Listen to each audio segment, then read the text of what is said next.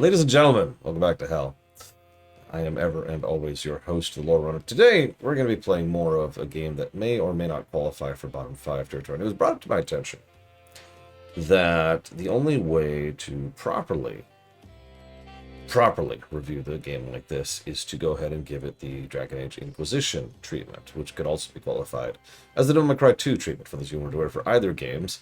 In Dragon Age Inquisition, we insisted on doing all the content in the game, which we did. And over in Devil May Cry 2, it was insisted that we play through the game twice, because there are 2 playthroughs of the game, which we did. The argument being that, well, it's acceptable to kind of let that slide in the case of some games, because honestly, at a certain point, accuracy tends to fall behind the priority list when it comes to other things, like taking forever. PFR exists for a reason. For a game like this, which is somewhat legendary, historical, and also very likely to break bottom 5 territory, it was argued that we should go ahead and bother with being thorough. So we're going to be thorough. If anybody wants to immediately stop watching, this is the perfect time to do so, and I'll see you when we get the final score. So we're going back to 1-1 now. Because we didn't do 1-1. But now we have to. So we're going to do 1-1.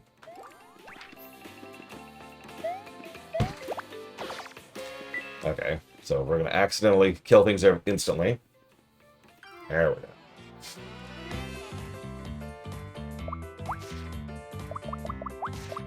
You can talk about whatever. There's lots of things that can be talked about here.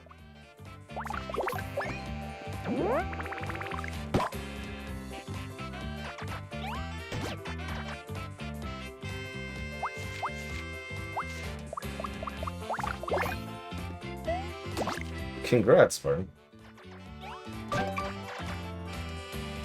By the way, I haven't mentioned this really in thoroughness yet, but the core combat's getting a negative because the timing on those is basically wrong.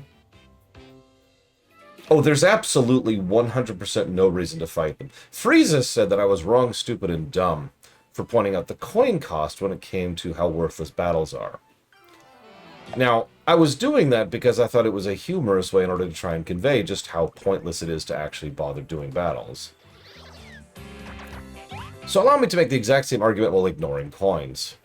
You get absolutely nothing from battle other than coins, and you cost stickers. That's it. The end. No, it's the same on the 3DS equipment. I mean, you're right, it could be, but in this case, it is not.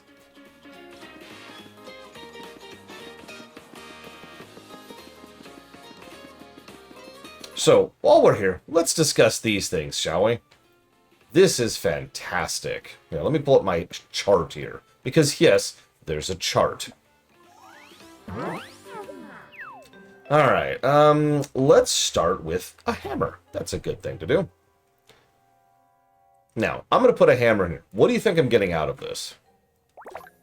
By the way, absolutely nothing in the game conveys how these work or what they do.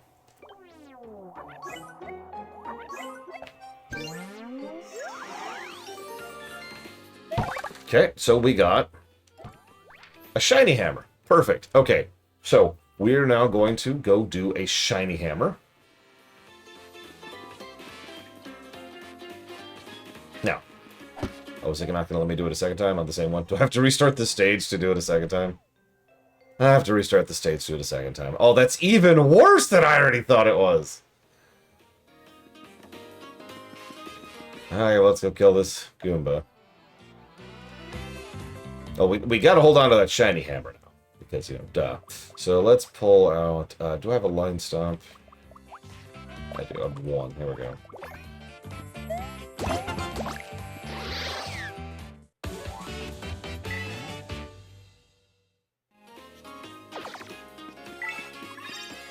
Oh, we gotta be picky of all these hammers. Obviously, we need them. We need all these stickers. We need these stickers. We need so many stickers. There we go. There we go. Yep. Get all those stickers out. Yep. Hang on. Let's get some stickers. Let's get into combat, and then we can get some more stickers.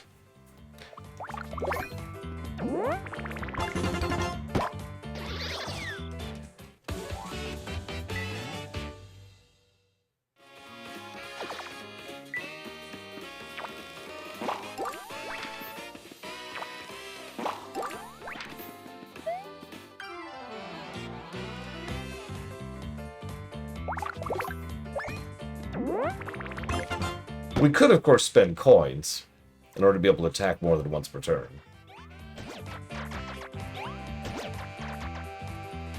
Oh, I was actually aware of that, kid. In fact, I should show that off on camera later.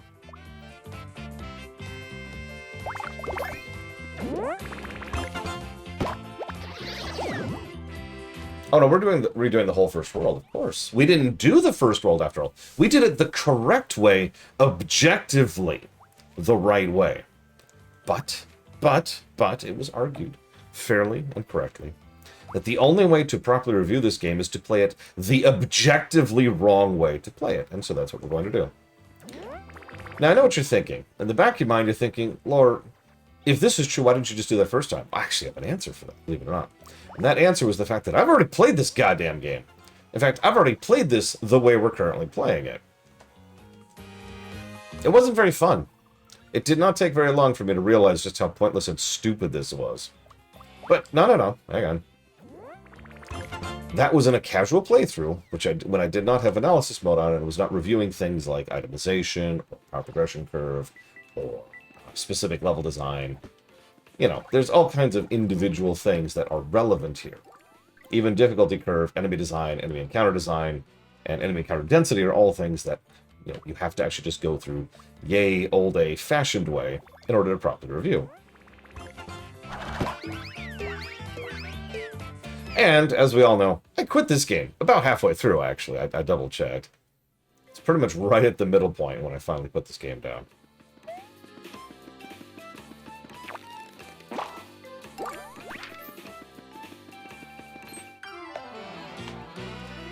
I'm pretty sure Frieza doesn't give a crap about any of this, to be totally honest with you. But accidentally, I think he made the correct argument. Because he's right. We did do basically this exact same thing for Inquisition, Dragon Age Inquisition, and for Devil May Cry 2. So here we are.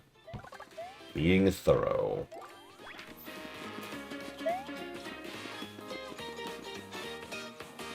Lost levels, Chip Homer. Shorter, among other things. And there's less to it. So that was 1-1. Great stage.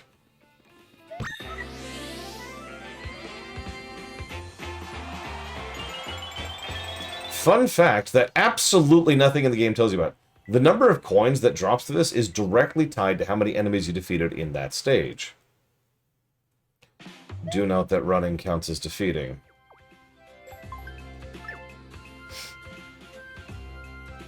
Now, I was showing something off, so I'm going to go right back into the same stage. It's okay, there's a whole lot of nothing in the game tells you this.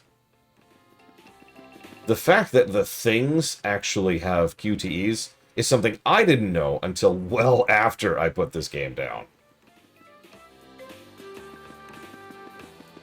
Now, hang on. It's actually worse than you think, because you know those coins that show up at the end of the stage? It's actually pretty easy to miss all of them. In fact, I've done that like 5 times already. Because you are given an extremely small amount of time to pick up those coins. Alright, so... remember that shiny hammer we got? What do you think we're going to get when we put up the shiny hammer? This is the one we got from this upgrade sticker thing. Which, I remind you, nothing indicates how this works. Okay, what do you think we're going to get? What do you think we're going to get? That's right. It's a flashy hammer. We're actually getting extremely good luck here, believe it or not.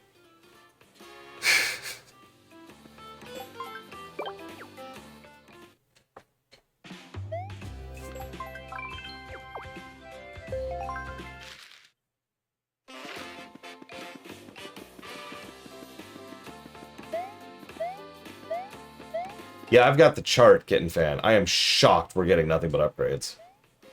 I'll tell you the whole list here in a second, because this can be absolutely hysterical. So we're going to go ahead and put in the Flashy Hammer. This is one of the best hammers in the game, by the way. One of the best attack stickers in the game. What do you think we're going to get out of it?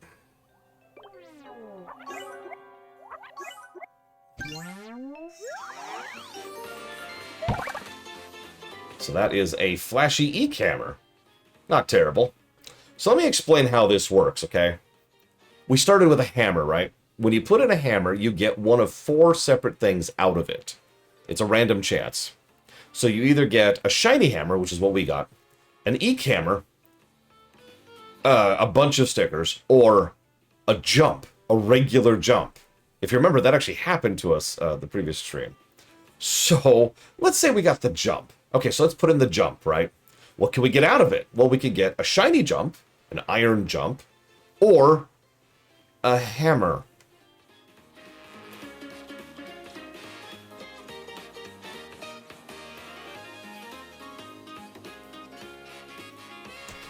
Now, shiny just increases the damage, and flashy increases it even more. Now, if you're lucky, like we actually just were, let's say we put in the jump. We get the shiny jump out of it. We put in the shiny jump, we can get a flashy jump, a shiny hammer, or a shiny iron jump. But if we get the flashy jump, then we're going to go and put in the flashy jump. The flashy jump can give us the flashy hammer, flashy iron jump, or flashy clone jump. Well, let's say we get the flashy iron jump. Right, let's go down to iron jump here. There we go. So we put in the flashy iron jump, and we can get the flashy slap hammer, flashy hop slipper, or flashy clone jump out of it. Okay, hang on. So let's go down to the clone jump.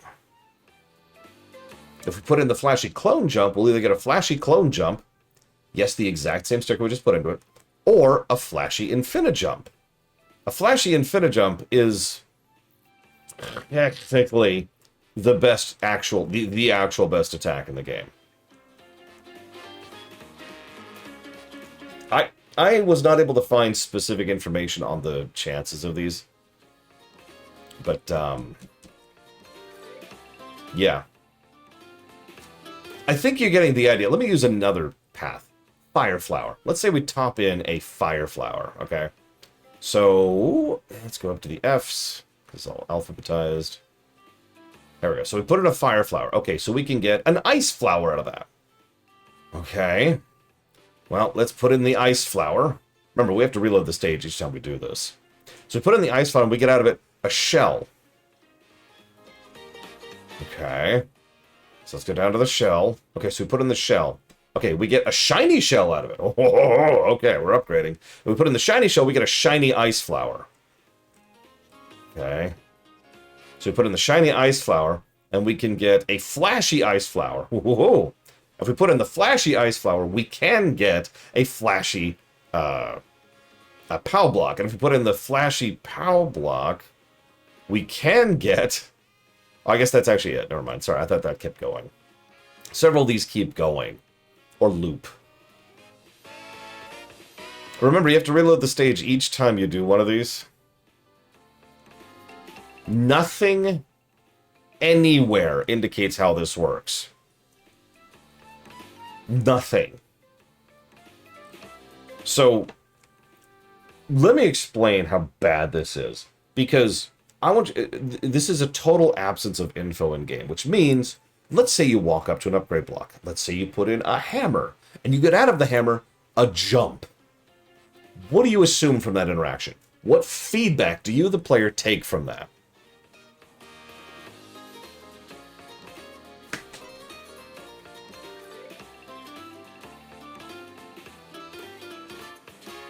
$11 billion negatives. Well, that's what I think, but...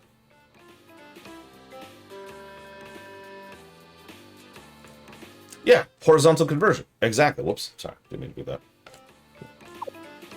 So, yeah, it converts from one side to the other. And that makes sense, because there's fire flowers, ice flowers, and shells, which all convert to each other. There's jumps and hammers, and there's lots of different types of hammers and lots of different types of jumps. So, okay, it makes perfect sense, right? Wrong. Now, hang on. The opposite is almost as bad, because imagine the interaction we just did happen.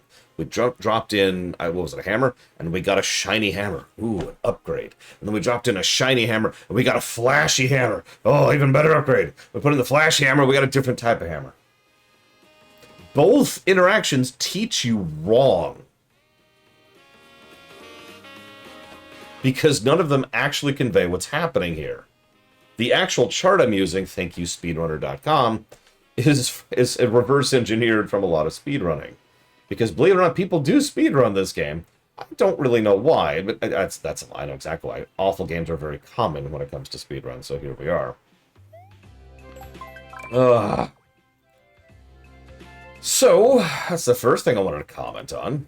Let's see, where's the rest of my notes? I've got so many notes on how absolutely garbage this game really is.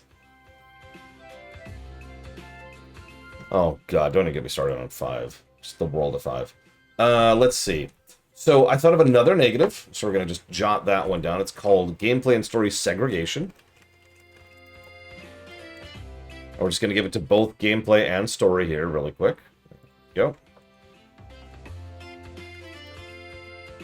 So you see, the game makes a point of showing us that we can jump. And the game makes a point of having a whole cutscene for when we get the hammer. You cannot hammer and jump without stickers to hammer and jump. As we've already described, once you get into combat, you are stuck there if you have no stickers. You can try to run or nothing. Those are your choices.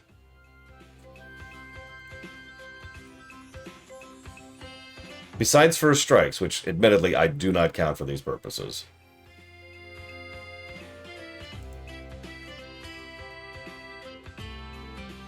By the way, it's actually worse than what I'm saying. I'm just going to say that a lot this run. I'm going to spoil something for you. Later on... Oh, geez, I don't know, Vigilant. Later on, there's a point at which, spoilers, we actually lose our hammer. You still have hammer stickers. You could still use your hammer stickers. They do nothing. Because you lost your hammer.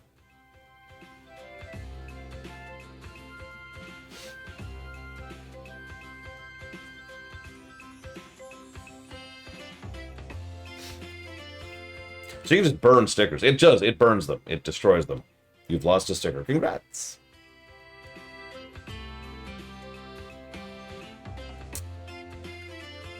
Thank you for the donation, Vigilant.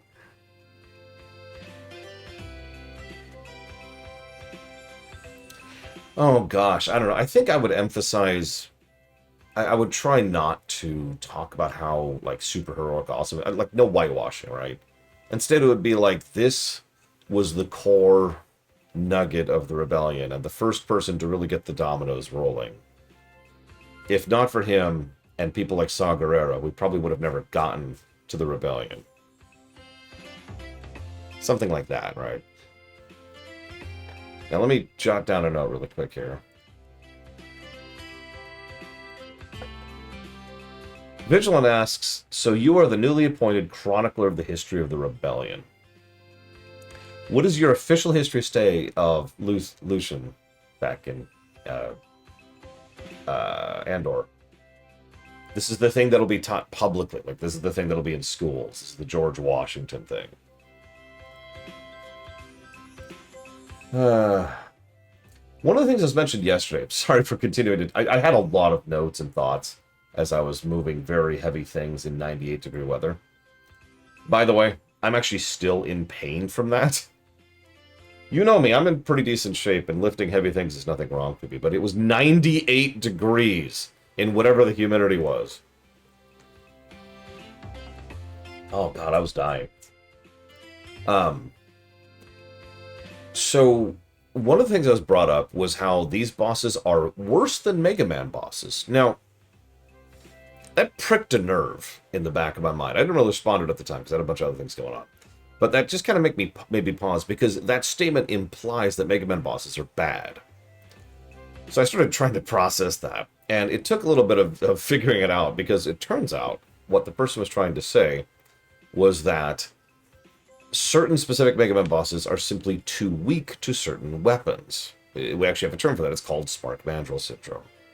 Now, Spark Banjo Syndrome sucks, obviously, but here's the critical part. Because I'm going to violently disagree. These bosses are like Mega Man bosses. Here's the problem. If you go fight Spark Banjo with his weakness, then you effortlessly devastate him in seconds. If you go fight Spark Banjo in any other way, then you have an interesting and engaging fight. He's actually one of the better bosses in Mega Man X1. In Paper Mario Sticker Star, if you go fight the upcoming boss battle with the correct item for that boss battle, then you will absolutely curb stomp and destroy him effortlessly in seconds. If you don't, it sucks to be you. Now, both the first boss and the second boss, World 1 and World 2, have the capacity to defeat them without using their weakness. But when I say that, it's one of those technically things, right? Like, you can defeat them without their weakness. It's a pain in the ass. I sure hope you've been using those upgrade things to get some better kit, because you're going to need it. Because, by the way, and Kitten Fan actually referenced this earlier, bosses have a unique defense calculation. Nothing anywhere indicates this, by the way. You just have to notice that they just take less damage, which actually makes certain stickers literally do less damage to them than they would to regular trash. What I mean by that is a sticker that should do more damage to them does less damage than a sticker that should do less damage to them. Anyways, so it is possible to beat the first two bosses without their weakness, and then you get to the third boss, which is as far as I've been, by the way. And near as I can tell, the third boss is straight impossible without his weakness. In fact, every speedrun, including quite a few glitch percent speedruns I found, all of them absolutely mandate getting the weakness, and which is in, where is it? 3.9. Get the weakness in 3.9, and then use it on the boss, because it's the only freaking way past that boss. That's not Spark Banjo Syndrome. That's a door with a key. It's a red key, specifically. So go find the red key to progress.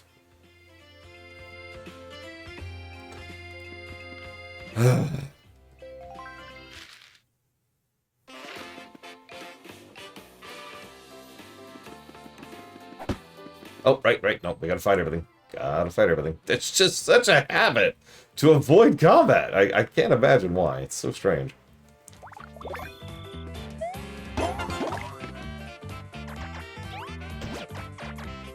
Yep, we're Korean methoding this.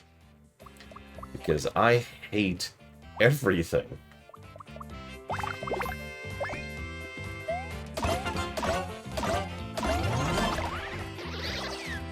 Hello, Race Cat. Please kill me. Please kill me now. While we're here. There we go. There we go. And thank you for the sub. Give me a moment. I will jot that down for a couple of things. Let's see. That's going towards East Shade, Deathloop, Mafia. Hang on. East Shade's the painting one, right? Yes, it is. Okay.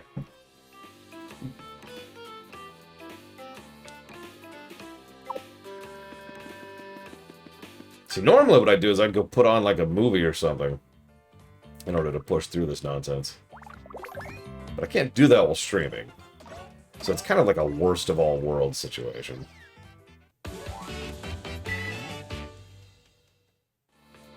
I do love how the game rewards you for trying to not engage with the combat as much as possible. Let's talk about Star Trek. So there's this thing called Star Trek, right? It's, it exists.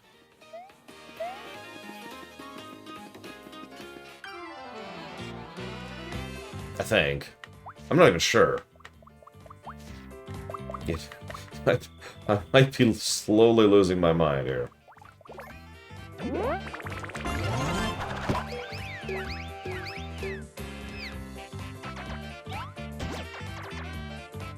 I actually am not sure how many coins perfect gives you exactly.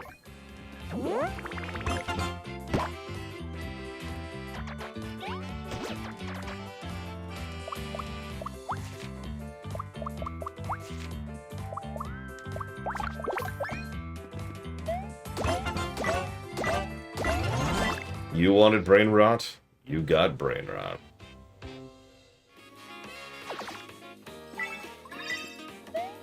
Yeah, my favorite part of Star Trek is when Picard was like, man, he started trekking all over everybody. Yeah, I suppose we could start spinning. We should probably actually do that. Let's really show off this combat, shall we?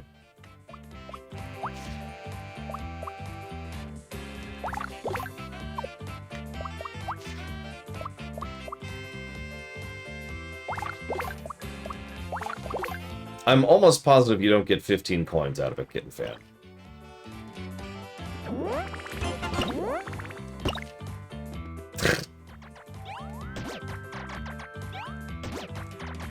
Yeah, so that's the E-Cammer. Hope you enjoyed that. You remember that super amazing flashy hammer I got? Check this bonker out. Let's do this. Let's do this. Oh, yeah. Very worthwhile hammer. Literally less worthwhile than a basic hammer. Unless you do it perfectly. There's actually quite a few things in this game that are only worthwhile if you do it perfectly. So this is actually, I actually have a term for this. I call this Mario and Luigi syndrome. Because you see, Mario and Luigi, almost all the Mario and Luigi games, have this horrible, horrible problem of making the QTEs basically mandatory. When I say mandatory, I frickin' mean it. There are bosses you functionally cannot just defeat in that unless you do the QTEs. And if you remember, the further on to the game you get, the more absolutely insane the QTEs actually become. Like, you have to do a lot of nonsense in the later games, especially Dream Team. The Luigi Nation attacks are cool and all, but god, they suck to do.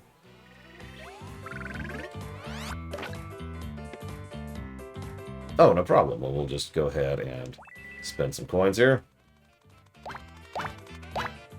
Oh, well, we actually got some coins back. Hey. Alright, now let's go ahead and jump on that one. And I guess we'll E-Camera on that one, because what else am I going to do?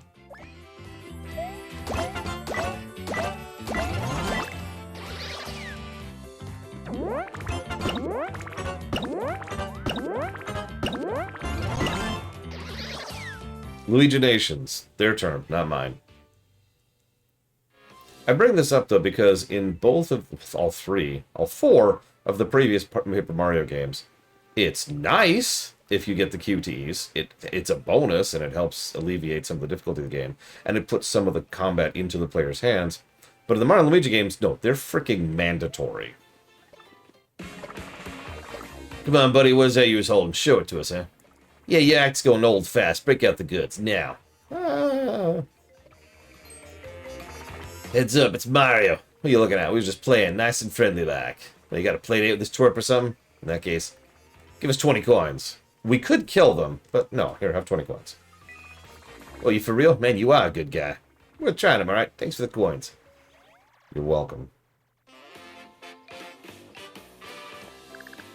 Thank you, Mario. I'm sorry for causing all the trouble. Truth is, I found this really rare thing.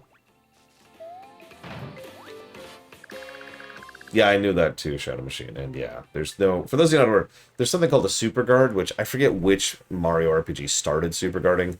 It's essentially a parry, which takes no damage, right? No matter what the attack is, you just block it. And in some cases, you actually do some damage back, depending on the game. In this game, there's just blocking, which means there is no removal of incoming damage. Instead, there's a whole bunch of side quests which give you heart-ups, which give you more health, which make you do more damage, right? Wrong. I was actually looking into that, because Kitten Fan said that. I was curious about that, because I hadn't heard about that. It turns out the additional damage only applies to the first strike, nothing else.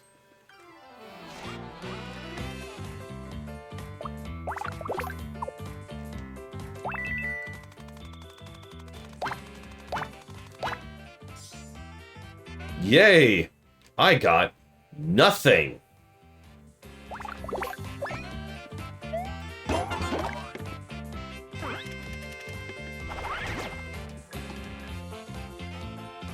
Oh, I hate this goddamn game.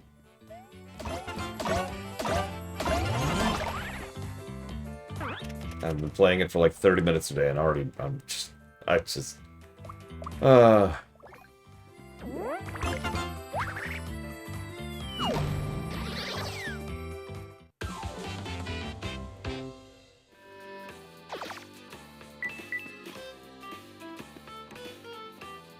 So, if you wonder why I can just one-shot enemies, that's actually why.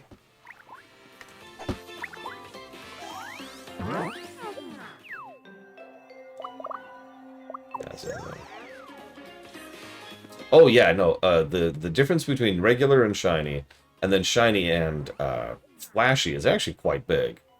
So hang on, what should we try to upgrade? Let's try to upgrade our big shiny hammer. Oh yeah, here we go. This is gonna be great. Oh yeah. It won't even let me. Okay, cool. That sucks. Alright, let's go with... Oh Jesus, we have just junk. Alright, a hop slipper, sure, whatever. Alright, let's roll the dice, and we get a eek hammer.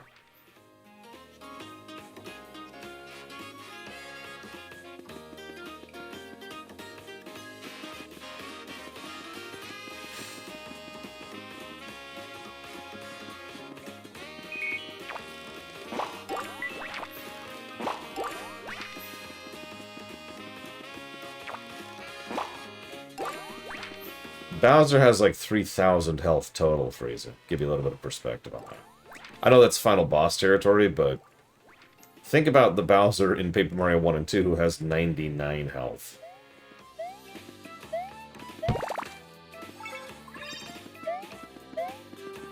Just think about the contrast there. Yeah, the first boss, that Goomba, had 90 health. The next boss has more than that. So that's another thing. One of the things that both Paper Mario 1 and 2 did very, very well was they shrank the numbers. Now, shrinking the numbers itself wasn't actually just all that was good. But shrinking the numbers and then making each number matter. Like, it was something I praised constantly about both games, is that as you're going through, one increase to defense, one increase to offense was a huge deal. And it made it very rewarding and encouraged experimentation with regards to builds. Here, that's all thrown out the window. There is no increase in attack, as we've talked about. There's no increase in defense. There's different stickers. That's it. So they decided to go ahead and... Not really, Czar. So they decided to go ahead and just... inflate the numbers. For no reason. Hello, Colburn. Welcome to Hell. You know what? Let's show this off. So this is the spike helmet.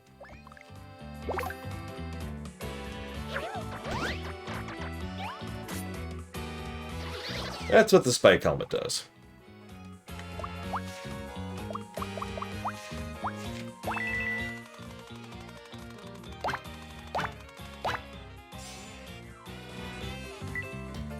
Okay, well, I was trying to show off something, but I failed.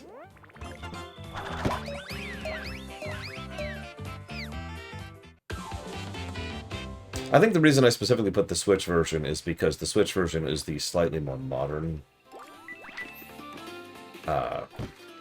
version, as opposed to the old Steam version, which is so bad that it's actually bugged and non-functional, as we've discovered on camera.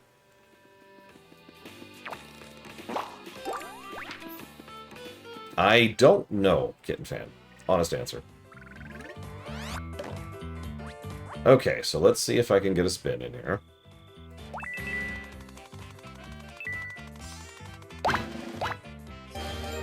We're gonna do that.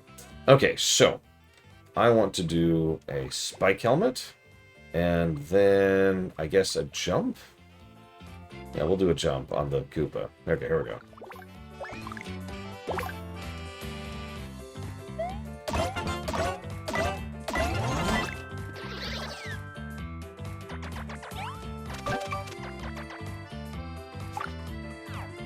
Yeah, let's not show off the Chapter 3 crash.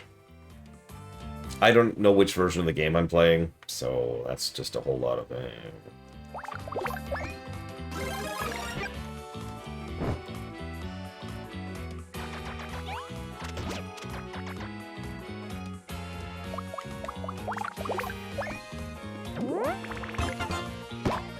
One small irritation about this I can't even think of another game that does this equivalent.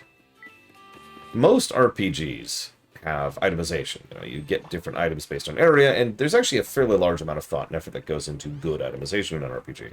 Look at FF6 for probably some of the best itemization in an RPG. So, what that means is you very much want to kind of have an escalation in which items you find where as you're going further and further in the game. Enemies hit harder and do more damage, so getting a plain tonic in World 3 that heals you for 50 when everything's hitting you for 200 isn't very worthwhile, right? At least within the first 3 worlds, they don't stop giving us the basic-ass Tier 1 stickers. You know, like those broken ones. Which I've been using consistently. But you know what I'm referencing. Let's go pop this.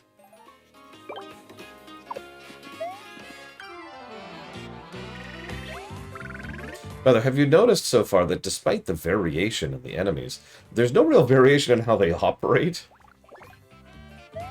Remember, enemy variety is a gameplay function, not an artistic one. So that guy can't be jumped on, but that's kinda it.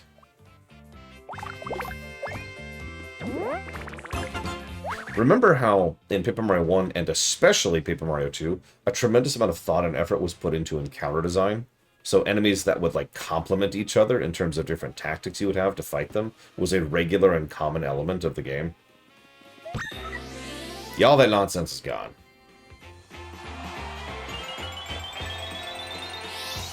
The hardest art form to analyze? Oh jeez, oh jeez, oh jeez, oh jeez. Ah. Okay.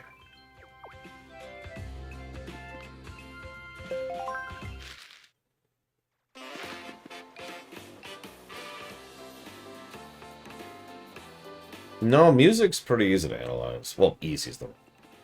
Music is no more difficult than anything else. I'm gonna go with pass. I don't think there is anything that's more difficult to analyze than anything else. Final answer.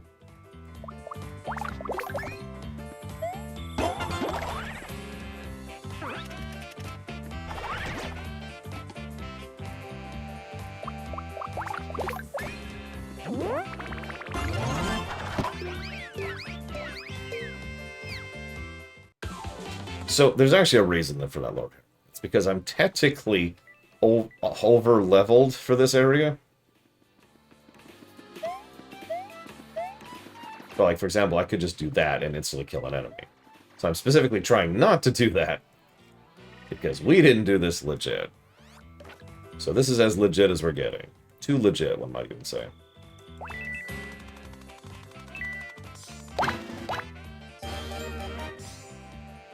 But yeah, Chill Pangolin is correct. We see basically every major sticker in the first world. And by the end of the second world, we've seen almost every major sticker in the game. And have access to upgrading them. Thanks to the RNG upgrade mechanic.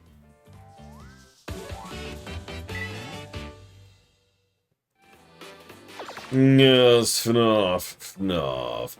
I forgot how incredibly complex art is. Only someone with a genius-level intellect, such as myself, could ever possibly... What were we talking about?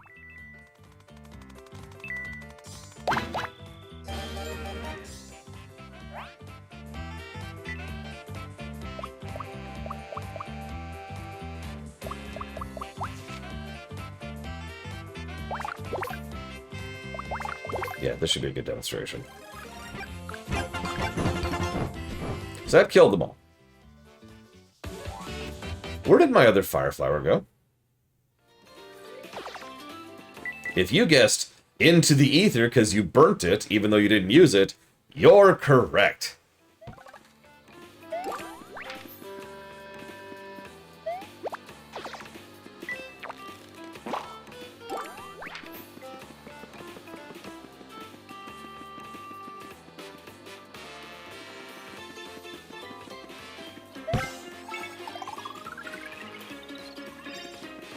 Yeah, yeah. I'm going to start using the battle spinner regularly because the game heavily incentivizes you to do so, especially in later fights.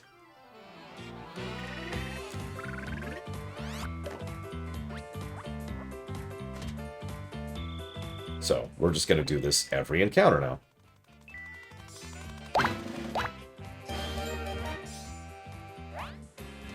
That's 18 coins each time I do that, by the way, just to put some actual numbers out there. How many coins do you think I'm going to get from this battle? Real guess, real guess. I'm going to do the best I can to get as many coins as I can out of it, okay? So let's go with... and then... Where's my...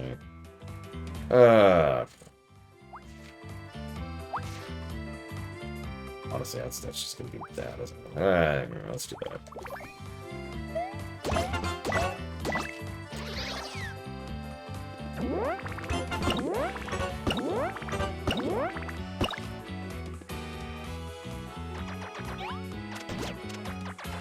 I'll give you a hint. It's not going to be 18.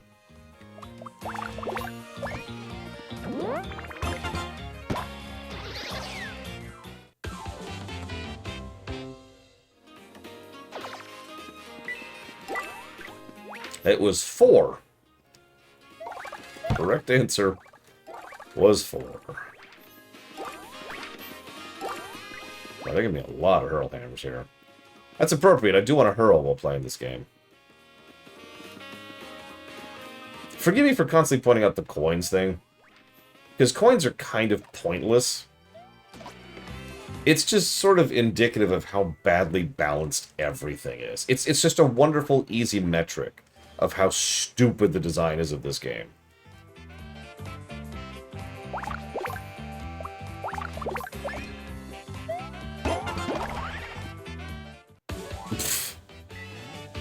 Okay.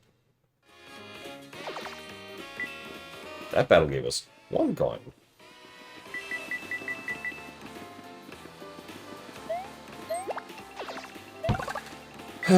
You know, when I was playing through Other M, one of the most common questions was how. Like, how is it possible to have a game like this? And, you know, that's actually a pretty good question.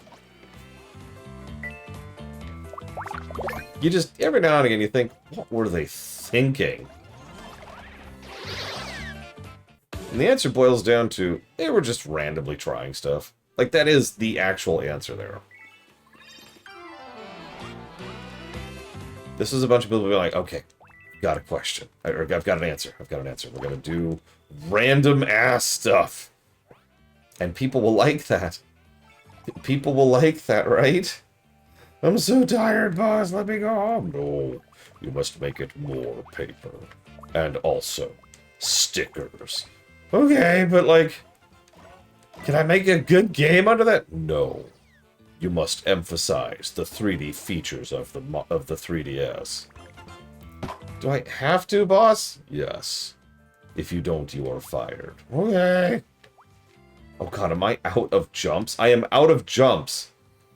Okay.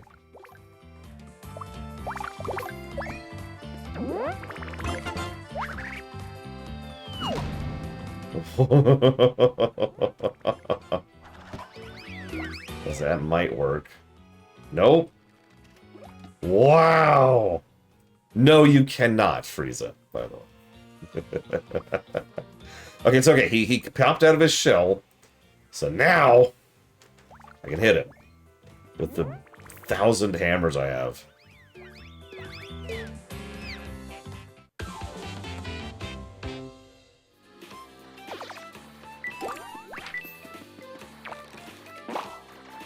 It's okay. I got a jump. I can jump once. Oh, I just blew it. Sorry, everyone.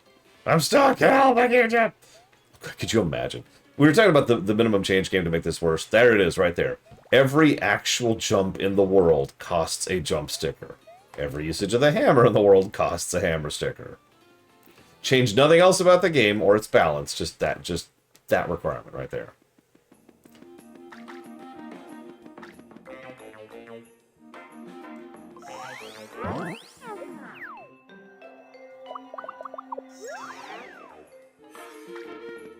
Oh, 100% estimate. If this game somehow scores greater than 0, I will be shocked. Absolutely gobsmacked.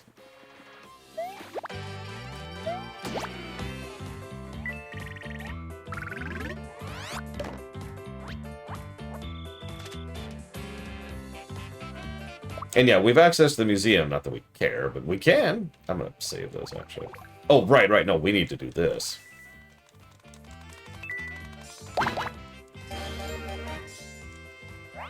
There we go.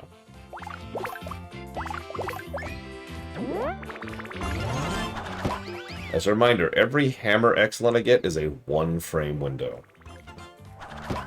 Which I only point out because I don't get it very often. I'm pretty good at video games. I can do frame timing. I play Mega Man games. I got this. But, like, this nonsense.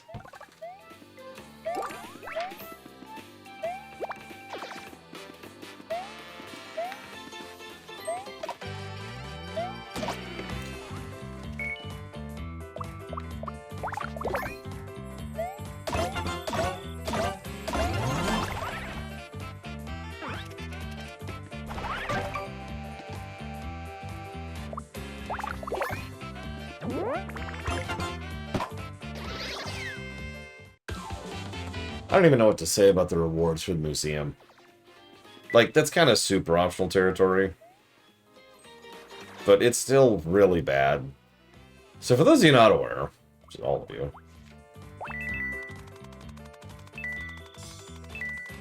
whoops, I could spend more coins to slow it down, but I only slowed down the 1?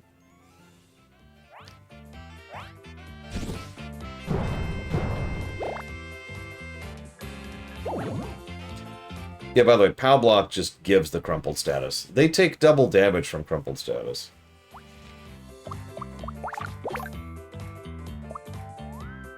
I guess we'll waste these here.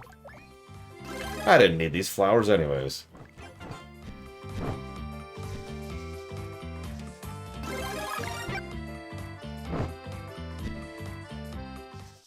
So yeah, the bestiary allows you to pay 1 coin for amount of time looking at the bestiary, during which you can randomly see different enemies. The other thing, oh God, I don't remember what the other thing gives you. It's something just as stupid. Because there's 2 rewards in the museum. One is for getting all the things, one is for getting all the regular stickers. Oh, that's right, it's the sound test, which plays a random song and does not have all the music in the game. That's it.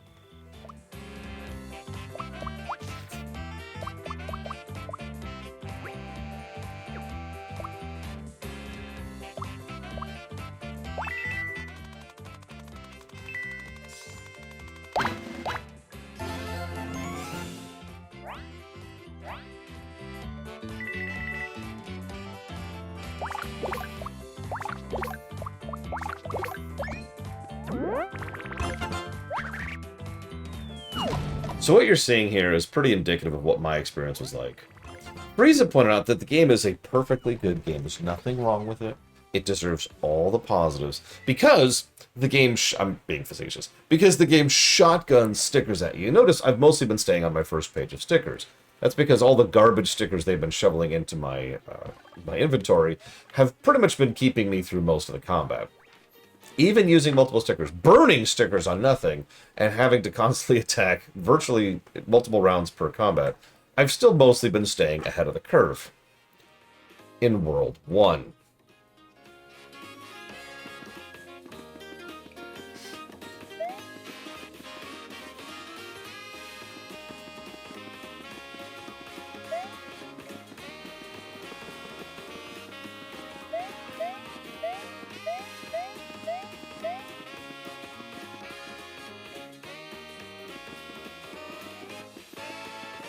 Win, and we're good. We did run out of jumps. We're technically still pretty low on jumps. We only have 3, and one of them's a crap jump. By the way, the hitbox on the collision box on those coins is stupid. It's only in the very center of the coin. So the whole coin... It's also actually possible to walk through the coins and not actually pick up the coin. Hang on.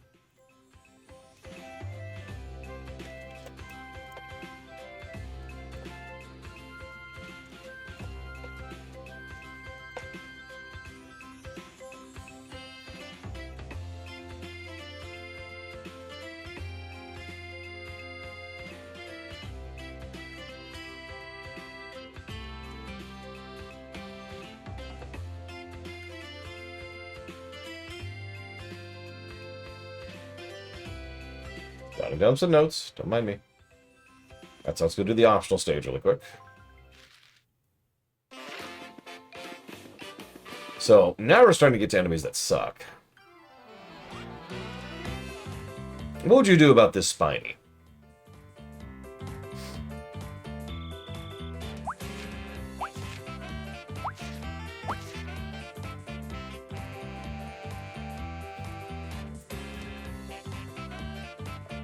Hammer. I mean, running is the correct answer. Again. Objectively. Okay, so hammer works. Okay, that sounds like I'm being a little facetious, but I couldn't remember if hammer actually worked in this case. I know it doesn't in all of them.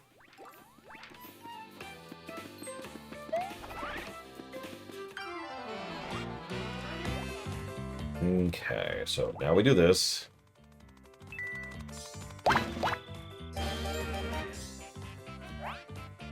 By the way, having to do those slots every single combat is another form of seconds and minutes, which, you know what? I'm going to go and give another -4 while we're here.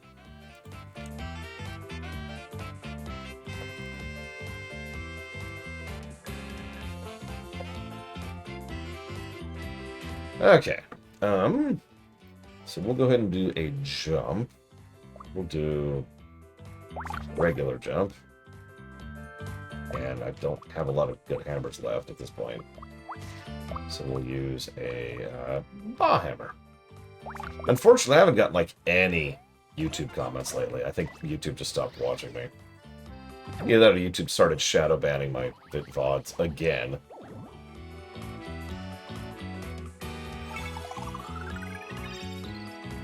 Not the first time they've done that, if they're doing that again.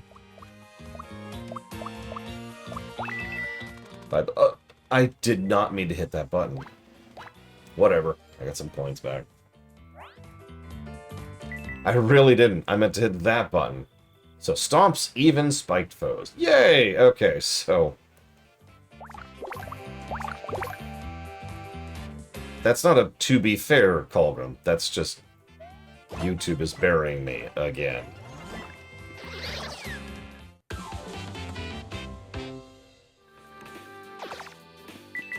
Again.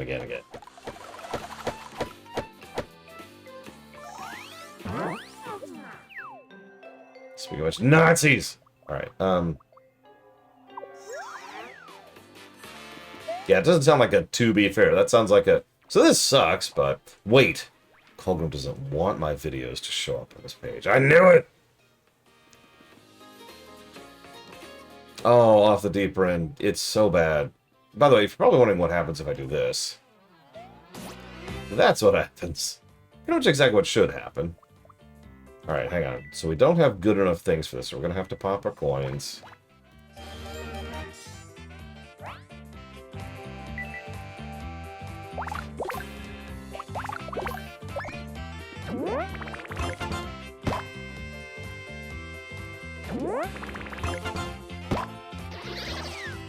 Barely. By the way, coins are so irrelevant, I'm actually not even sure why they exist. First of all, coins only buy stickers and slots, right? And a couple of other interactions. That's the big things, right? Stickers and slots. You are swimming in coins, and I've been doing slots constantly, so... Why even bother making it a cost? Why not just make it a reel that shows up at the beginning of any combat? Furthermore, as has been pointed out many times, stickers are relatively cheap, and there's almost no reason to actually buy them, as you'll just be glutted with them constantly. So I'm going to say this one more time. Why?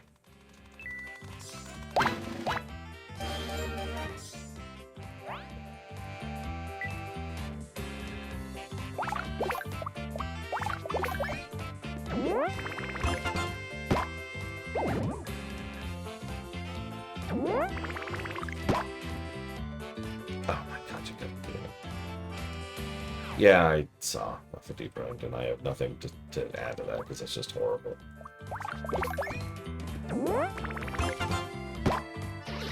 We have actually given a negative for pointless currency before. Hell, that came up in Armored Core 6, frankly.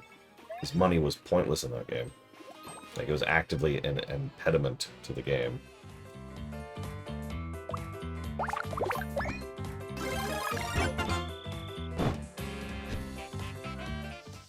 Hi, Zytaft.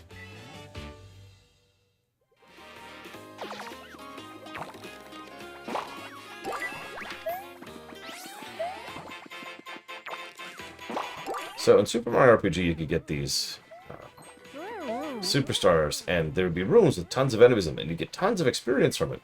But there's no experience here, and you're not getting more than 1 coin per kill. So what is the point of this?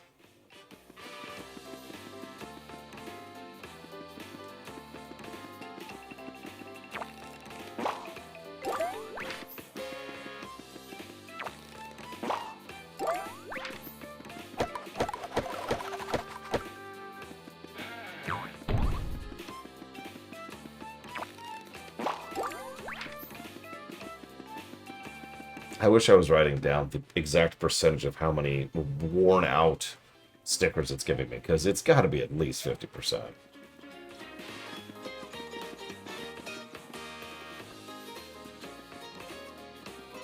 So we're just going to end the stage. Screw it.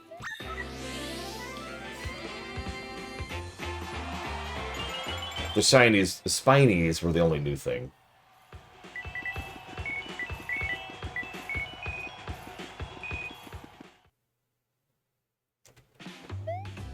That is a good question, Frieza. And yeah, there doesn't seem to be a lot of management on our freaking stickers so far, because it's just being like, here's a bunch of stickers. Okay.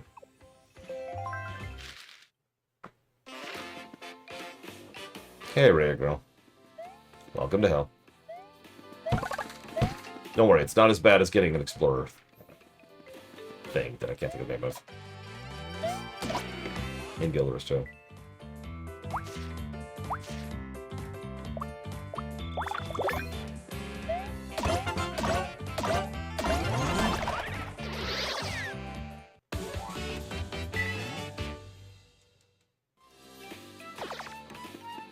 You'll also notice that while we end up with less coins pretty much every level, once we finish a level, because we're killing all the enemies, we're actually ending up net positive on coins.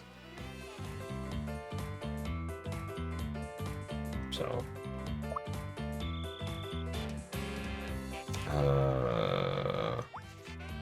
let's do this.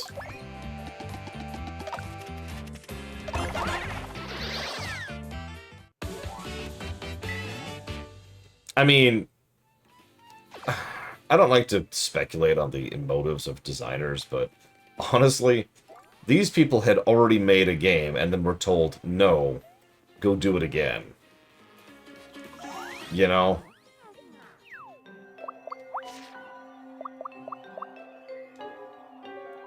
Oh, I can't... Really? Depends on the version, Ross. In the original SNES, I find him funny.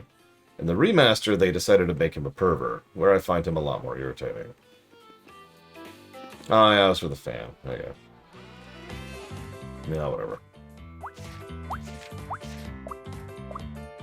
Oh, right, hang on.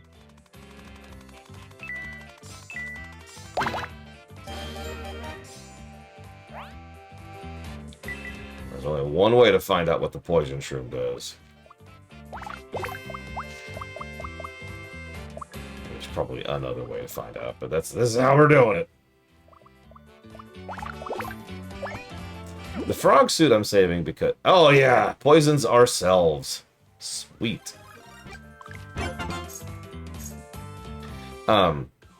The frog suit actually is one of the most overpowered buffs in the entire game. I forget the exact numbers, but it massively increases the jump damage you do. Like, people beat the final boss with a frog suit and then, like, 2 stickers, kind of a deal.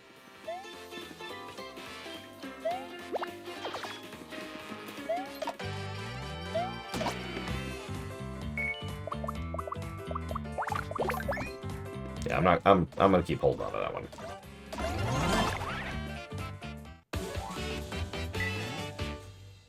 I also tend to hold on to POW blocks for more or less the same reason.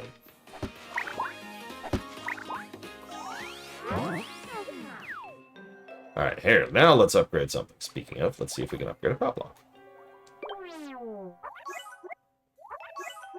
Come on, no whammy, no whammy. Well, so one of the outcomes, you may have heard me say it kind of casually, is you might get an increase. Like, you just get a bunch of stuff. In which case you get 3 stickers of the tier in question out of it. Not a bad outcome, actually.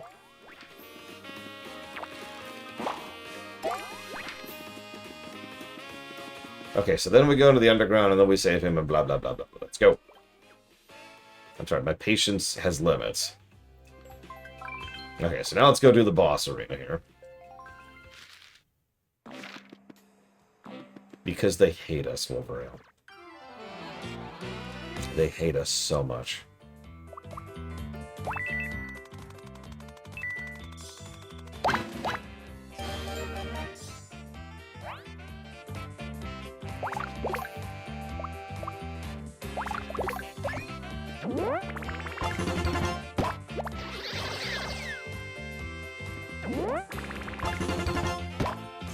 What's amusing, the same mandate to not introduce flashy characters, yeah, I noticed, is still true in the future Paper Mario games, at the very least Color Splash, which we've actually already streamed.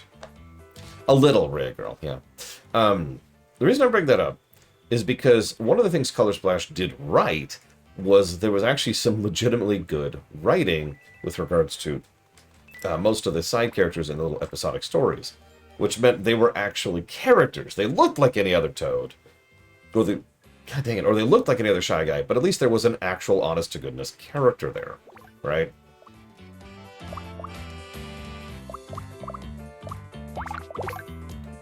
Yeah, this game does not succeed at that same thing.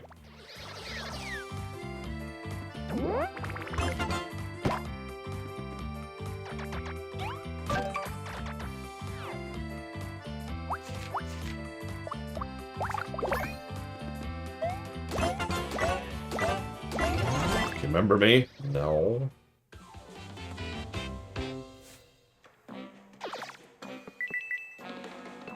Listen, we just had all our paint sucked out of us by vampire Shy Guys. It's fine.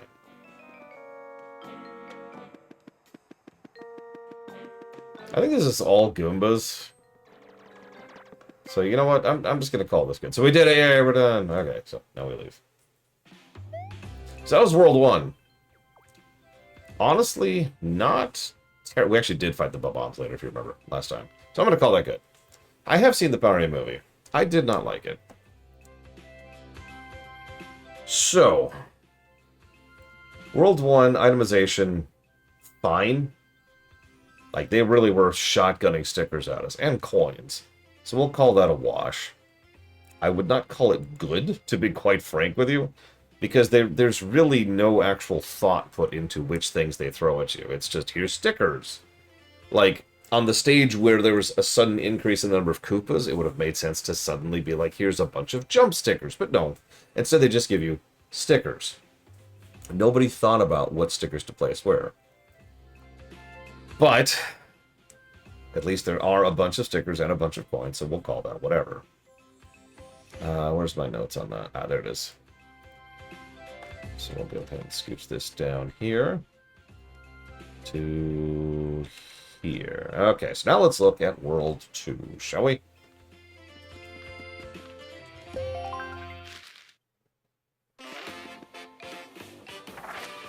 Sort this out real quick.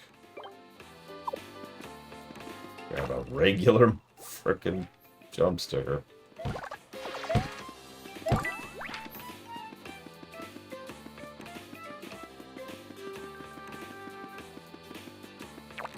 with existing mechanics? That's an interesting question, Chill Pangolin. Let's go down the list of mechanics we have. There's jumping. There's that. And then there's this. Now, I'm going to be real. This is one of the dumbest things in the game, paperizing. And the reason why... I know that sounds strange among all the terrible things in this game. The reason why this is so terrible is, first of all, it's not a puzzle. As we'll see later, there's some of these that are extremely stupid. But it's very simply put this sticker on this spot or pull this thing out of this spot, and that's it.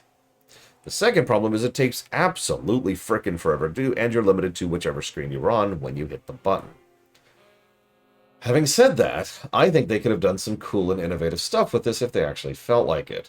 For example, imagine if I just decided to go ahead and pop down the hop slippers on the world right now, which then meant I could just jump into them, and all of a sudden my jump goes like this for the rest of the screen. Or maybe I decide to go ahead and use a hammer on part of the wall, which then knocks down part of the wall. Or maybe I see an enemy on the overworld and I decided to go ahead and try to pull them off the thing. There we go.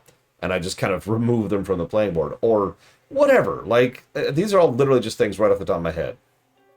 Surely there's ways they could have used shifting from 2D to 3D, interact with the world in 3D, shift back to 2D, as a way to do stuff, but no.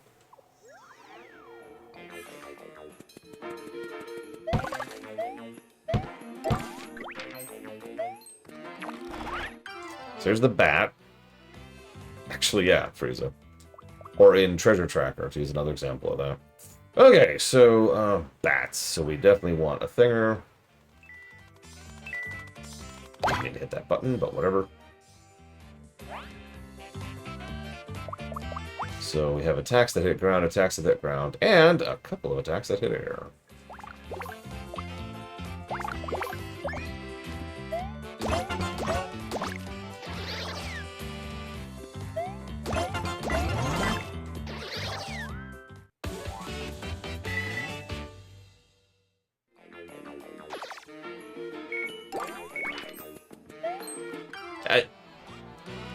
I disagree with that, but whatever. Scooch this over here so I can see my notes. There we go. So we definitely want this for these. Oh yeah, and the other problem with the paperize, which Frieza already pointed out, is it takes forever to do.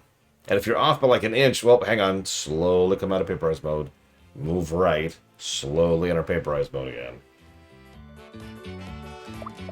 Do I have... I do not, do I? Okay.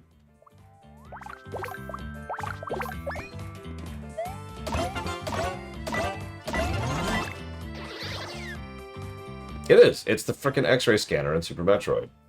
I love Super Metroid to death, but the X-ray scanner is dumb.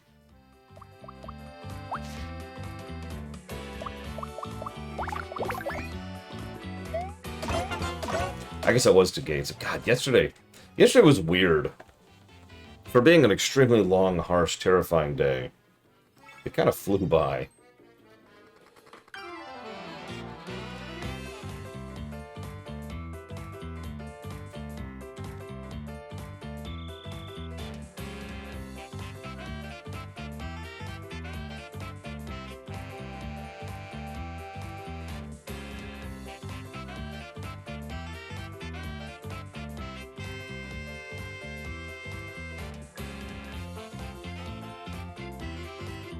Okay, so, right, yep, pop this.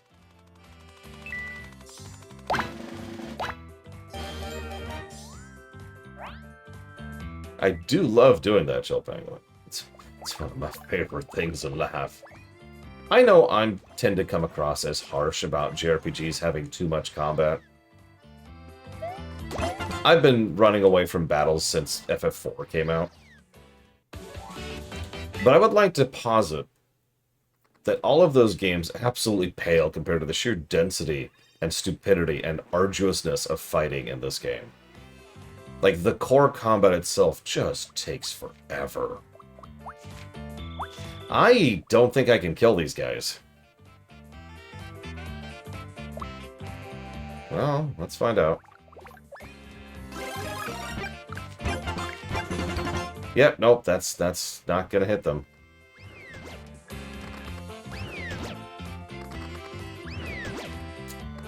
Okay. I don't have something that can hit them, really. Well, that's not true. I do have one thing that can hit them.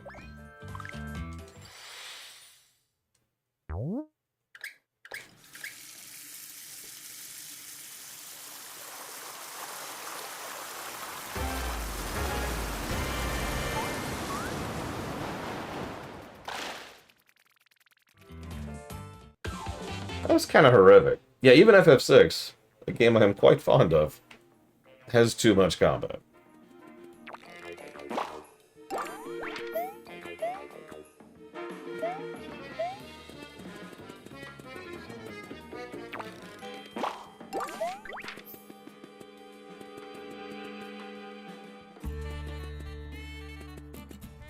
So yeah, this is the part at which we were just officially, no really, completely skipping everything.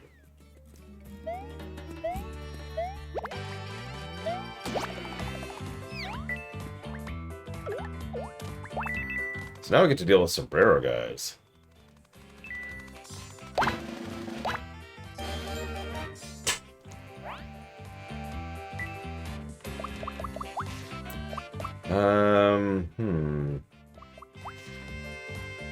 We're gonna try this. And since I think that's gonna fail, then we're gonna try this. By the way, did you notice we're already starting to run into sticker problems?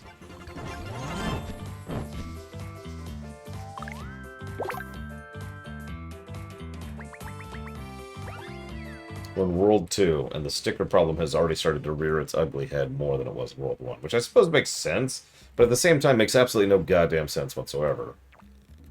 And once again, no real thought being put into which stickers are where.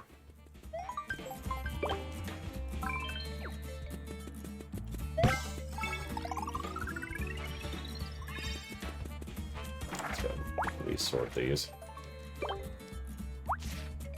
Yeah, this is kind of our primary thing right there. This is our layout. So I'm not using that. I've got the shells. I'm not wasting the big shiny on any of this nonsense. So we've got 3 ice flowers and 4 shells, and then this. This is our retinue right now.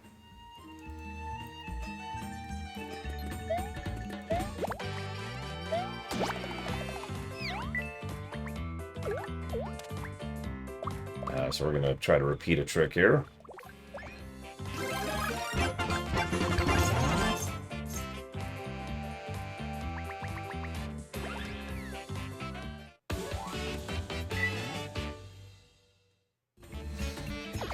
I've never actually played Xenoblade 2, so I don't know. Anybody in chat want to answer that one? I'll tell you exactly where I fell behind the item curve. World 3. World 3.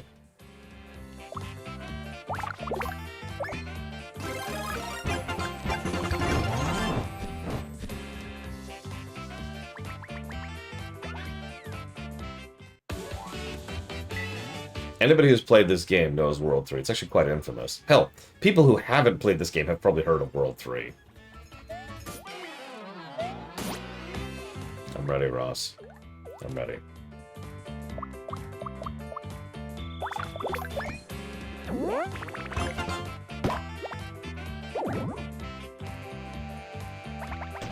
My biggest issue with Xenogears? God, can I narrow it down to 1? Let me think about that for a minute.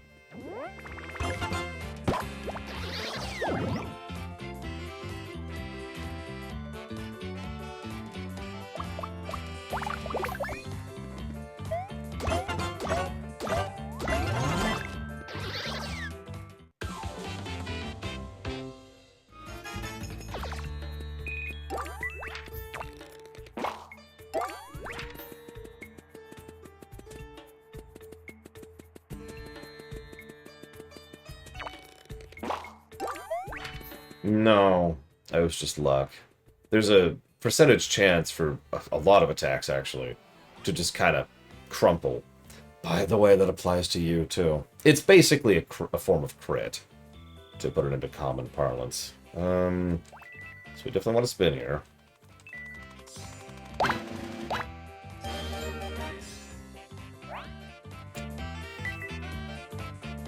I've actually played Xenosaga. All three of them, I should say.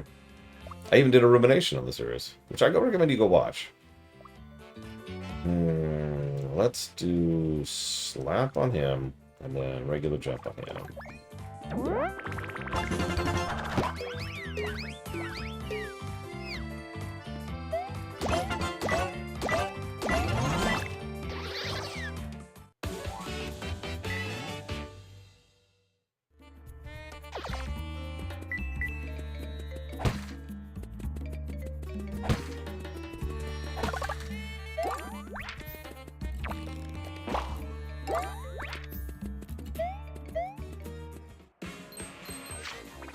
Hey, check it out, it's Mario.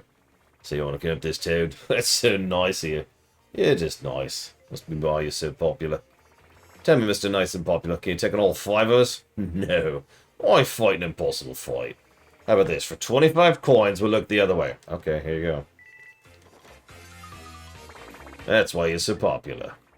Hold it off, guys. 5 coins each. Let's go grab something cold to drink. Yeah, I don't remember Xenosaga being super long. At least 1 or 2. 2 was pretty short. Oh, you saved it, Mario. Again. That was me who you saved earlier, in case you didn't recognize me. How would I recognize you? What distinguishing feature do you have? I had this yearning to lay my eyes on the Pyramid of the Sphinx, so I set out for this desert with high spirits. But things soured quickly. I got stuck in all the sand at the entrance. A terrible time getting this far. Yeah. Desert travel does not agree with me. Anyway, I brought this along just in case of emergency, but you can have it. Thanks. This has been a total nightmare. This crazy music that just never stops, and I got an entire sandcastle on my shoes by now. I'm just not cut out for the desert. I think I'll go someplace quiet where I can relax, like World 3.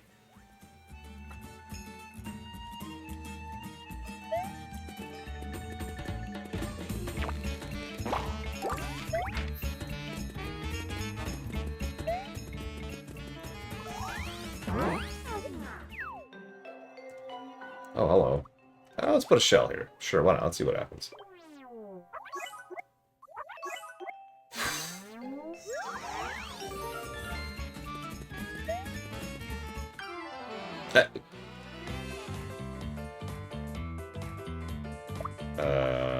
Okay.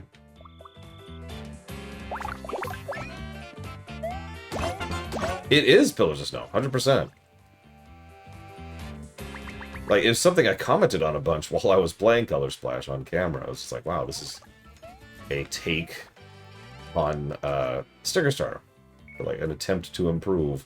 How successful it was, debatable. I think it was much better on the story axis, definitely. Because there actually is one. If there is one thing that's going to prevent this from getting to the bottom of the pile, it's the story axis. I can't give negatives. Well, I can't give many negatives to a story that doesn't exist. What's the story of World 1? Go ahead, I'll wait.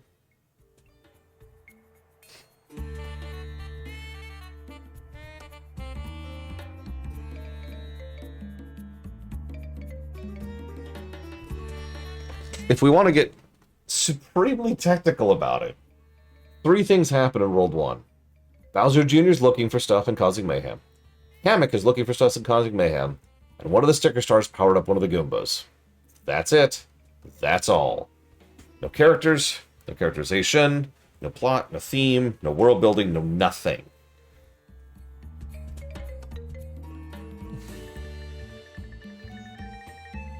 There are actual 2D side-scroller Mario games with more story than that. In a world, just thanks to like visual storytelling or background stuff.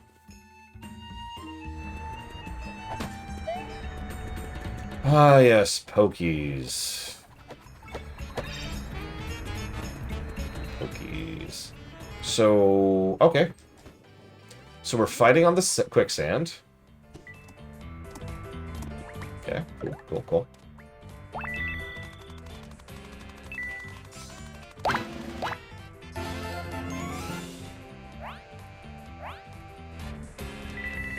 That's good, because I actually don't want to die here.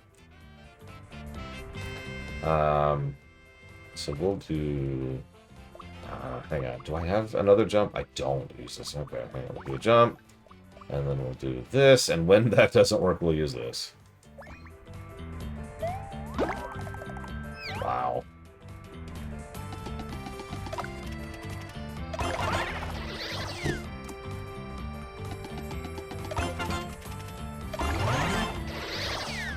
Yeah, by the way, did you catch that Mario was syncing in real time while I was deciding on stuff?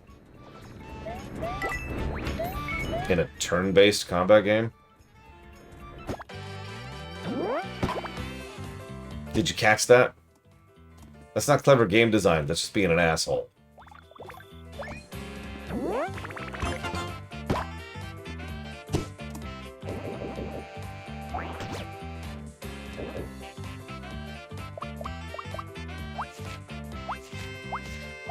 Yeah, we're really starting to run dry on stickers here. Someone was like, oh, I'll show you ATV.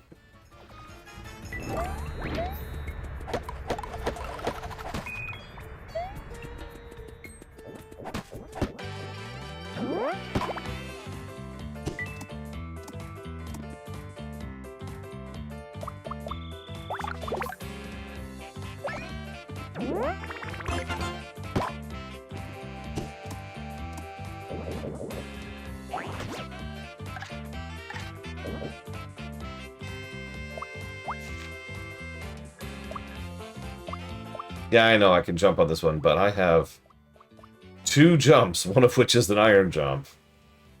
I guess I'll use a hop slipper.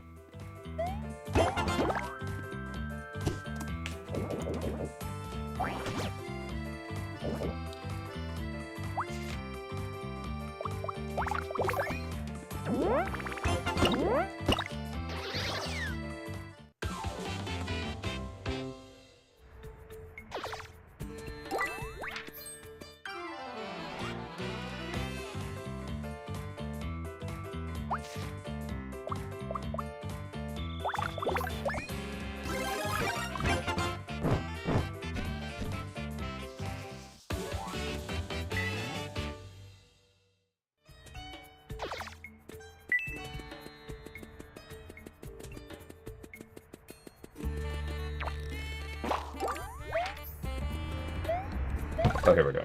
Okay, so let's save state really quick. Let's go ahead and do that. There we go. So.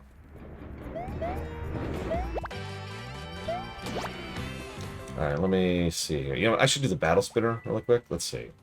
Hang on, let's slow it down a little bit. Ah! Didn't quite manage it. Yes, I am, Villager Stone. Okay, I didn't quite manage it. Let's see. So I could jump on it, but I've only got the 3 jumps. I've got a shell, but a shell's not going to kill him. It's not going to do damage. I could try an ice flower. I don't know. It feels weird using an ice flower on a single enemy like this. And I've got nothing else over here. I've got the big hammer. I'm not wasting a big hammer. That's ridiculous. And I'm definitely not using the frog suit.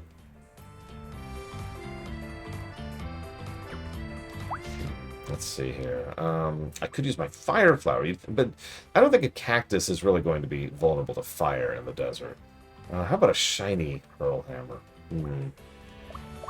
Maybe it's like an iron jump? I don't know. Okay, this is actually taking longer than I remember it taking. I remember falling into this on accident.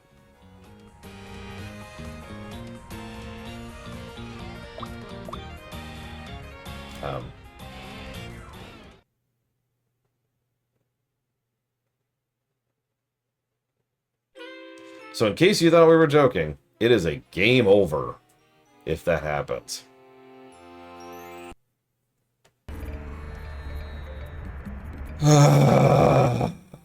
Just straight up game over. And not like the boss game over. Have you noticed, when you game over a boss, it's like, hang on, save, and like you retain some progress. Like the shortcuts you open up in the stage are still there in order to get back to the boss fight quickly. If you fall into that, sucks to be you.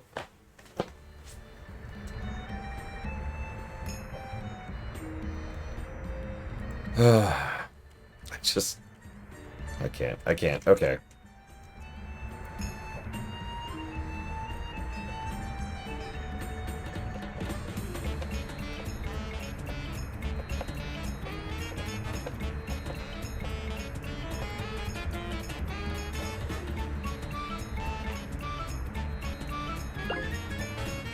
Okay.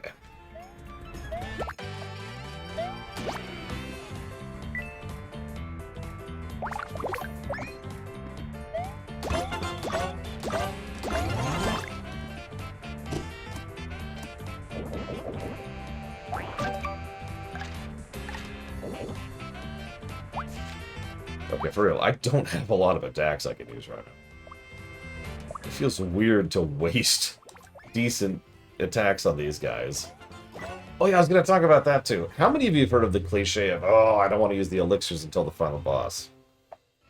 Can I just say that I've never fully really agreed with that particular cliche or joke or meme or whatever you want to call that. Like, I know a couple of players who have that problem, but honestly, and I'm going to be as nice about this as I can, that's the player's fault, right?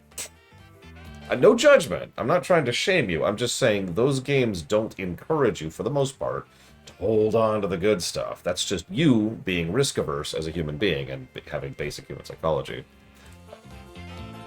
However, there are occasional RPGs which go out of the way to be like, well, hang on, you only get one of those. You sure? Like, let me give you an example. There's one-ups in this game. 2. There are 2 one-ups in this game.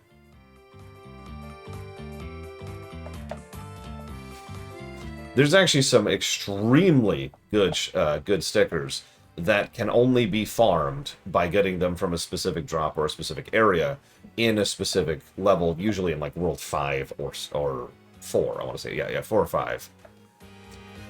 And those are, you know, really, really great and extremely hard to come by more of them. Did I mention that the game also tends to make certain enemies weak to those really nice things? So I already mentioned, you know, this frickin' frog suit. I am encouraged to never use this frog suit unless I'm really sure. I even know the exact fight I'm going to use that frog suit on, by the way, because I've got notes. Like, you get the idea, right? In this case, I think we can blame the game for being like, no, hold on to it. You're going to need it later. Because it's even worse than I'm describing. I'm describing normal stickers. How about things? As a reminder, things from World 3 onwards are mandatory for boss fights and are mandatory for puzzle solution. So I hope you don't use that thing sticker, which will sweep the screen and kill all those irritating enemies, because if you did, congratulations, you got to go get another one. Because you can only have one thing at a time. Excuse me, let me be more clear about that. You can only have one, like, copy of a thing at a time. If you use the scissors, you need to go get more scissors. Make sense?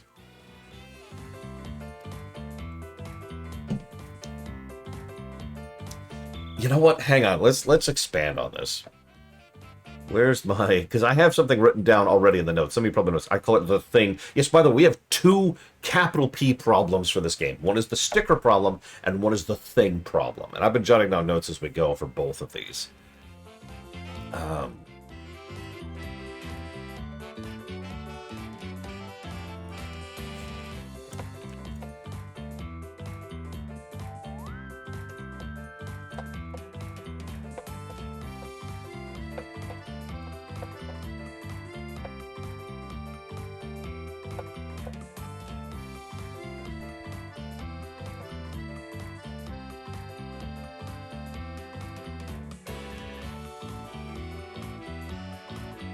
Yeah, this really is the Breath of the Wild durability problem, but so much worse. There's a reason I call these things problems, capital P problems, because holy crap. For those of you who've never heard me talk about it, this is actually a semi-uncommon thing. It's when a lot of different aspects of game design all kind of run into each other, and like the combination of how these aspects of game design run into each other makes the whole thing worse. Like it's a multiplicative thing, right? Hi, Two-Base Master. I hope your day is going well. Thank you very, very much. I have jotted that down for Fire Emblem Three Houses, Triangle Strategy, and Tyranny. So when I say that there are 2 problems in this game, I want to be clear, because that's actually a record. We've never had 2 problems in one game before. You know, Breath of the Wild had the durability problem. Starfield had the stamina problem. This has the sticker problem, and separate from that, the thing problem. Alright, sorry for sitting here for so long. Let's just throw some... Surely I can hit these guys from here, right? Holy crap, I can. Yeah, negative synergy. That's such a wonderfully perfect way to put how nonsense this crap can get. Sorry, I never finished answering your question, Ross. I think...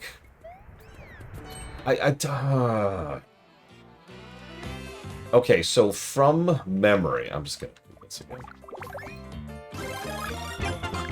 From memory, the thing that bothered me most about Xenogears is how arduous the combat always felt. I always felt like I was 15 levels too low, and like every single encounter was a chore.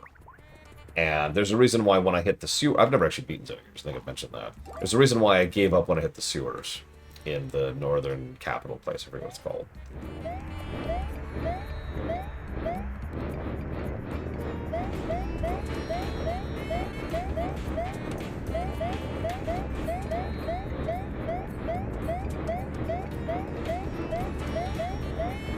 I thought I saw something over here. Oh, there it is. That is a really nice sticker. Jesus, game.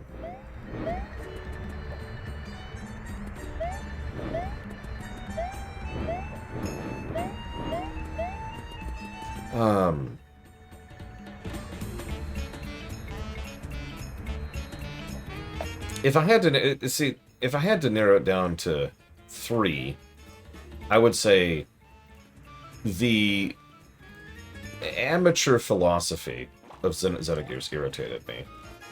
Obviously, the combat, I just mentioned that. And the third thing would be the music. Playing the entire game on mute probably did not help my mood.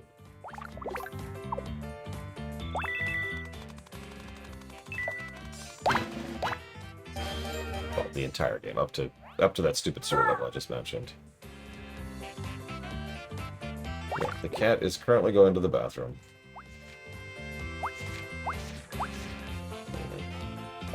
So that's going to make my day even more wonderful than it already is. You know what, actually...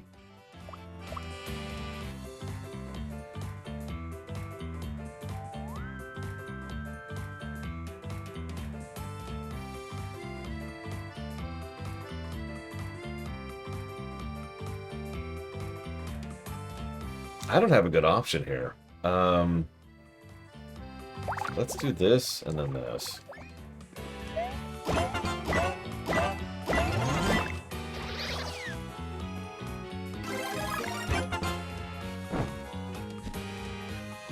Okay, fair, kitten fan. Yeah, I always have the ultimate weapon in this game. That's a new one.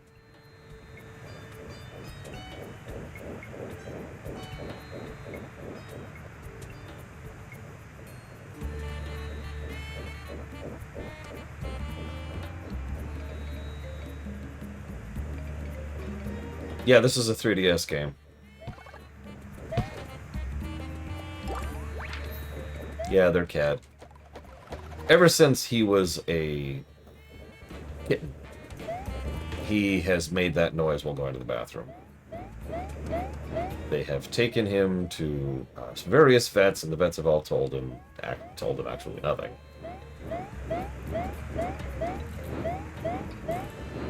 Also, if you're wondering why I'm skipping these, I don't feel like fighting infinitely respawning enemies.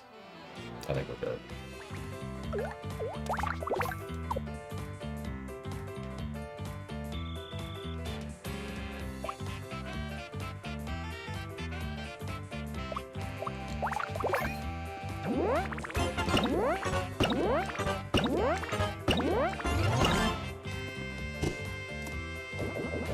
We have. Last time we were here, ironically. Kitten fan. But this is his gimmick. He just sits there in the back and buffs the entire rest of the party.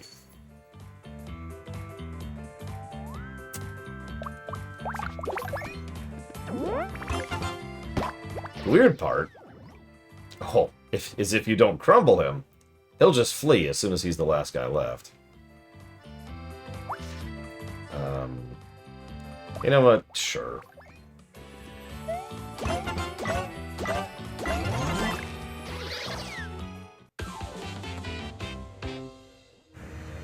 Yeah, I noticed that too. So that gives us the sombrero, which I'll show up at some point in the near future. Either we're still getting the worn out stickers, in case you missed that, from just enemies and overworld loot. So the sombrero, sometimes dropped by sombrero guys, provides a throwable hat that can hit a single foe. Well, for something that rare, it's got to do tons of damage. And remember, we are discouraged from using our things. So let's go ahead and just not use that. Or that could happen. It's just the weakest type of attack. That's really all it is there. So I was actually wrong. We can actually quit before we use all 3 stickers. I'd love to punch down on this game more, but I'm not going to make fun of Hitler for wearing pink. I've got other things to go after him for.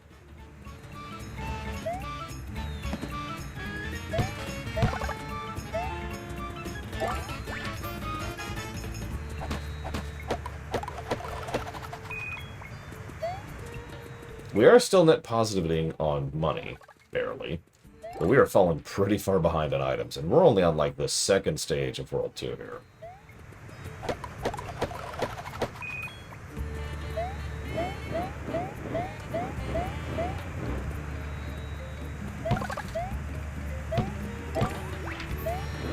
Yeah, no, there's a reason. You know me. A lot of people in chat know that I have put up with some terrible games in my day, and I have pushed through some terrible games in my day.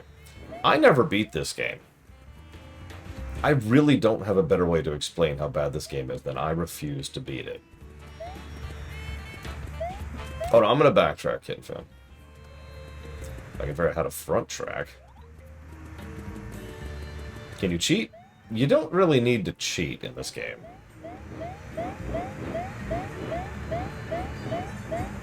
I may be stuck forever. Oh, there we go. Yeah, I have defeated Kingsfield 4. No offense, Mr. Red.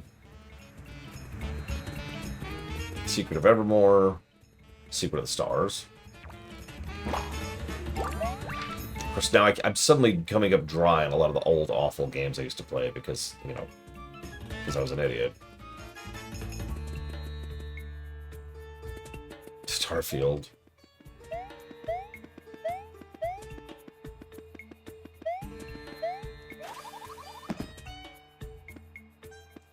That's true, Mr. Red. You know what? Devil May Cry 2, which, as a reminder, I beat back in the day, so I didn't even do that one for a stream. Lufia 1, yeah. Honestly, a lot of old RPGs I beat back in the day. FF2 on the NES. There's one for you.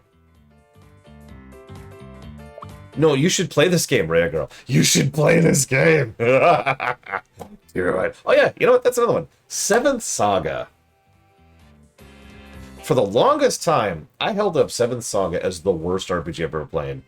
Oh, I was so young and innocent back then. Having said that, I actually think that 7th Saga, when we review it, because we will, is bottom 10, maybe bottom 15 territory. It's really bad. Okay, so let's do, first of all, let's do this.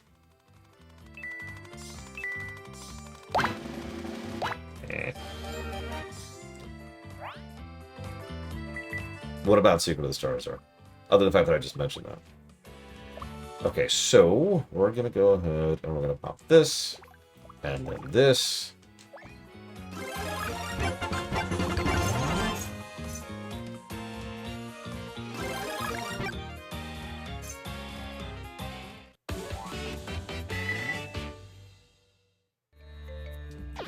So, it's funny you say that, Takoida.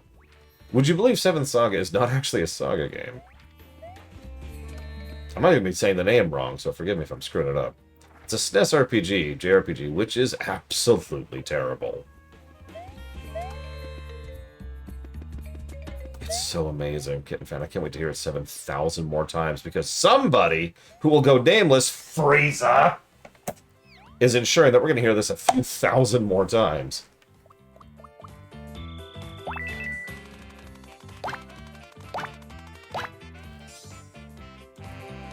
Oh, that was a waste of everything. Let's try that again. Let's do... That's what it is. Let's do a little damage there. Sorry, he's even worse than regular Freezer. He's Freezer 2000. I have not made water recently. You're right. I probably should, Ken Scott. Thank you for the reminder. Is terrible getting fan? Or like, is there like an additional revelation you've had about the battle spinner? I did not mean to do that.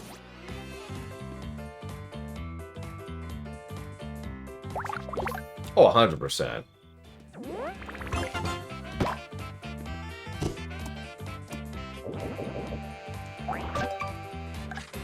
Wait, but 2000 times 0 is just 0.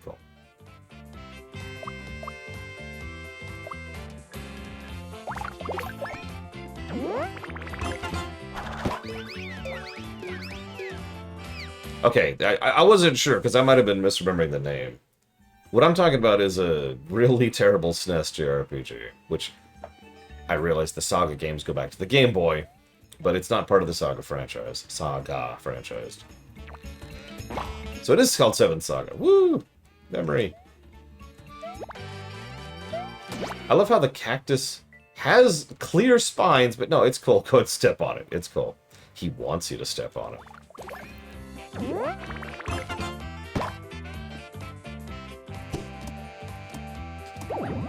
See? Crumbled. I didn't do anything to earn that. He's just crumbled now. I guess being stepped on by Mario was too much.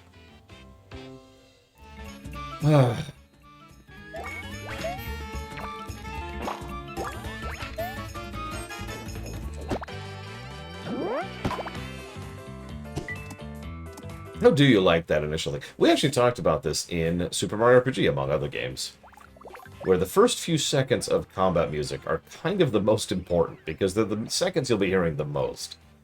And the seconds you'll be hearing the most in this game, assuming you do combat, which, as I remind you, you really shouldn't.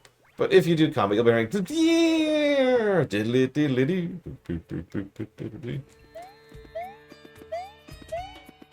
I hate it, personally. But then again, I've heard it a lot. In case you don't know what I'm referencing this. Oh, hang on. That. Let's just do this. And as with most JRPGs, the combat is over in about 15 seconds. Honestly, I think that was closer to 10 seconds. Okay, we're done. Ladies and gentlemen, we have spent the last hour and 43 minutes getting caught up. We are now at where we're actually at. So that's how much extra time it's going to take to actually do all these stupid encounters. You're welcome.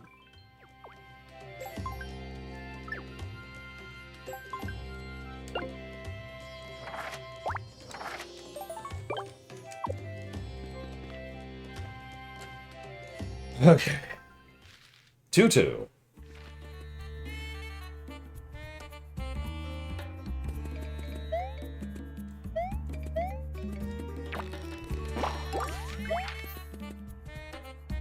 Oh, it's right there. I just need to go get it. I'm just going to grab it really quick. There we go. Perfect. I'll go ahead and put a worn-out hammer. That's a great thing to put here.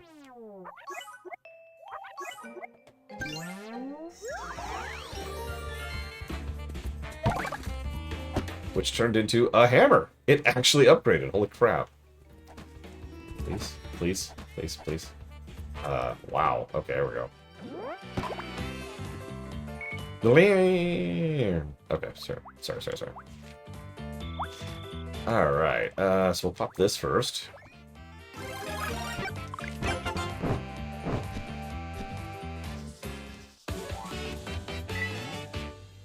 Yeah, Matt, talk about like one of the most generic RPG titles ever. What's this called? Oh, it's the Saga series. Then again, there's also the Tales of series. So I guess, you know, no room to talk.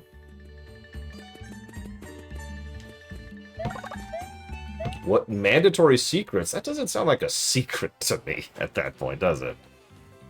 That's more like a go do this.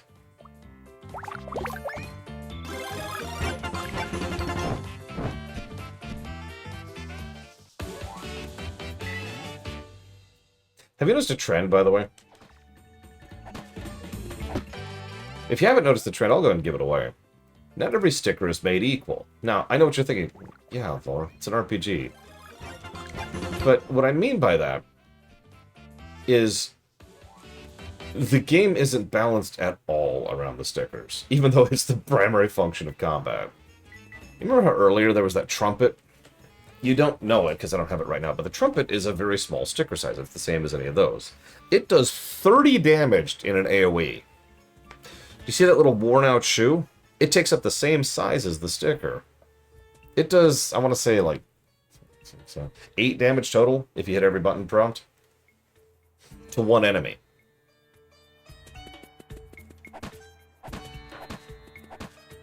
Now, I'm not going to dig that too much, but there is actually something else I'm going to ding, and that's the fact that the things in particular are very undesigned with regards to their size. In fact, a lot of things are undesigned with their size. You see this? This is a big shiny hammer. It takes up a decent chunk of space. Later on, there's even bigger than this, which takes up even more space. These things, generally speaking, aren't really worth it, except for sometimes when they totally are. And that's the point I'm trying to get across. There's no design to it. It's seemingly random which thing takes up how much space. And I know what you're thinking. Who cares, lore? Resident Evil 4. Well, not everyone enjoys Tetris inventory, and that's fine, no judgment. The point of Tetris inventory is that each item has to take up an amount of squares, amount of space, relative to its use. If you're going to put a gun in your inventory that goes across your entire inventory and takes up half the bag, that better be a really good freaking gun. Right?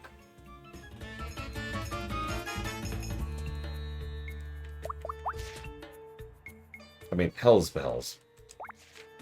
I actually have quite a few things in my inventory here at the moment. I haven't turned any of them into stickers because I don't hate myself. But if I did, my inventory would be basically smashed right now because these take up tons and tons of space. Or at least some of them do. See, that's my point, Rex. That is exactly my point. Ah!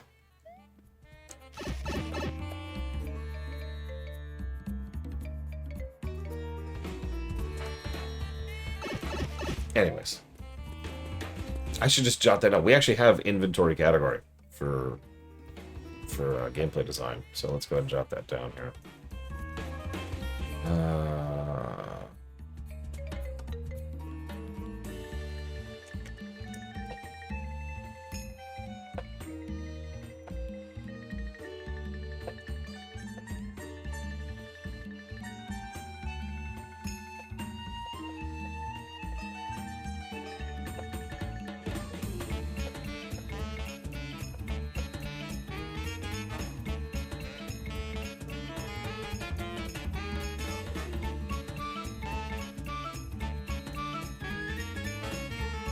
I mean, Mr. Red knows this because I've actually used this unironically and uninsultingly towards him. Every now and again, he'll say something and I'm like, "Wouldn't that be a good idea?" I'm like, "Not really."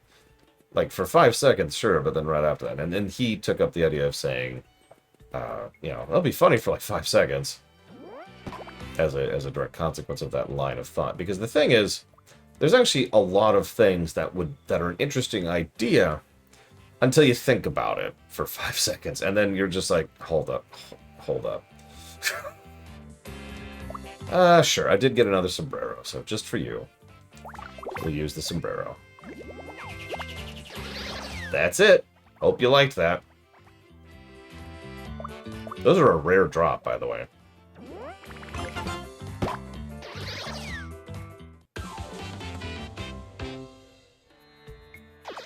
off of an enemy that's hard to kill, who runs the moment it's the last enemy left, in a game where you can't target who you're attacking. So I need to be thorough about my disdain here.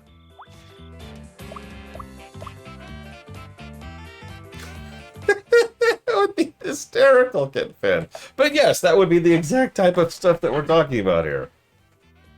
Hang on, let me burn 3 Zonite. Alright. I've nuked the entirety of the overworld. Now to go down to the lower area. Okay, we've nuked the entire underground. Now to go to the sky. Okay, we've killed every enemy in the game. Cool. Hang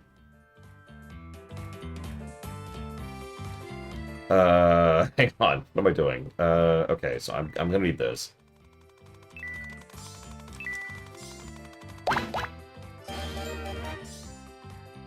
No, Spartan, that can't be true, because you're not me. Alright, so now... I feel really bad wasting a flashy on this stupid thing. Yeah, and then there's a blood moon. The moment you do it, there's a blood moon. It's like, no! No. There's one of those emergency blood moons, right?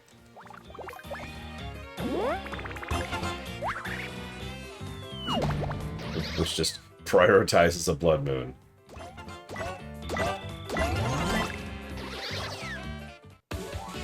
I'd say you would not believe, but you probably would believe how many people tell me I don't have a real job.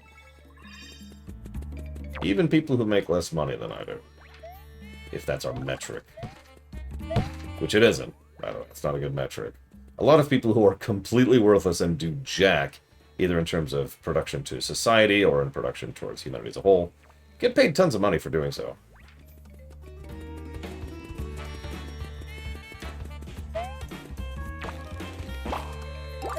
You want to hear something funny? I'm a huge disappointment to my family. The reason why is because I was being... it was expected of me that I would get into either politics or become a big-name executive at a large-scale corporation. I did neither.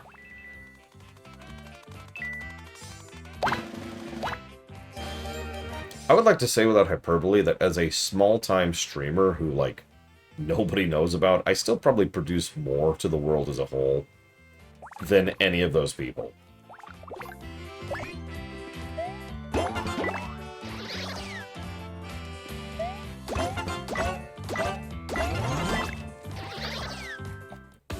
Speaking of family, biological family, I should say. Bit of a difference.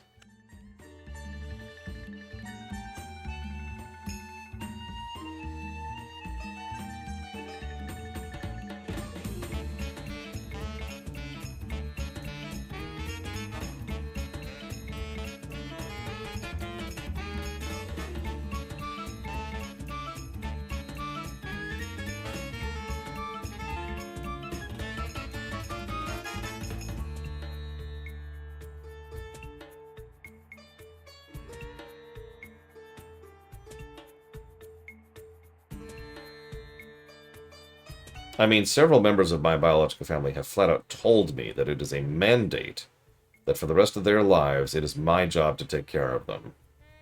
I should mention they're the rich ones.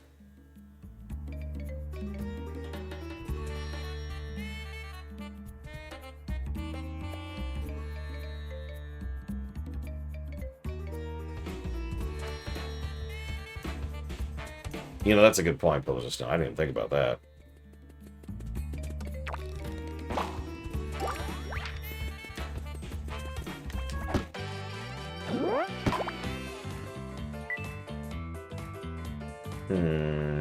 We might build a matches with one.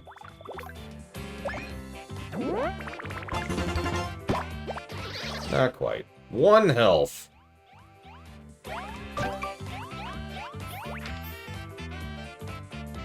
Where did that come from?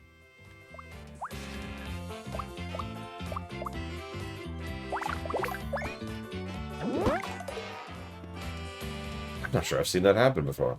Hey, Luke. I spent the entire first half of my day dealing with the AC unit. I think it's working better. Like, I don't feel like I'm dying. So that's a good sign. It is over 90 out. It's not as bad as it was yesterday. God, yesterday was insane. It's supposed to rain for the next 10 days right now. So that might be part of that.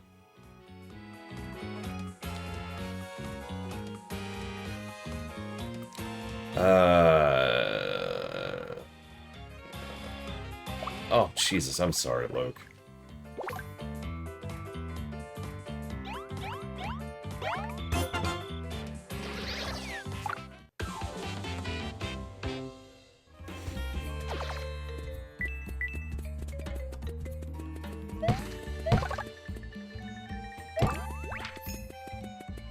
Just think, we could be on World 3 right now. Hell, we could honestly be most of the way through World 3 right now. What are those doors? Later on, we gain access to a new type of sticker, which is a secret door sticker. There are quite a few of those in the game.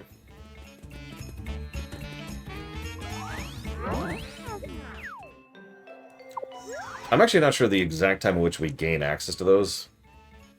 But it's not yet. That's a lot of health. Okay. We're gonna go and blow a real thing here. Actually, no. We're gonna do this. Because this is gonna get mean if we let this get mean.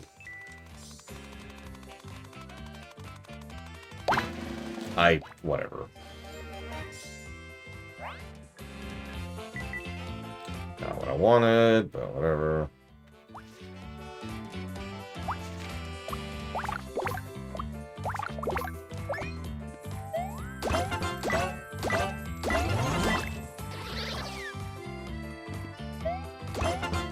Also, this is a really minor irritant, but am I the only one irritated by the fact that dry bones, once you stomp on them to kill them, just kind of go away?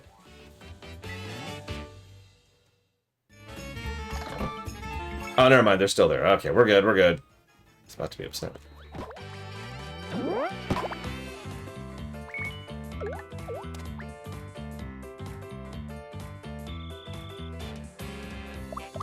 I got a bone to pick. This game.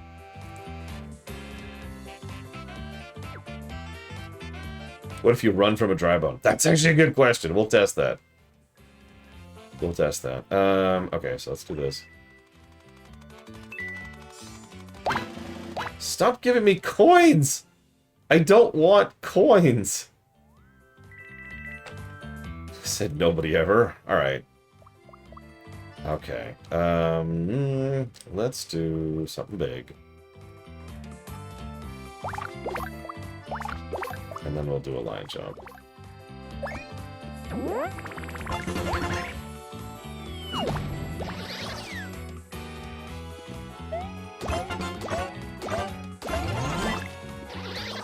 Okay, 7. The most damage you could do with the basic worn-out jump is 7. Because that was a near perfect right there.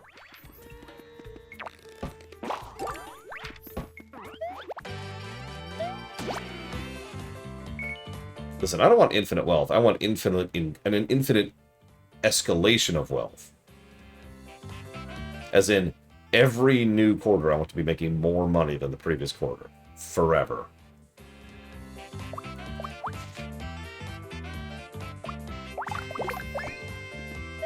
I hate those jumps so much. Hey, but the Hammer Bros hurt.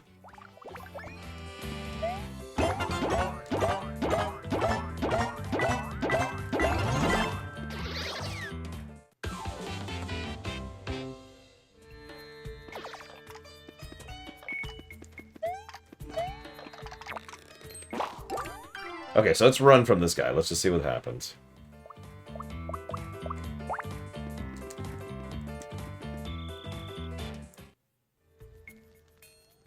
He just ignores. He's just like, okay, whatever. That's actually funny. He's just like, okay.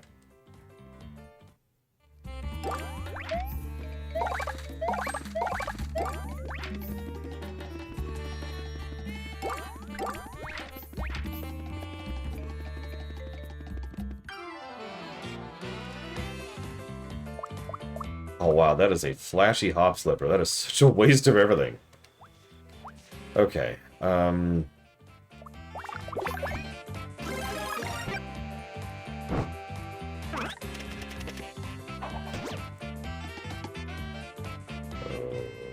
Okay, how about this?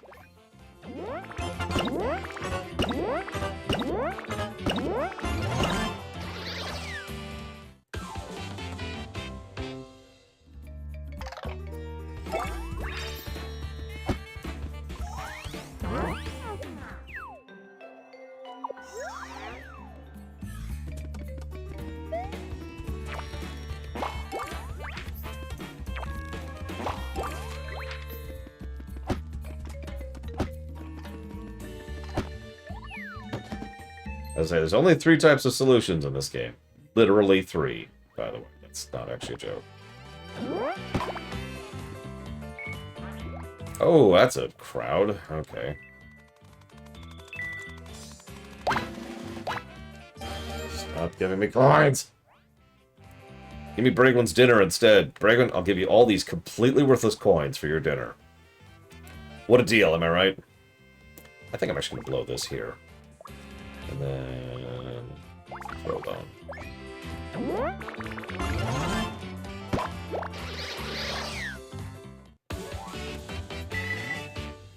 Damn it, Bragwin. No, don't take the deal. You're worth more than that.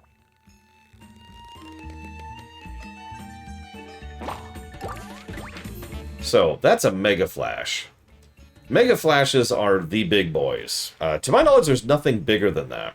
Which, if you're paying attention, means, yes, we have now seen basically all the stickers in the entire game.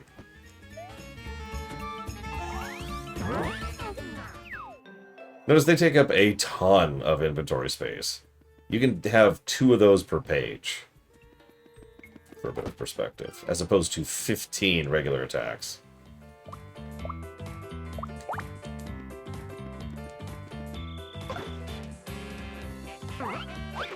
That's true, Mr. Ed. You will never have to do the Burning Crusade ever again.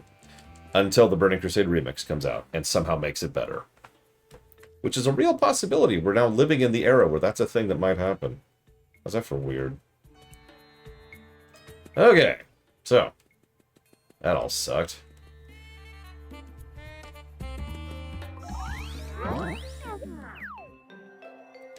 Well, obviously I don't have the door. Oh. Yep, yep. Yes, please give me advice. If it's a Sphinx, it's gotta have at least 1 treasure, right? Something flashy. Thanks.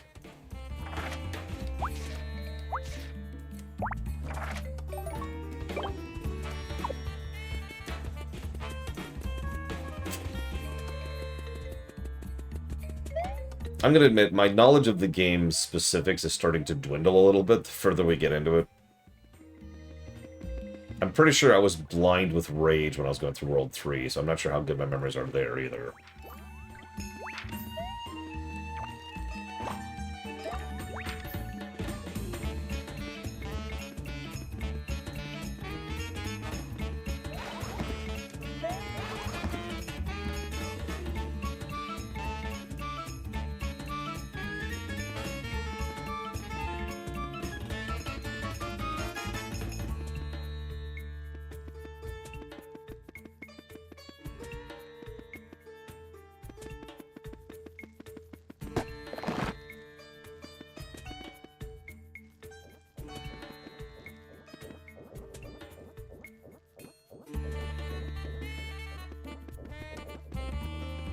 Don't worry. I think I'll be able to get an ace. No, that's the wrong way. A strike? Oh, I don't know. Bowling ball reference. Alright. Yeah, have you noticed the level design has just gotten much more arduous in World 2? World 1's levels were ultimately whatever, but bundles. Like, I wasn't a fan of them, but it's like, okay, whatever. I'm already tired of World 2. And we haven't even covered the backtracking yet, which is going to be an aspect of World 2, by the way.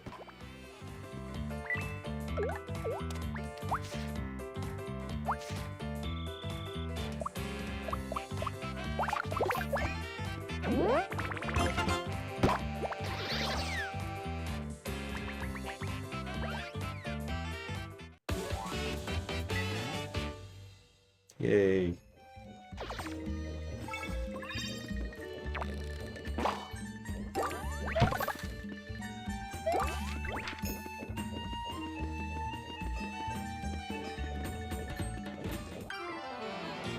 Yeah, we'll talk about the maze when we get there.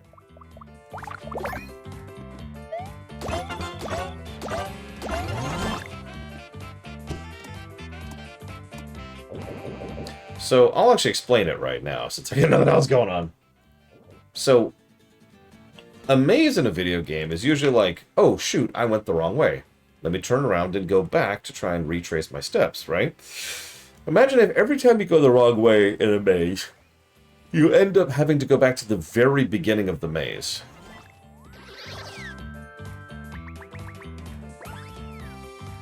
Now imagine that there's no real indicator of where to go, it's just trial and error. By the way, they repeat this trick in World 3 as well.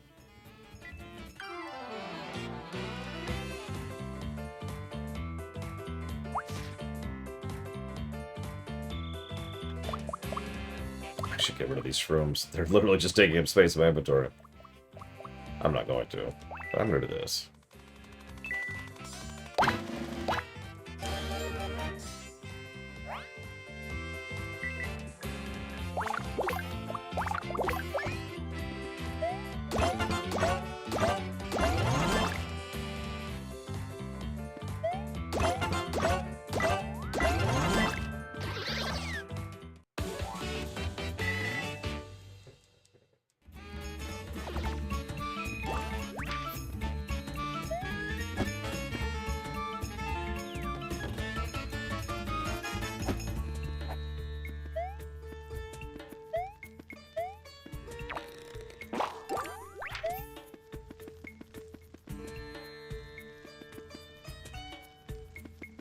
Why are they still giving us worn out stickers? We're over halfway through World 2 now. Wait, no we're not. Never mind. We're under halfway through World 2 now.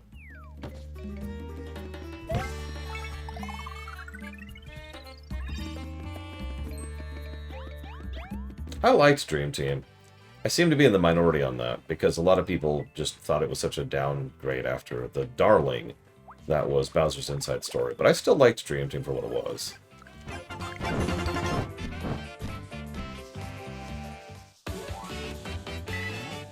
I just feel worn out, Rex.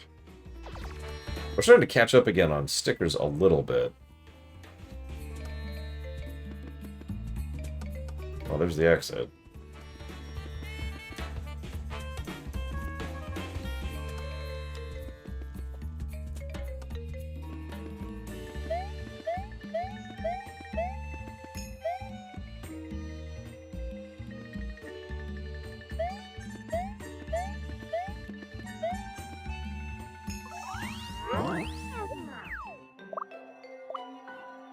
Nope.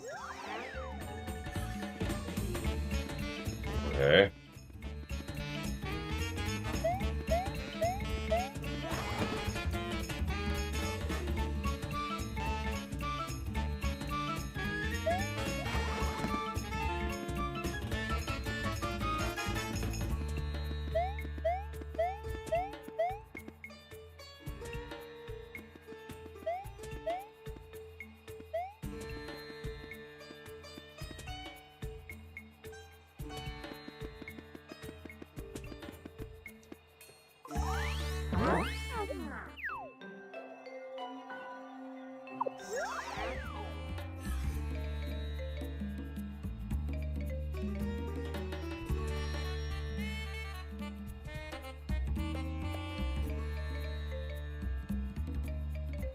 Okay.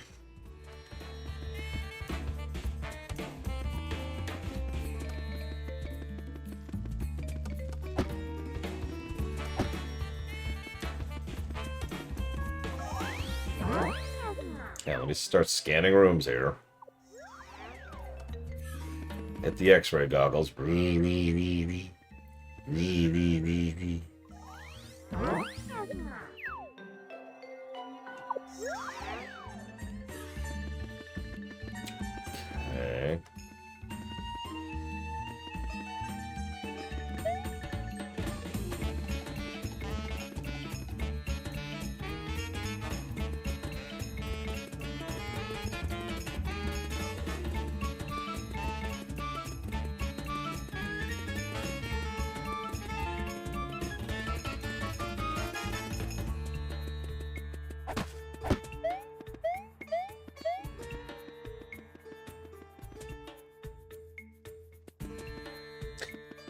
You know another thing that both Paper Mario 1 and 2 did? They had a means of traversal that was faster. They weren't great, but they were there, you know?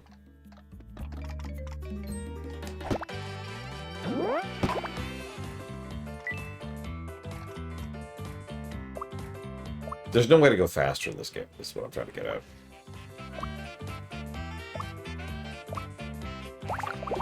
No, no, no.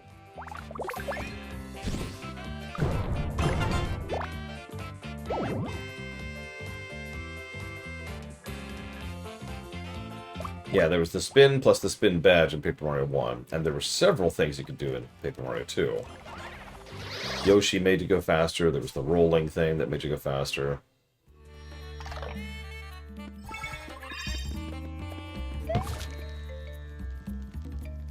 Okay.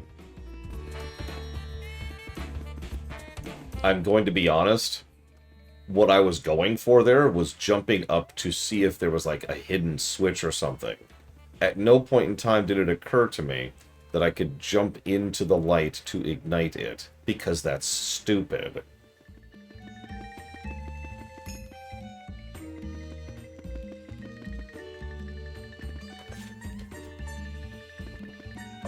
Okay. That's actually what I was thinking too, Frieza.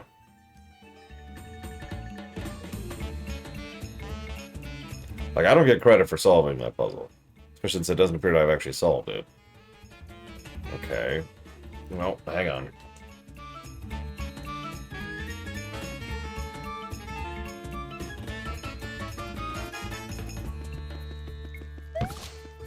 Let's do it the other way. Oh yeah, that's where it's at.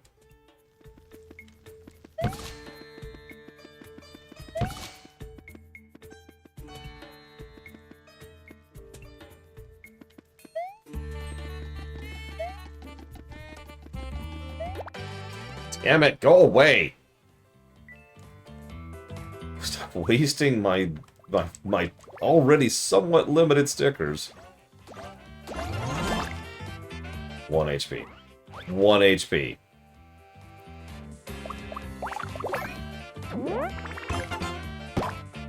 Go away.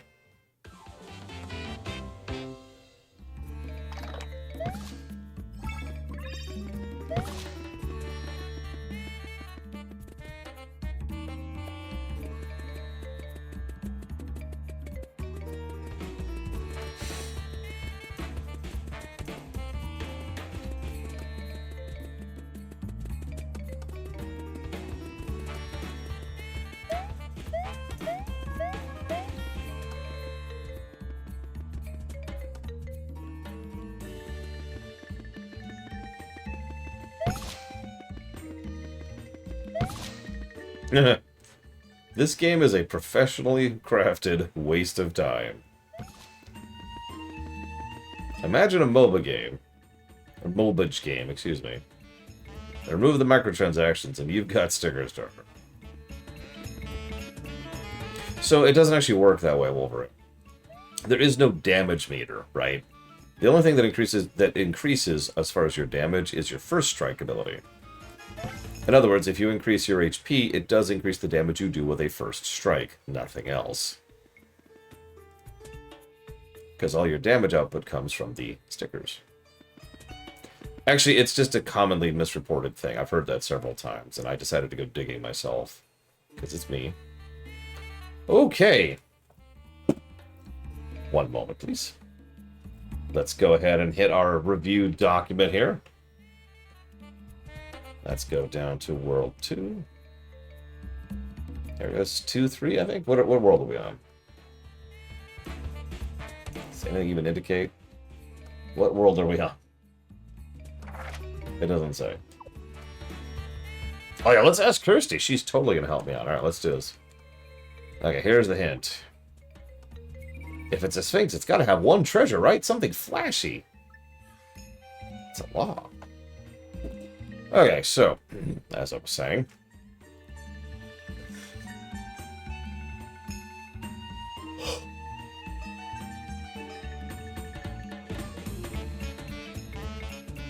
yeah, her help is terrible.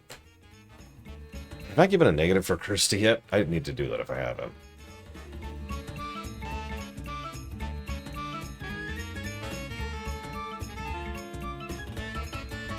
Nope, I have not. Let's give a separate negative for that while we're here. Just, you know, for fun. Yeah, it's per stage, for the most part. There are occasional stages where she'll say something slightly different in a different room. But for the most part, she just says something pretty generic, and in often cases, not helpful. It's funny how that works out. How dare, Blade Jabal. Hi, Saber for Wife. Okay, so...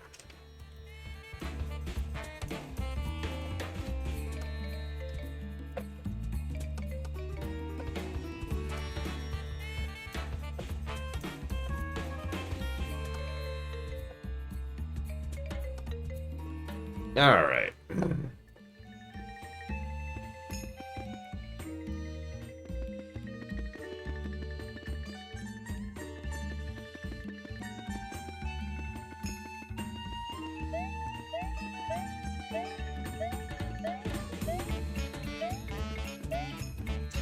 Right, so, to the walkthrough. What do we got?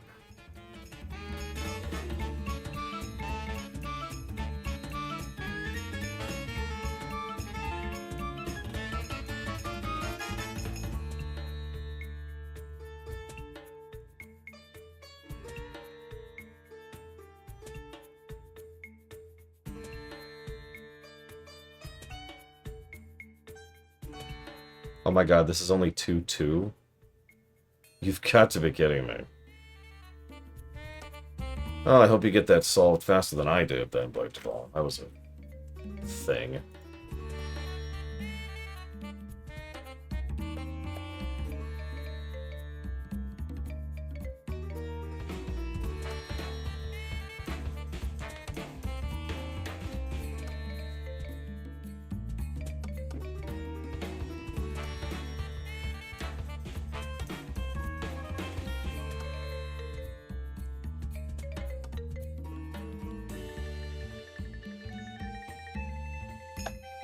What? Hang on.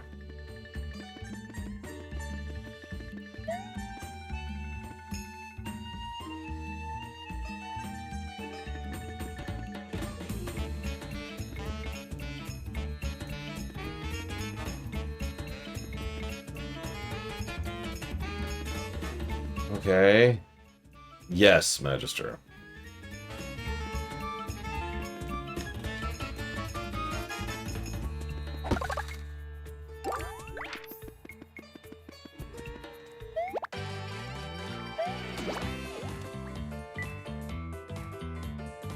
No, that's okay. I'll take the insult on the chin off the deeper end. I don't have a lot of AoEs right now. We hit Lamentation before we left the tutorial, to be very blunt. Cool! That's great. Oh, thank God it didn't poison me. I was gonna... What's an RPG, Spartan? I don't know. You're gonna have to explain that to me. Okay, let's just do this.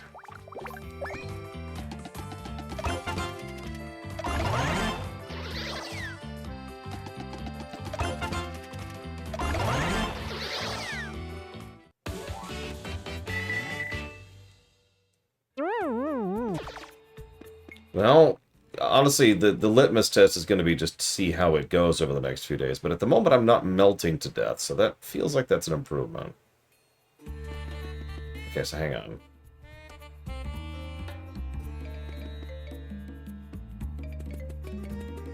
Okay.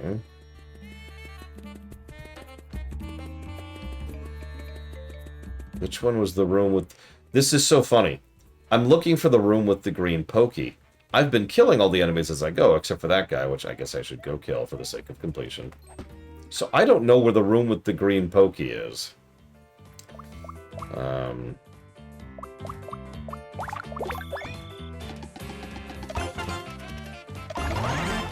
ruined pillar room. I can work with that.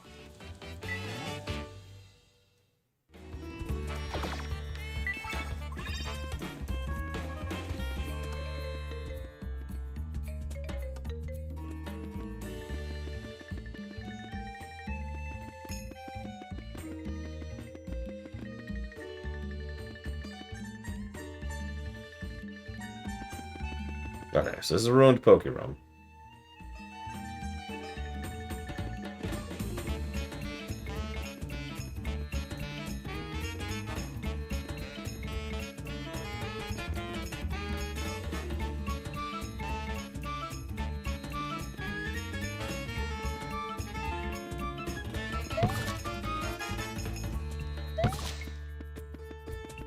How are you supposed to know that's there?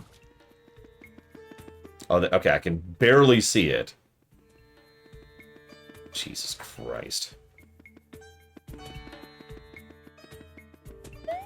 This is not an optional side thing. This is mandatory for progression, by the way.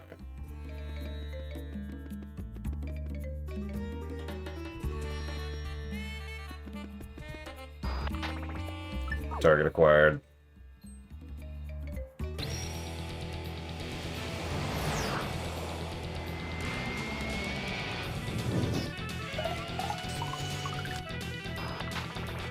Repeat, target card, Shell Shock 1, has visual, over.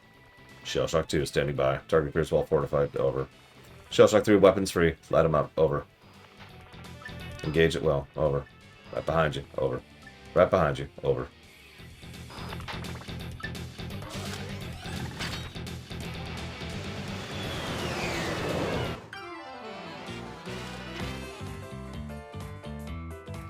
By the way, the reason I killed those 3 sombrero guys is they join this fight if you don't do that.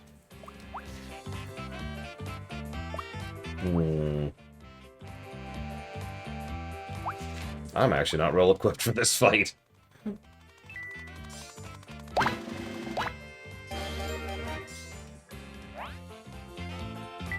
So, let's do... let's go and do the shiny there. And...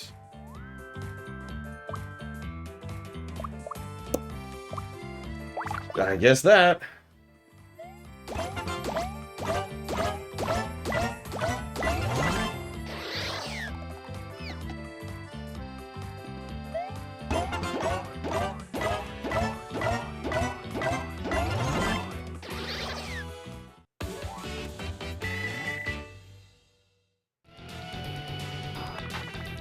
Keep it down. Over.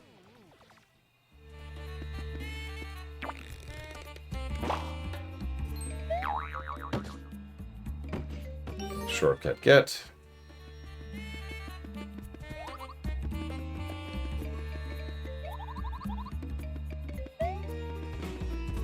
Why? Why would you make me? Why would you make me backtrack for absolutely no reason? This whole game is infamous for being bad.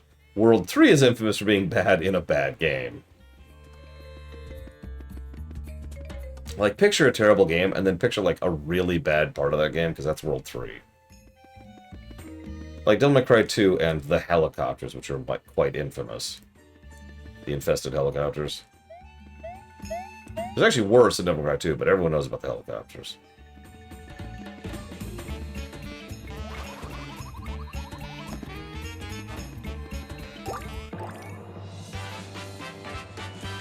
No, I haven't heard of that load.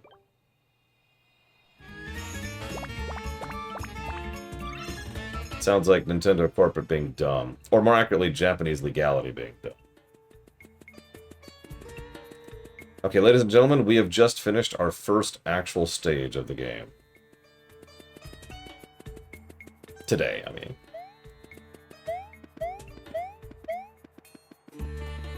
I mean, not yet, obviously, because backtracking thy name is Sticker Star. That's why I call it Sticker Star, because you get stuck. And it's just, it's hell. It is hell. There is nothing here that is good. Whatever joy and happiness you ever might have felt is gone.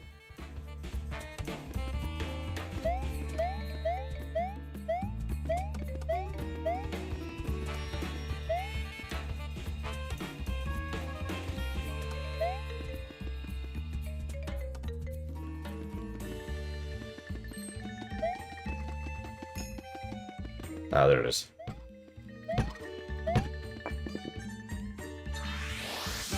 By the way, nothing anywhere indicates that this is a mandatory thing for progression.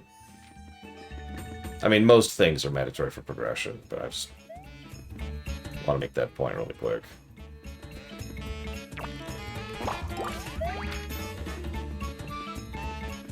You're probably thinking, because you always use the Ferengi voice on me for some reason.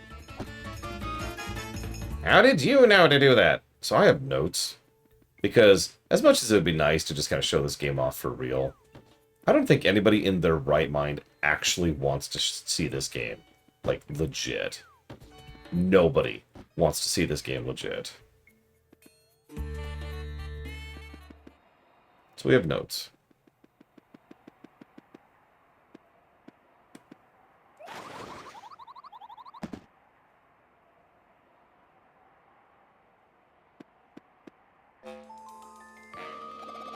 Goodness me, Mario, you made it all the way up here to the tip of the tongue. You impress me, you really do. I'd say what was on the tip of my tongue, but I'm too much of a lady. Just keep your fake compliments to yourself, you villain. You're here for some no-good scheme, admit it. Good heavens, no good scheme. That sounds so tawdry. Besides, from where I'm standing, Toots, you two are the villains. After all, you're plaguing me at every turn. Anyway, Kirsty, was it? You're delightfully shiny, my dear. I presume you're from the Sticker Star? Yes, of course you are. How interesting. But interesting as you may be, I'd be very much appreciative if you and your tragically fragile friend made like the ticker tape and scattered in the wind.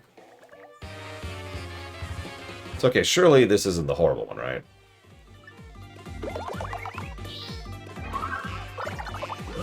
So anyways... they're just...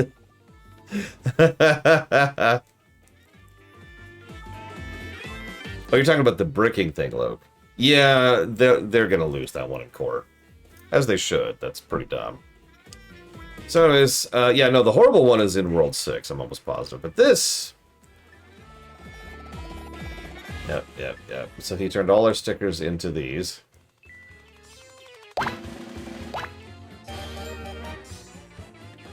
So, I hope you've practiced the timing of the sandal flip-flops.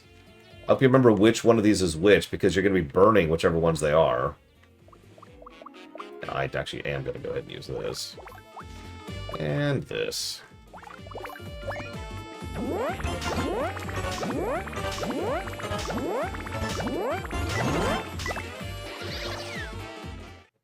I actually thought I needed both. Whatever.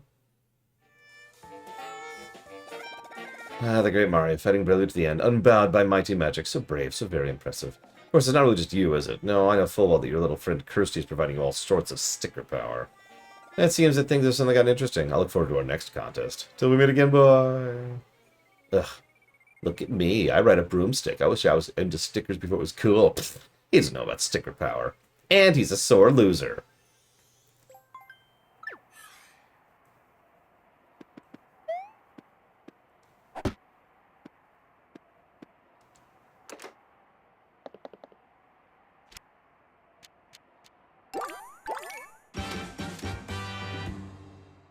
Cool.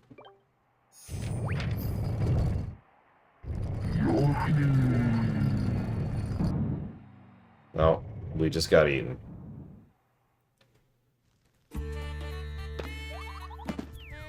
We always knew this is how we'd finally go someday. Oh, when we helped poor baby Yoshi. Rescued his friends. So anyways, everything I just got is mandatory for progression. So if you decided not to keep going and just end the stage here, kiss what you get to do.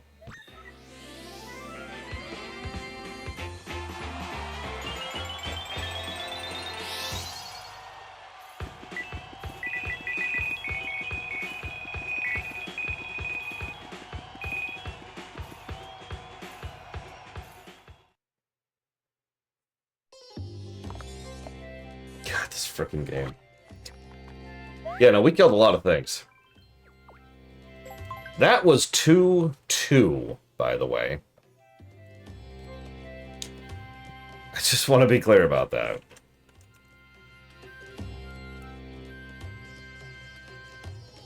That took about 40 minutes, give or take. Felt like longer, if I'm being totally honest.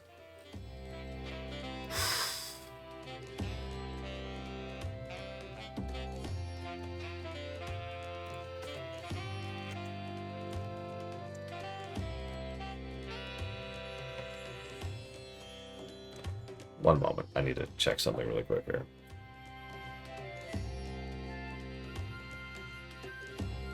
Yeah, absolutely, Luke. I mean, they've never stopped being like that, and they've just gotten worse over time.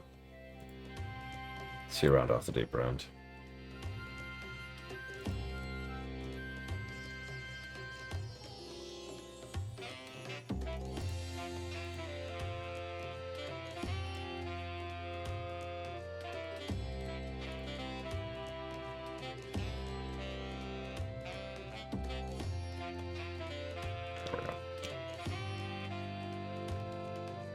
Alright. So you know how normally we give like levels positives or negatives? It's pretty rare. The whole point of this system is that aggregates are kind of implied nowadays. Because a level positive, by definition, is an aggregate. But this game is so bad, we can zoom in a little bit more. So let's do this.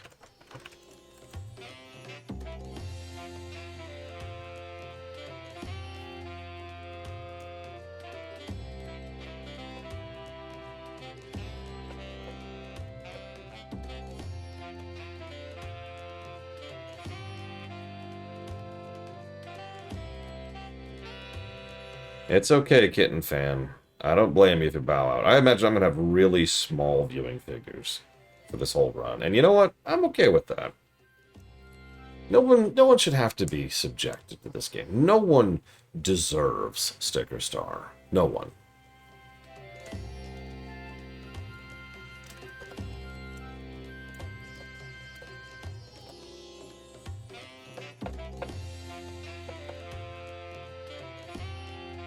What part of no one do you not understand, Mr. Red? I wouldn't make Trump play this game. I'll be right back. I'm gonna go pour some water.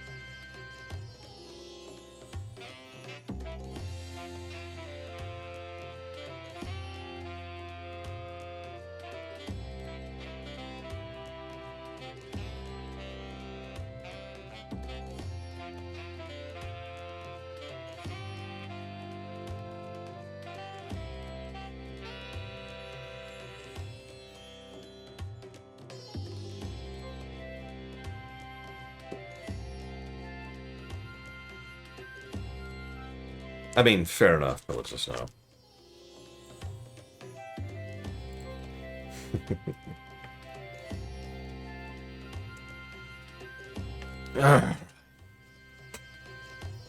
Okay.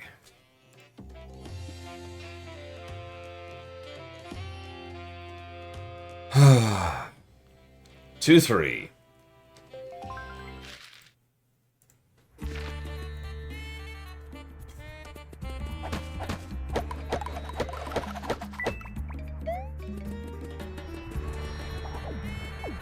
New enemy type.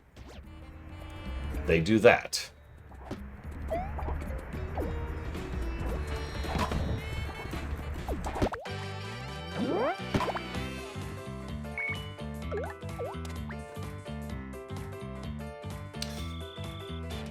You know the really irritating thing? They shotgun stickers at you so much, it actually gets irritating at a certain point, because you get stuff you don't really want. Like, let me tell you a little tip. If you actually want to engage in the combat of this game, which, first of all, get yourself checked out. Like, if you actually want to engage in the combat of this game, then I worry for your mental health, and there is something wrong with you. But if you do, go to town and buy a bunch of fire flowers. That's it. That's the big secret. You're swimming in gold coins, buy a bunch of fire flowers, and bulldoze everything with fire flowers.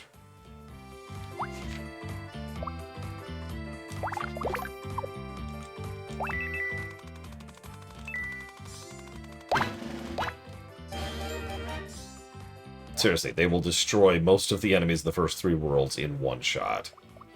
Most of the stuff they won't destroy is just stuff they literally can't reach.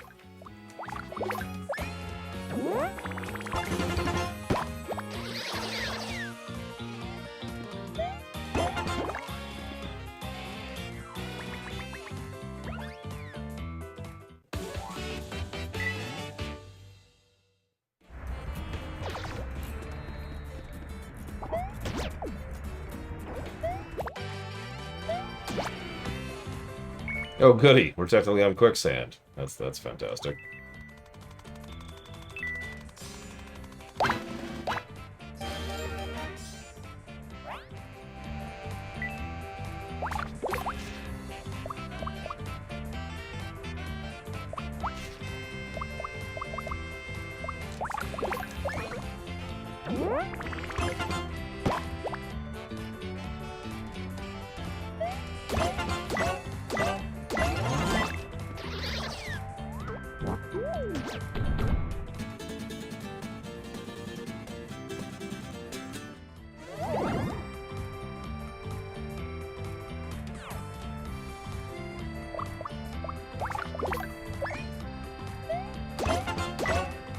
For just a second, I was wondering why I couldn't target with that jump. I'm so used to targeting in a game.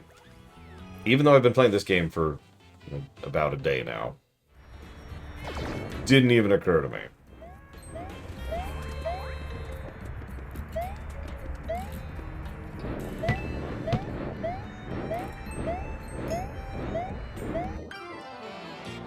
Hi, Jay Palmer. I would like you to think about, like, the worst game you've ever played, right? I want you to think, what made it the worst game? Was it the obtuse story? Was it the irritating mechanics? Was it the doldrums? Was it so boring you just couldn't stand playing anymore? There's all kinds of things that can make a game terrible. I want you to imagine that all of them are in one game. All of them.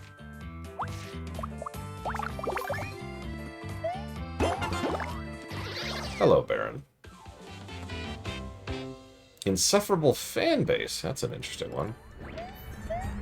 I can't say anything. There are plenty of games that I've been irritated by the fan base more than the game itself. Baldur's Gate 3. Expedition 33. Sorry. That's something stuck in my throat there.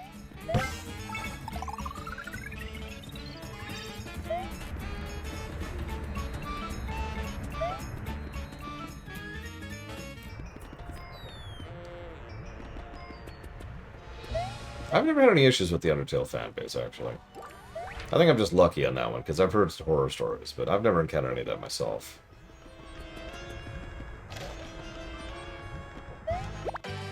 No, you want to know the fanbase that I've actually had the worst time with?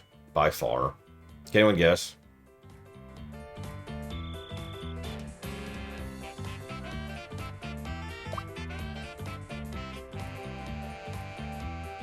Sorry, I meant of games. I meant of games, so Trek and Wars don't count.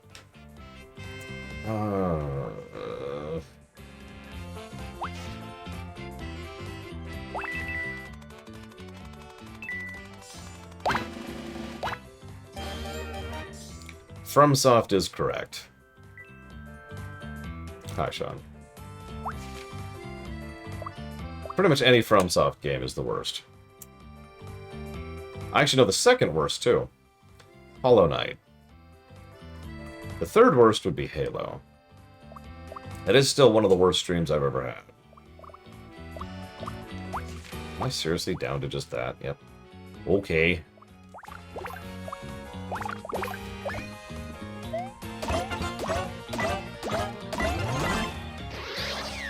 Oh, yeah.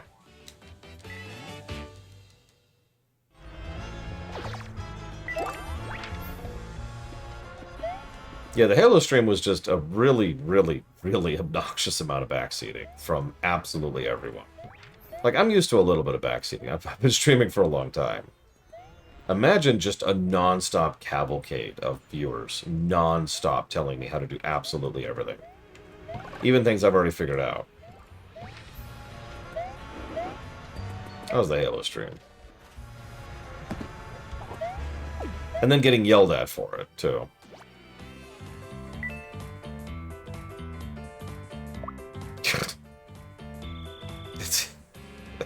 Like, we're past it, Logan. It's fine. I'm not a grudge holder. It's just, goddamn. It was pretty bad. Still not the actual worst stream I've ever had, though. God damn it. That would be the original FF15 stream, which was so bad. Oh. Switch to excitement? Yes. Games I'm stoked for? All of them.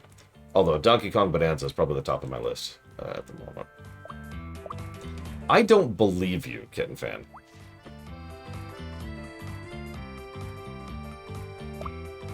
Yeah, you notice every game I've just listed is not a bad game. Or bad franchise, in case of Souls-likes. But speaking of which, someone said, what's my issue with Expedition 33 people? It's actually the exact same issue I have with Hollow Knight people and with Baldur's Gate 3 people. People who insist that their game is the most amazingly perfect game ever and it's the second coming of Jesus Christ.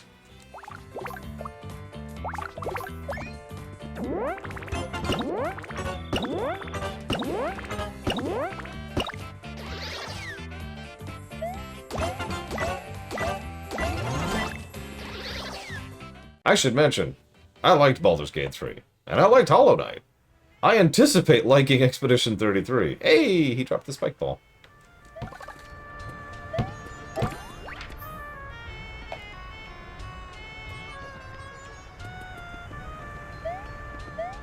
It's fine. I understand gushing about a game. I've streamed Super Metroid.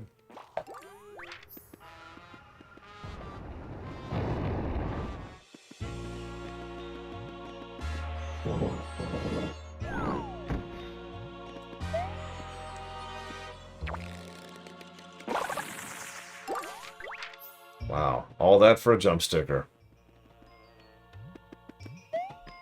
Like, it's one of the reasons I try very, very hard not to glaze, right? Like, StarCraft 2 is the best game that I've ever seen, and I doubt anything will surpass it. But I try not to talk that up, because I know that's just going to irritate people.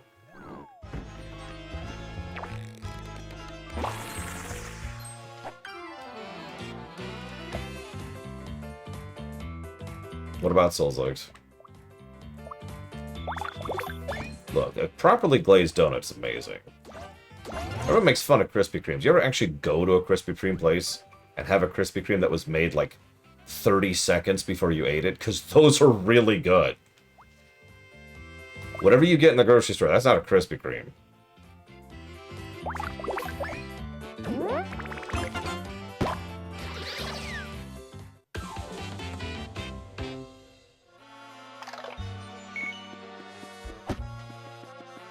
My favorite villain in all of Mario? Ooh. My knee-jerk thought is Fawful. I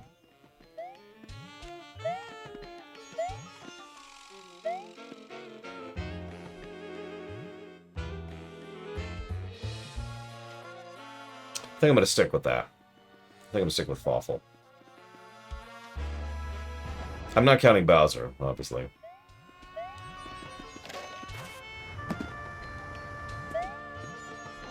Ah!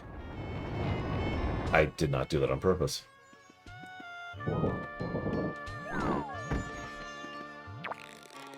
Fawful is a villain in Mario & Luigi 1. a villain in Mario & Luigi 2, and the villain of Mario & Luigi 3.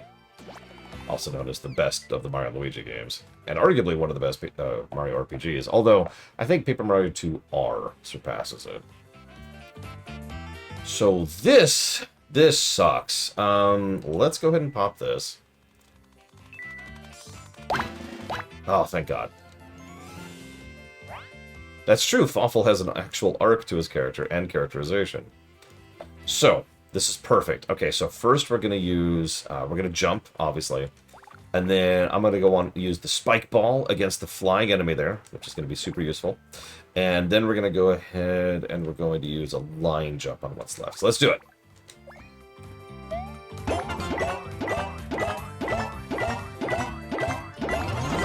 Okay, spike ball. Completely misses aerial enemies. In case you didn't know that. It's even like a thrown weapon.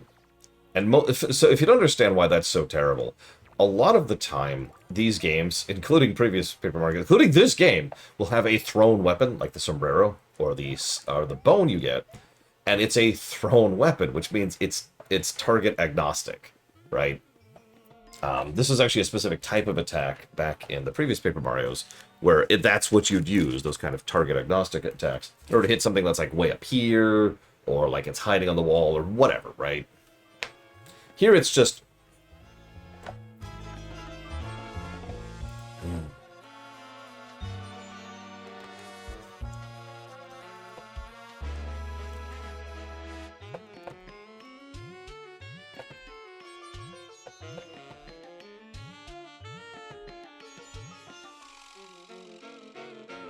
Hang on. That's a message from my actual family. Aw, she's already...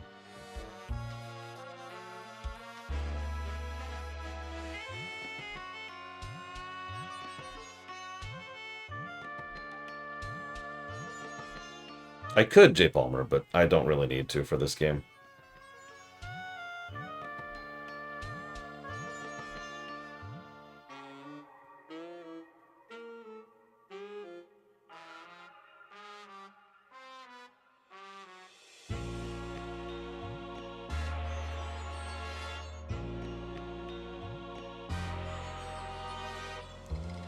Yeah, I'm just on controller. Now, you'll forgive me, I was outside for a lot of this morning, dealing with the air conditioning unit, and that apparently took more of a toll on me than I thought. So I'm going to mute myself while I munch on something.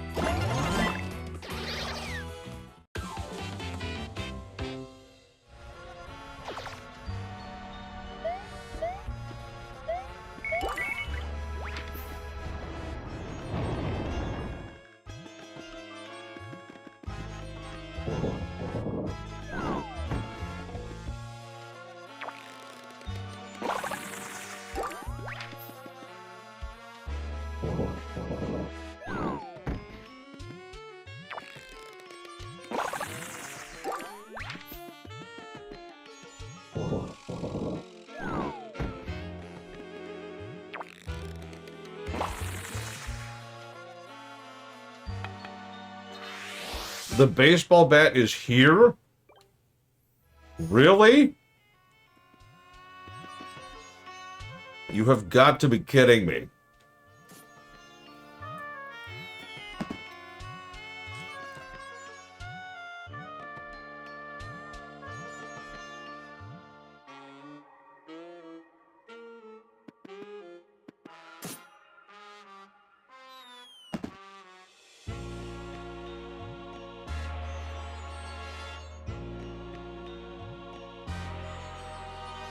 No, Sean. One of the things that Miyamoto said was that he didn't want to introduce new characters. Now, it was not a mandate, I should probably mention. And there's a lot of pushback about that. But because of Japanese work culture, a lot of people decided to take that as a writ law. So there's a reason why there's very, very few new characters in each of these. All four of the game, excuse me. They came out after this, counting this one. And there's a reason why characters just don't come back. There's a couple of references in this game to Paper Mario 2, and ditto with Color Splash. But for the most part, it's just doing its own thing.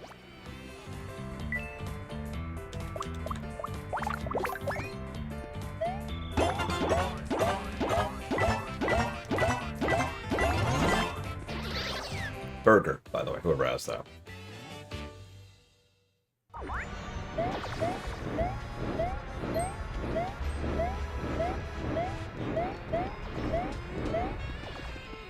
Okay, we did it. I mean, the Mario and Luigi series actually has tons of recurring characters. It's something it's known for. I just mentioned Fawful, who was in 3 of the games. He is not the only example of that.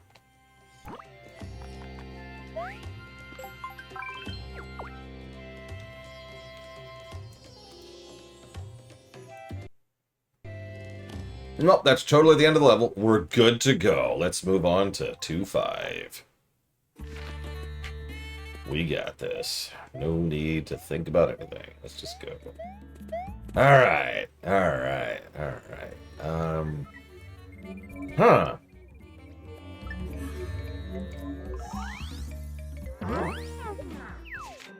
Well, it's okay, because surely we have all of the pieces, right? I mean, we only need one piece. Hell, even this piece was in an optional side area, if you remember.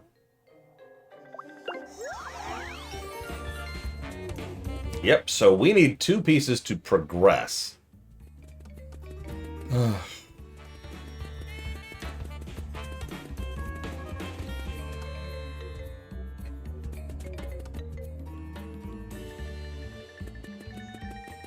Yeah, put very simply, the thing that the Mario and Luigi series did pretty well until 4, that is to say, through 4,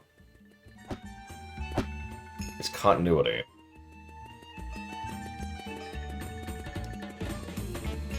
I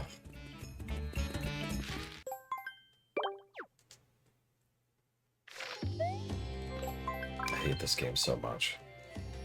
It actually indicates there's another exit on the world map, so that's something at least. It was, Baron, because then Paper Slam, or whatever it's called, showed up. And that... wasn't.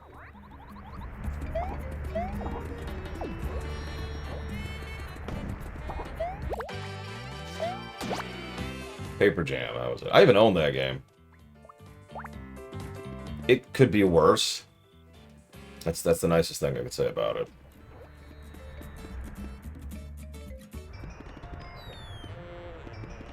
So, in answer to Kitten Fan's question, I do not have a guide for this. What you just saw was me stumbling blindly through the depths. I don't know if it died for the stage. I should be more clear about that.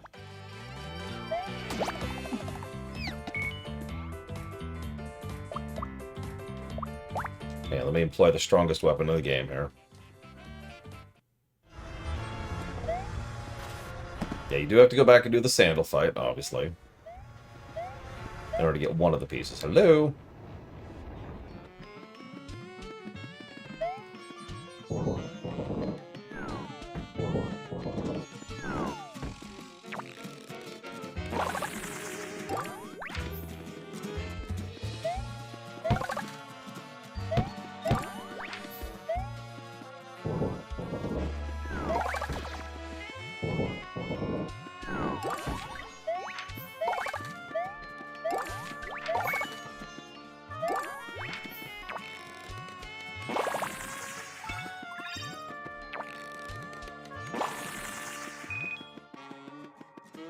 Okay, so this is what we call a dead end.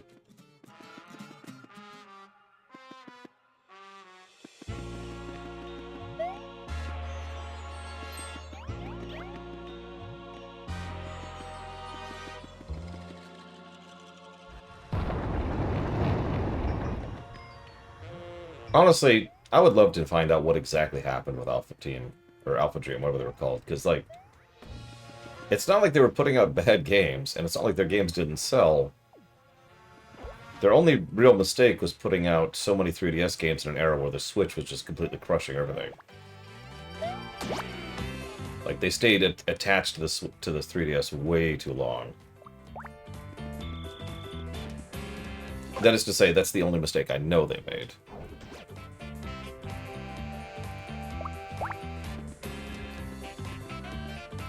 Hey, Mook. Yes, I'm gonna go with a yes on that.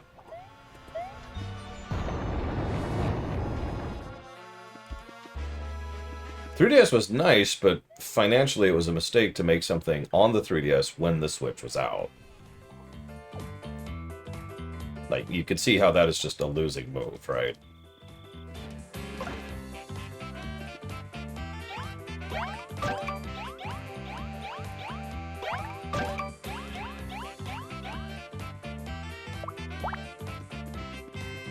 Not exactly unusual. Games come out on systems long after their successor shows up.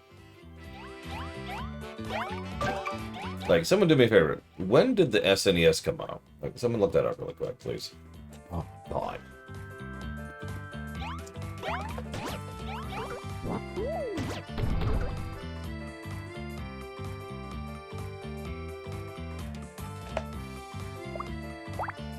"1990. Wario's Woods, which is often touted as the last NES game, came out in 94.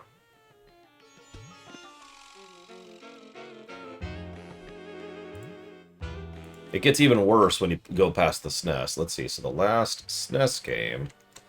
Let's see here, as I was just looking this up. A lot of people point to Kirby's Dream Land 2. Which is a good pick, actually. But if we count Japanese, they're insane. The last SNES game to come out on just in Japan came out in the year 2000. Think about that for a second. Most people list it as Frogger, which came out in 98. You get the idea, right? Like, a lot of these games, it's not unusual. I would go so far as to say it's common.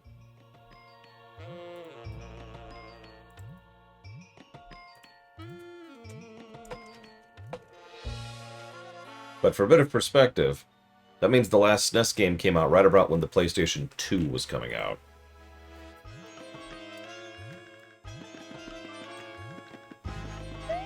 Okay, let's use our extremely extreme power here.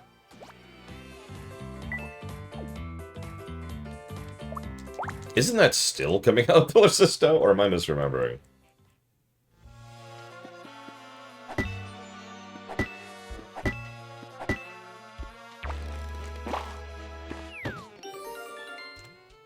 Well, this is useless, but sure. Take a shiny that. And that. Yeah, the last GBA game is coming out this year. Looking forward to it while we're on the topic.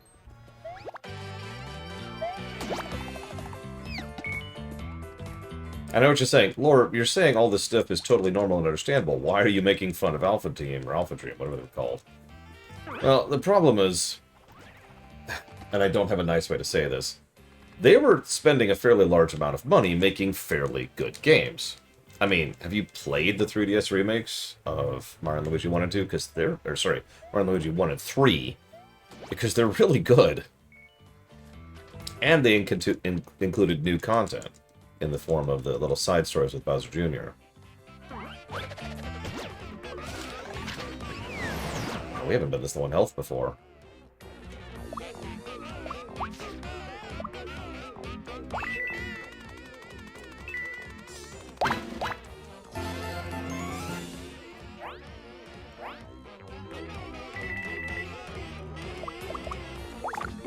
We're gonna heal. We're gonna heal. These have been wasting inventory space anyway, so we're just gonna use those. Yeah, the fact that they skipped over 2 irritated me. But... do I have... I do have 1. Let's go ahead and use this while we're here. Well, you know, some games, looking at you, Pokemon, have a low health beat leap where the music gets intense and powerful, and it's like, oh no, you're low on health, gotta work. And here, they decide to go, hey, you're drunk, isn't that wild that you're drunk? You're getting hit by attacks because you're so drunk. So anyways, that's a negative.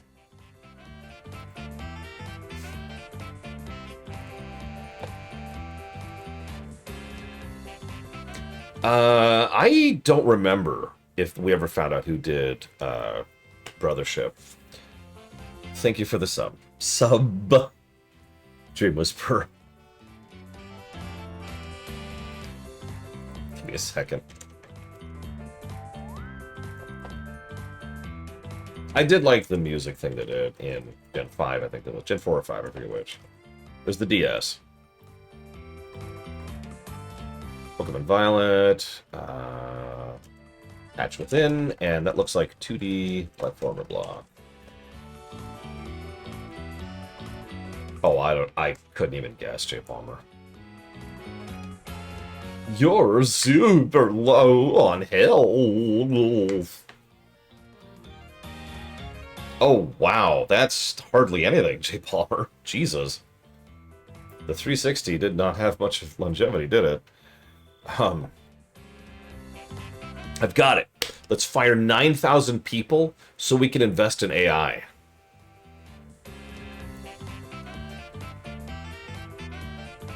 That's literally what's happening. That's not even a joke. All right.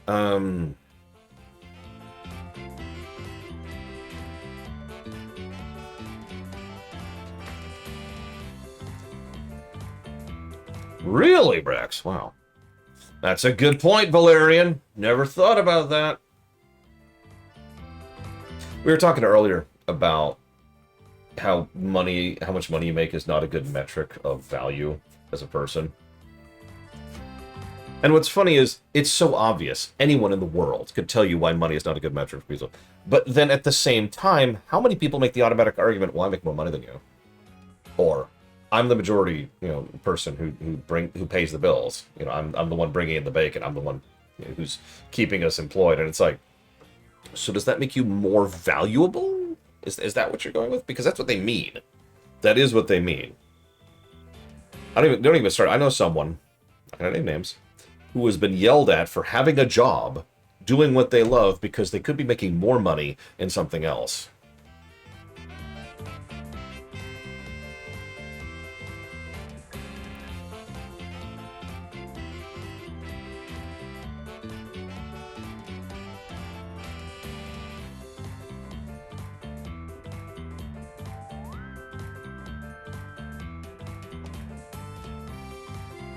Agreed, Jay Palmer.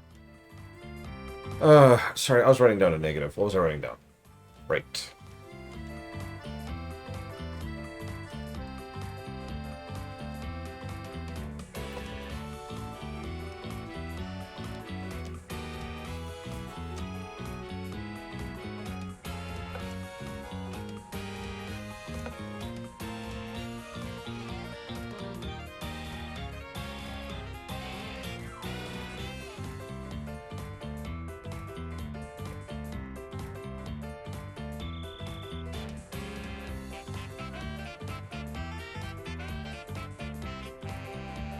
Money elitists.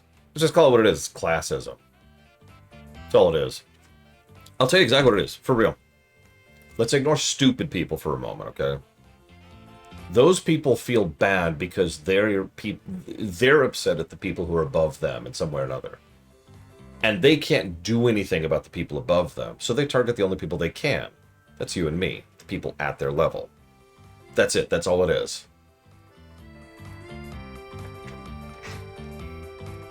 I just explained all of human existence right there.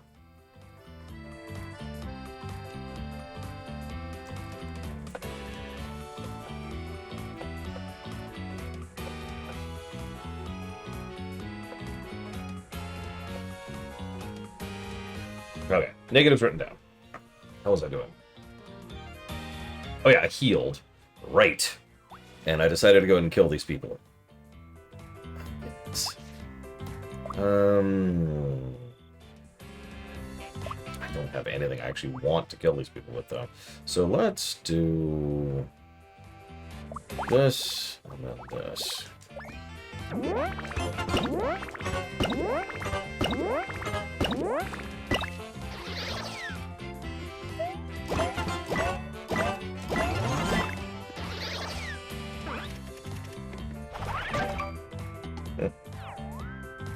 I mean, I hate to use myself as an example, Valerian, but do you know how much I work my ass off every day?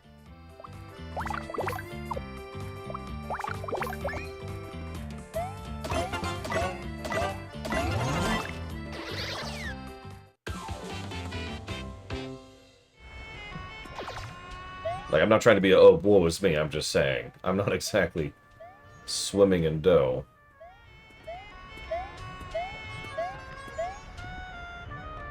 Is there not a thing here?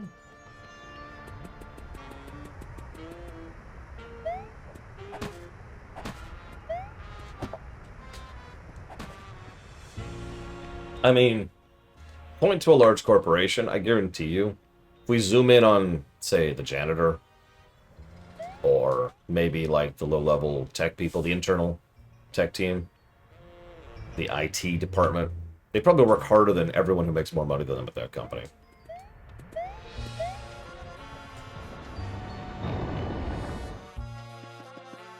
I'm not sure where to go now.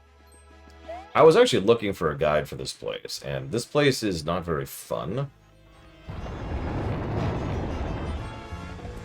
And so I kind of failed, is what I'm getting at.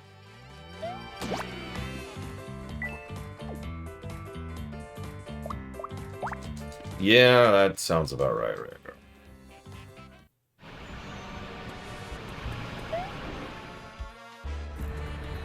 Tell you what, Sean. You can agonize me as much as...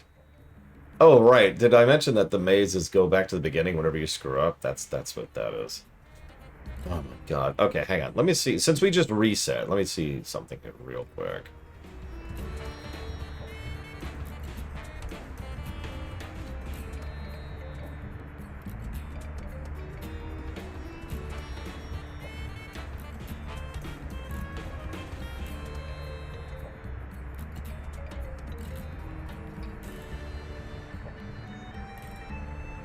Okay, hang on. So, let's go down. Quicksand on the right, first and foremost. Okay. Right again to quicksand. Take a left, break through planks. Up over the spike.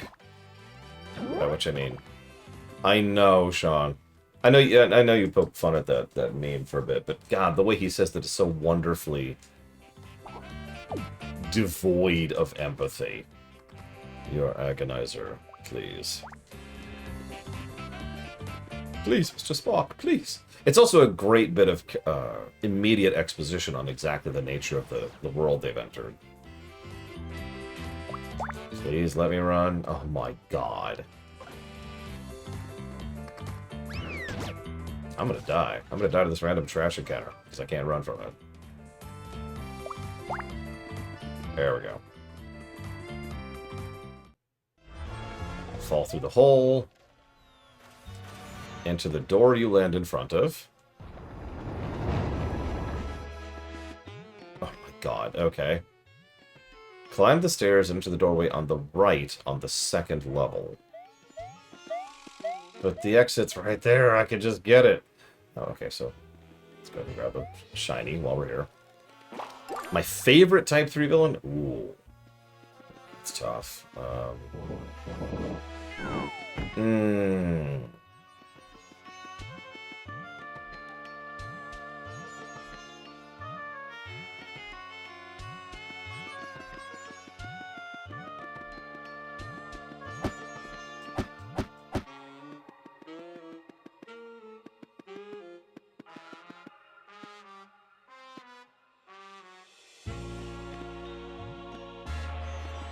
Denathrius would qualify, yeah.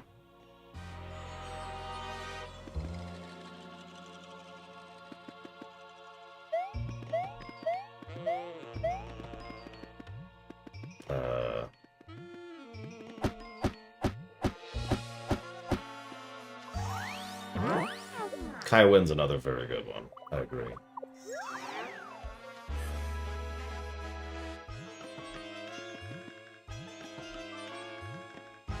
Type 3 is the smug snake.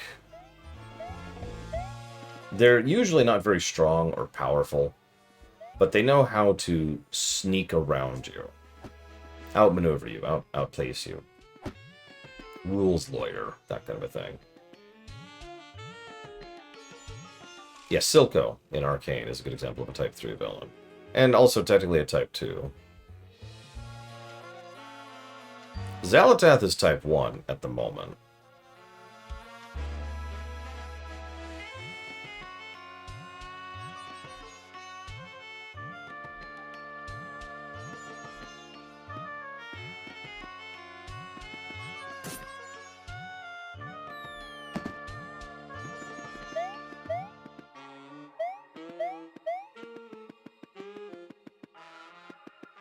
Type 1 is what you call your classic villain.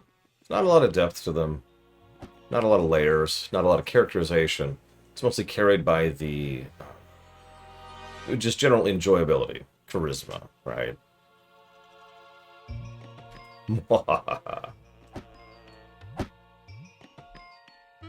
Xanatos would definitely be a Type 3.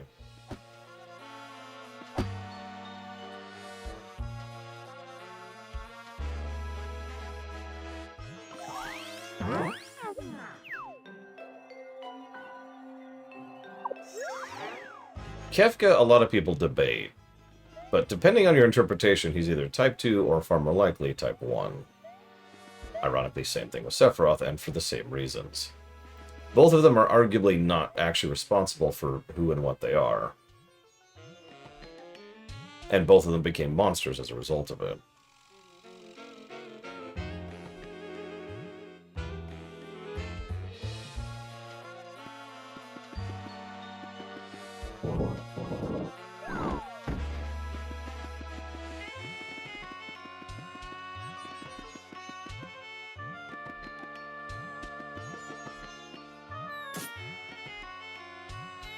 I hate everything. Dooku is, by all accounts, a fairly solid Type 1 villain. There is one book where he drifts into being Type 2. Well, he was also the very first experiment, Valerian. Didn't know what they were doing with it yet.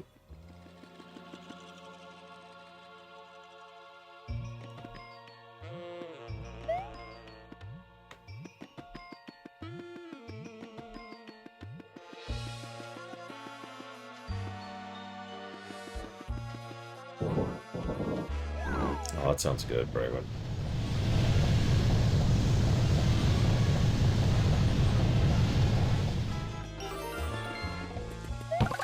I mean, everything you cook sounds good, so I guess water continues to be wet.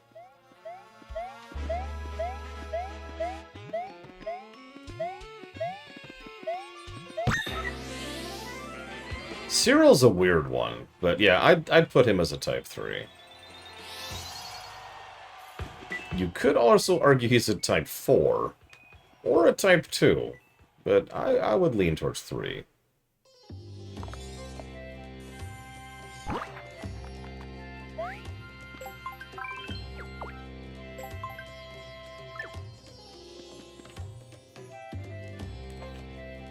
pretty sure I already got that. Yeah, I did, but...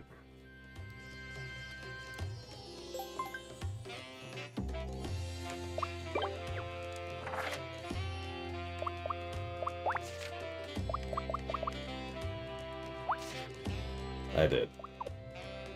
Okay, so... in order to progress, we now have to go and make a thing. Let's just go ahead and jot down a negative for backtracking again, because as usual, nothing indicates this. I've technically already given these negatives, but let me be very clear about this. No, I'm not sure, I never will. So here's the problem. You probably can't see, it's kind of small, but you see these things down here? Check it out. They don't take up inventory space. They're just here. In your, in your thing, right? So you can just use them, right? Wrong. The only way to use a thing is to go have it, and then go take it over to the thing, and then throw it at you and turn it into a sticker. So that's already irritating and unnecessarily backtracking. Here's the other problem. Once they become a sticker thing, they take up sticker space in the sticker album. You, the player, are actively discouraged from turning all of your things into stickers because it takes up an inordinate amount of space in your inventory. So what you end up doing is you end up having tons of things just in your thing album, like I currently do. And then you just kind of sit on them until you find something where you think you need them. And then you specifically go towards it. Oh yeah, by the way, the thing that I just picked up off camera, which is the vacuum, nothing indicates anywhere at all that you need to go to a completely new area in order to grab this. Yeah, this is on top of the already existing trial and error gameplay. So we'll go ahead and turn the vacuum into a thing. Sticker.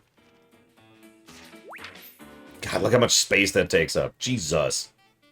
I'm going to do the trumpet while we're at it, because I'm going to need that later. Not for a while. And I'm going to do the baseball bat, because I'm going to need that soon.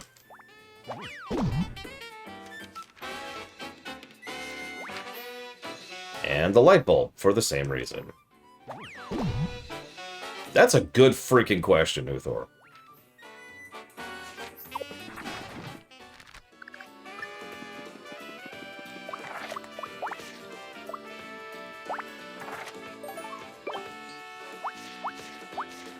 By the way it sorts it is bonkers. Look at this sorting metric. Look at how it sorts these.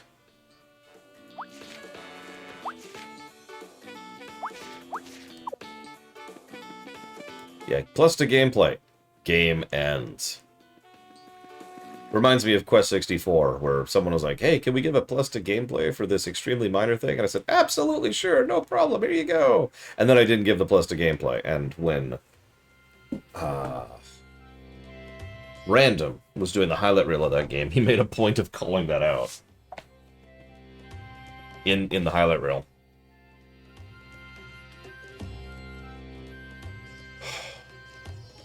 So anyways, let me give a few more negatives for all the nonsense that I just did, more or less off camera.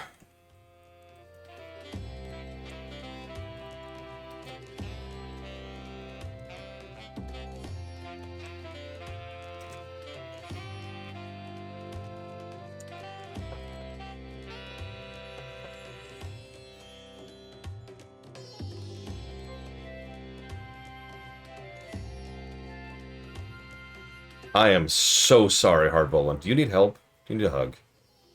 We're here for you. Whatever it is, whatever's wrong in your life, we will fix it. We will hurt the people who hurt you, and then we'll hurt them some more, and then hurt them, and then hurt them. Sorry. What was I saying?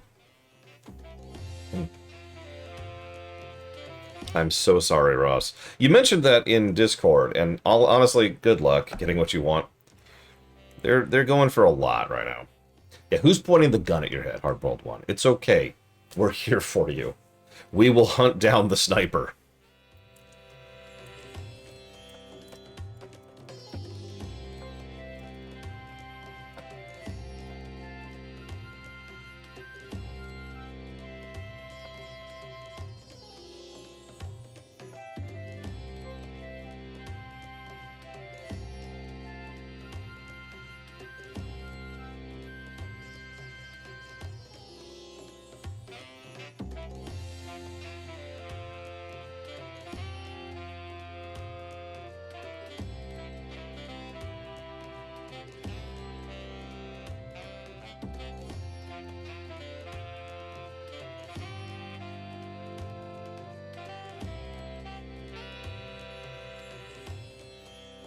Okay. Pokemon cards. Oh, that's fun. I can only come up here from here. Okay, so now that we have the appropriate things... Wonderful nomenclature, by the way. Oh no, what do we do? Does Kirsty actually tell us? I'm curious. Yes, what's your advice? Paperization is really important. On the sticker star we studied in elementary school. Wow, that's extremely unhelpful.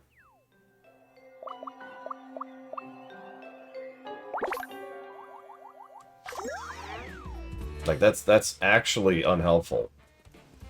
Hey, did you know that there's a puzzle format that exists in this game? That we've been shoving down your throat ever since it first showed up?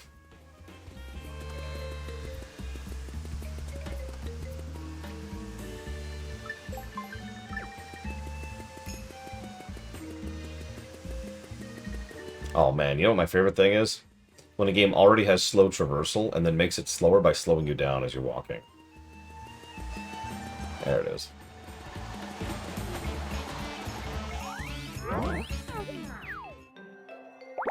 So anyways, yeah, use the vacuum cleaner here. Sure hope you made that side trip to the harbor that absolutely nothing indicates you're supposed to do.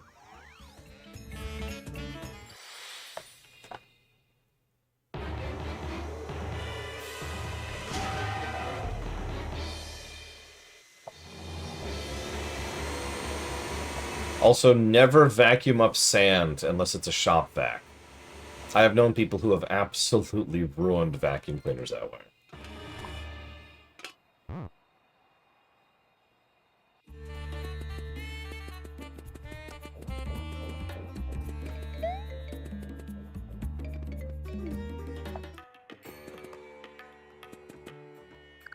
Alright, got a sec? I gotta unburden myself. This magical place. No, it doesn't look like this place was once an oasis. Water flowed, lush vegetation sprang from the warm hearth. The air just soaked up your stress and fatigue and left you with only peace. And now look, no sign of it, man. The good nourishing water dried up, the plants withered away to dust, all because of Bowser.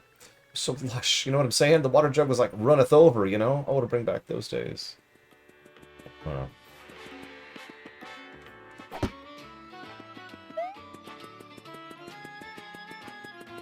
Actually, I don't have the faucet right now.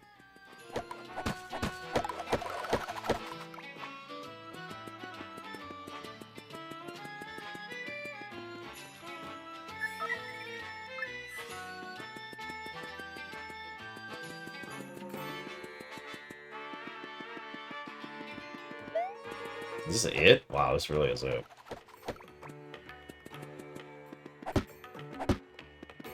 So yeah, we're just gonna leave now because there's actually nothing we can do here at the moment.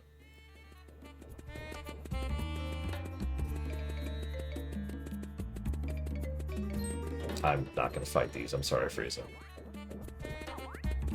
What's type 5, Ross?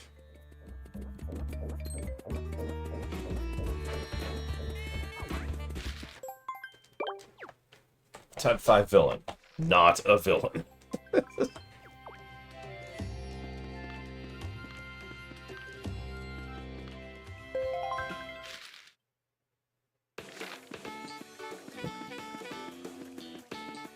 While we're here.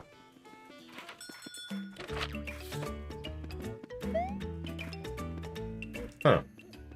Actually don't say what I want. Nope, has to be every single enemy. Just for Frieza, I'm going to go back and kill those enemies for no reason at all. Oh, the environmental villain. Yeah, I could see that. Yeah, so I'm actually going to buy all of these.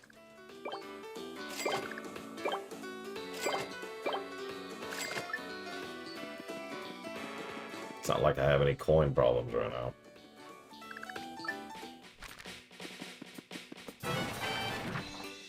See you around, J. Palmer.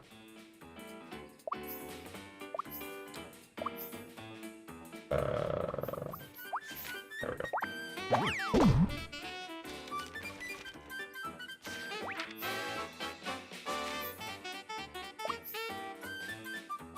Congrats, Mook.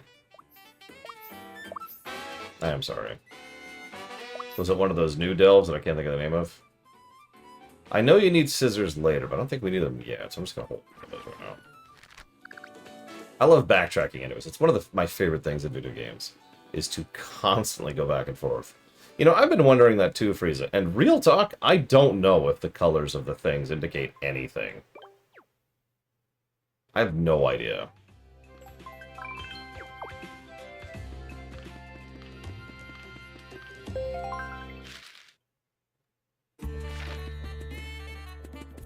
You know what's funny, Ross, is the environmental villain is obviously a great type, and... Oh, no, hang on. Gotta freezer it up. And there's a lot of good things people have done with it over the years. I once heard someone argue that the Joker is an environmental type villain. You know, the one from Batman.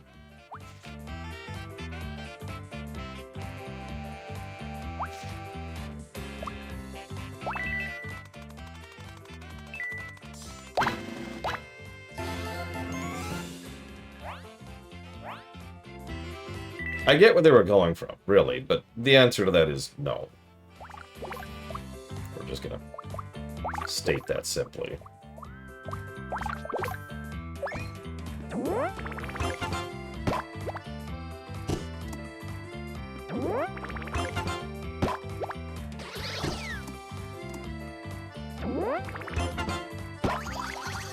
Yeah, the Joker is either type 1 or 4, depending on who's riding him.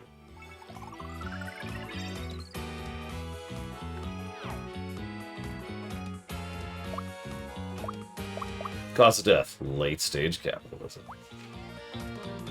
Here, have a sombrero to the face. Oh, have another sombrero to the face.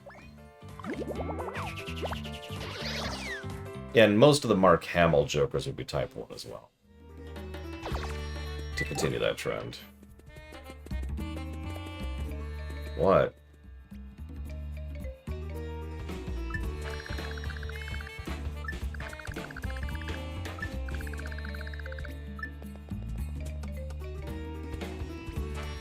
In the hills of Drybeck Desert, sand flows between two striped cacti.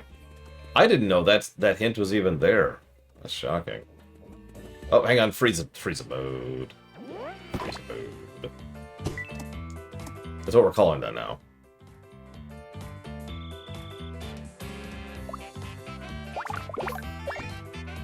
Oh, type 4, 100%, but let's just know. Hamill's take on Skeletor was just a monster. An absolute monster.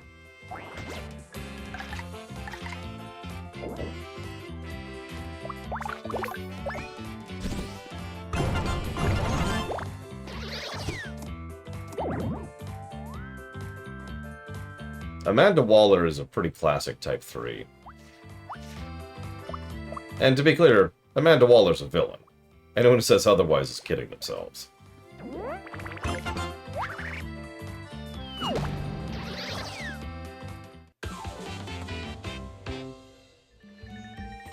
M-O-T-U-R.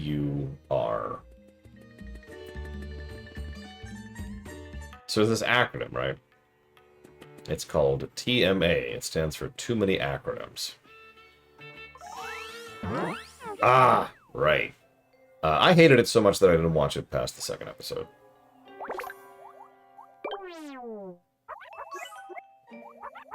Then I watched the other one that came out roughly at the same time. I hated that one so much I didn't watch it past the first episode.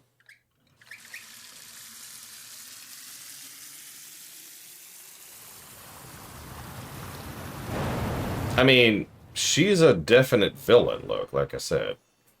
But I don't hate her. I find her to be a very interesting one. The first one, Mr. Red, the monster. I don't know what it's called. I don't know the names of them. I watched them both in the same day. Listen, major props for restoring the Oasis back the way it was. I'm sure you know this, but when you're in the desert, water is the bomb. Seriously, I haven't felt this melon pretty much forever. So I kind of changed in a hurry, so I might be a mess inside. No biggie, you can take a load off and relax, too. Okay.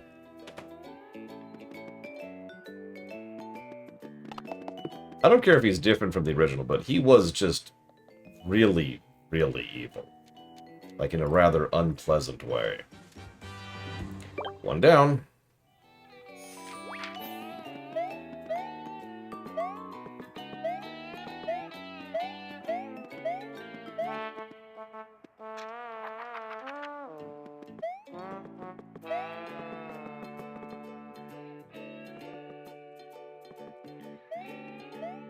Yep. Don't want to miss out on the ice cream.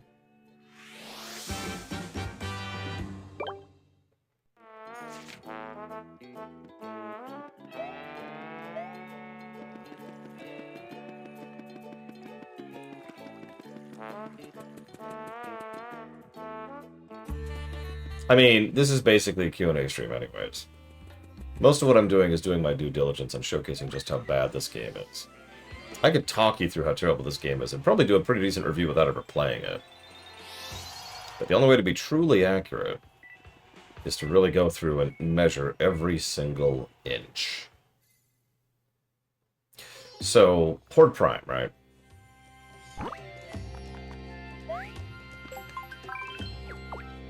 Oh, neck. I think Horde Prime should have been an even better villain than he already was. Which I know sounds strange, but I mean it. There's a lot of implication in Horde Prime. Which I can't talk about without spoiling, but it's there, I swear.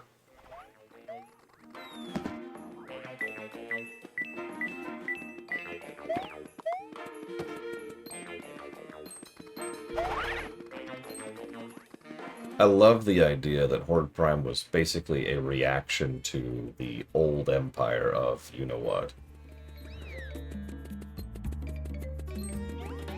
And that was how he beat them. The show makes it very clear that he doesn't actually retain all his memories every time he body hops, too.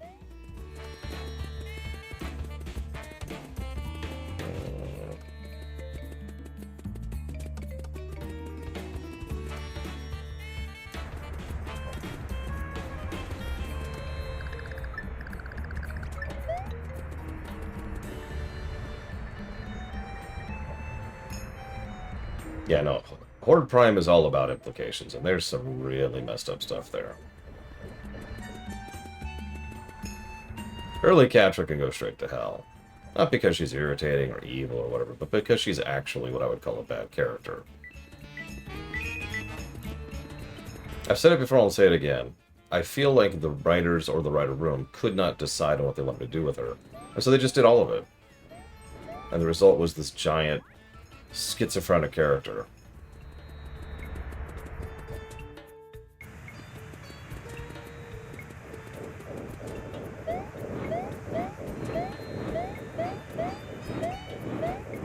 So, I'll be honest, I never knew there was an in-game hint for the next section we're about to go to.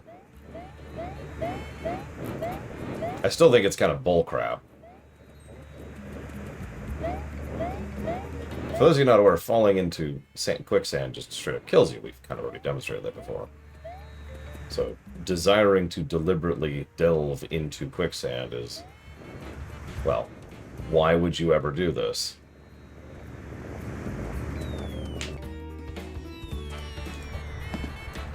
And yet, here we are. It is bullcrap literally just for the backtracking. Go back to 2.1.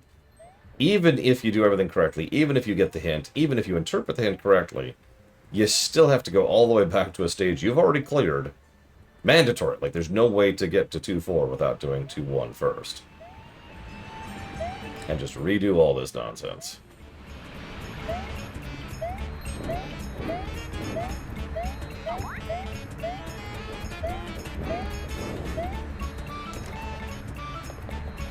Hey, Lex Sculptor. How's your day going? And there's our last tablet piece. Ugh. Alright, 1 second, please.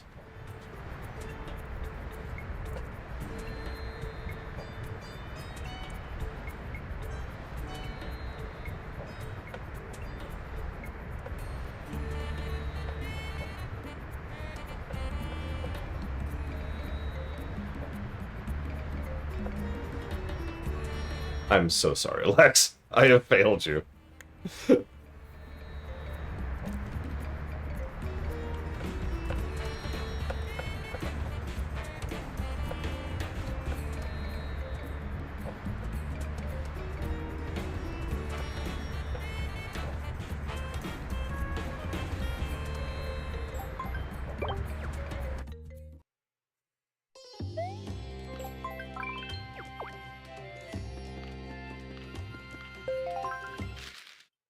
I don't remember why, but I had issues with this boss, too. I mean, I had issues with every boss in this game, so I guess that's whatever. Oh, sorry, Huthor, you asked if I've done Overcharged Delta yet. No! Are they any good? We've been mostly busy doing, like, go get you know, achievements kind of stuff. Like, I've been trying to get all my Tier 2 recolor armors. Which means doing a whole bunch of goblin killings.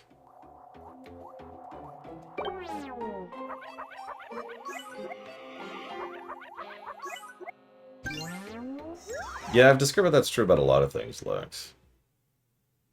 Everyone bashes Jar Jar in Episode 1, but there's so much worse than Jar Jar in Episode 1. To use an example.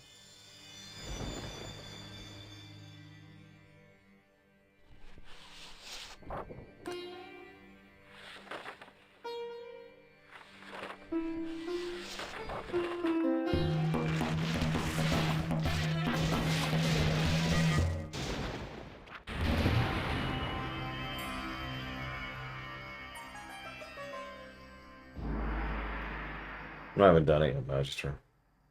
No, I haven't done any of the story stuff yet. Oh, wow. Can you believe such an incredible tower stood here? Something that big getting ripped out. Without a doubt, someone's using the superpower of a royal sticker. This is just straight to the boss, right?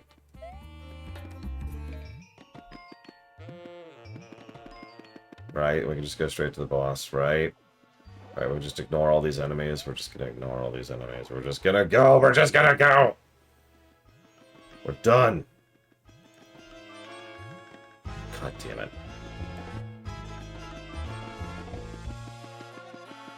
Yeah, the humanoid hominid toads? I don't know.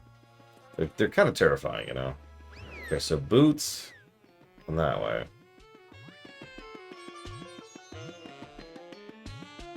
I'm guessing the other one's hammer. Yep. Wind Waker Ganondorf is a fairly solidly Type 2. Still villainous, but you kind of feel for him. That's the point, really. What's the collector's bounty? I don't know. I'm glad I'm mostly done with my weeklies at this point, because I've maxed out all my reps. Most of my reps, excuse me.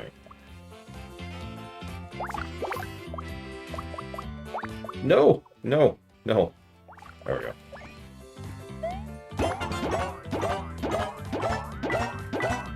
Oh, the drop rate. Yeah. No, that's actually what I've been focusing on.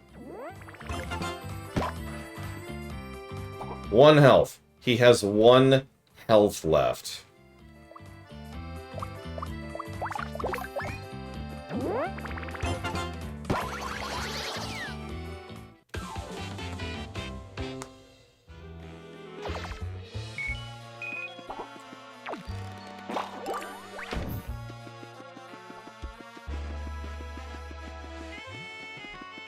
Yeah, I've already gotten a couple of mounts. Pack's got 1. But we need to get them all. And I'm going to get the Oldor mount. That's happening. Nothing can stop me from getting the Oldor mount. Except for reality.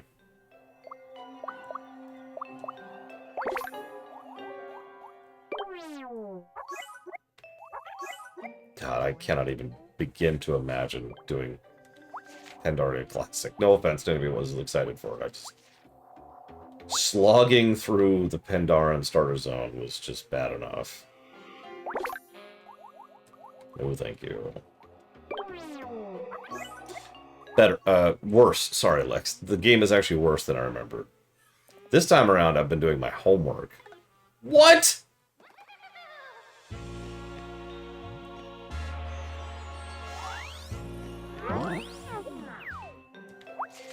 Do I even have another jump?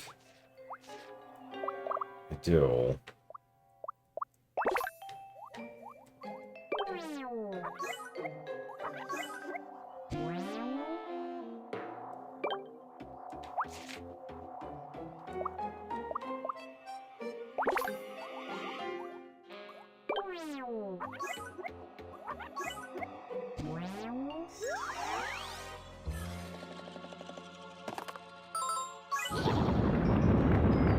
Oh, that's funny as Mirror Star.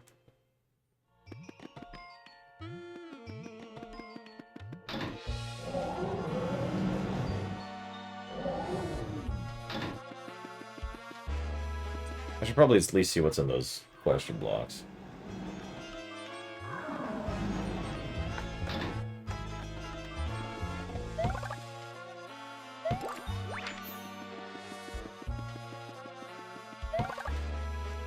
God, I just realized we're not even on World 3 yet.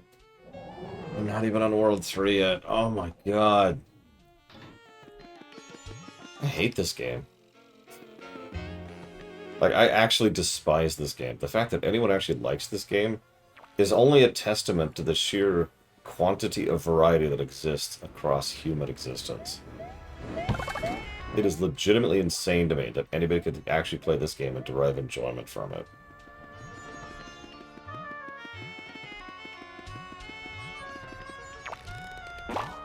This is when someone in chat's like, I love this game. It's my favorite game. And then I feel really bad for opening my gob. Yeah, I saw it, Frieza. But first we gotta deal with this nonsense.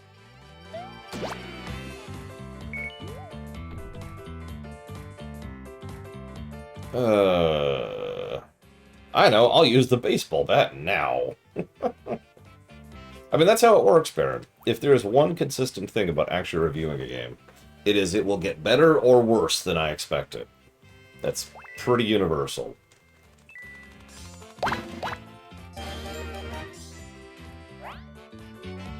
Which one will braille? There's like 5!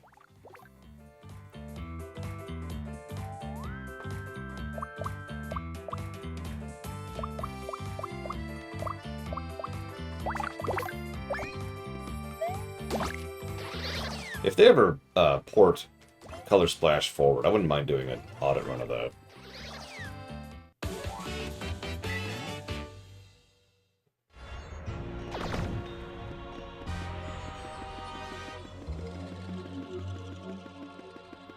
I'll be totally honest, I'm not a huge fan of Super Paper Mario. But, God, it's in a different zip code.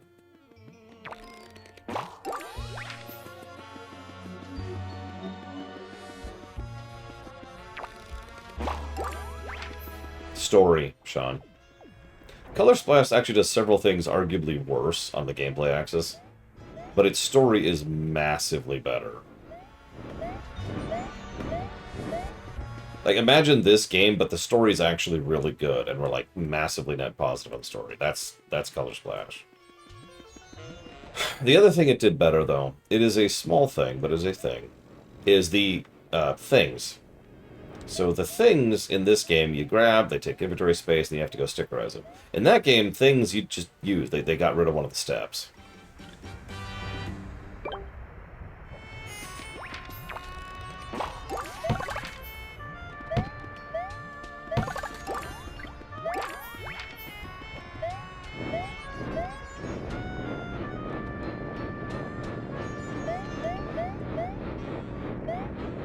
That's also true. You tend to know what thing you need for a boss fight before you're fighting the boss fight.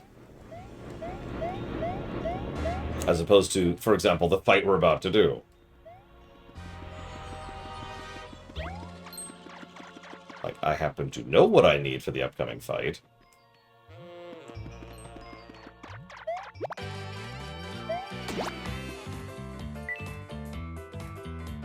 Mural Goomba.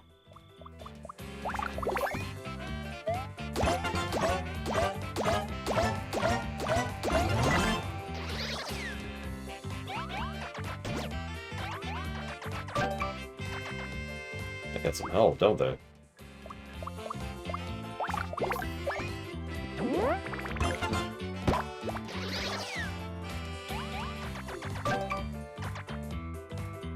I'm just dying slowly, Brandon. Like, my brain, it's gone.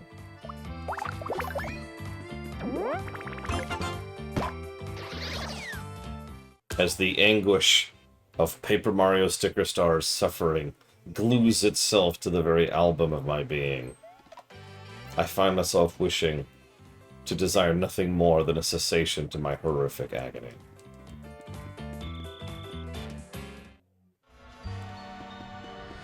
Wow, they didn't disappear on the running. It won't, Mr. Red. I continue to say with confidence, I don't think this game is going to beat the top two. It just doesn't have the negative to story to qualify. Go look at Starfield or Secret of the Stars story score for a second. Now look at this one. Keep in mind, we've basically given all the story negatives we're gonna give this game. Already. I guess that's pathetic when you think about it, but it's still true.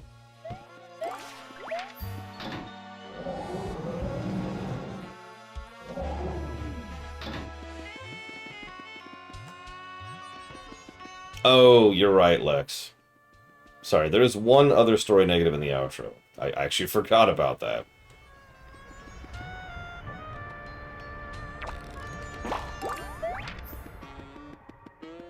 Technically two. So actually, no. So there's two. Two more story negatives in the outro. This is 2012 or 2013. I forget which. Those 2 years blur for me a lot.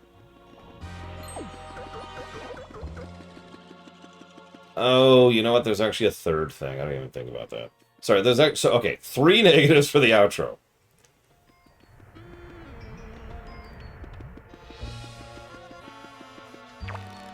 Story negatives, I mean. It's for 3 separate things, too. That's the funny part.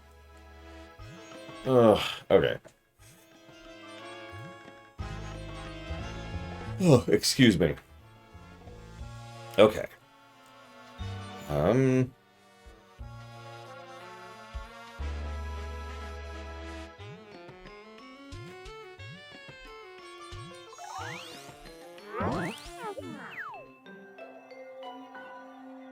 Two of those negatives have to do with Kirsty. The third has to do with Bowser.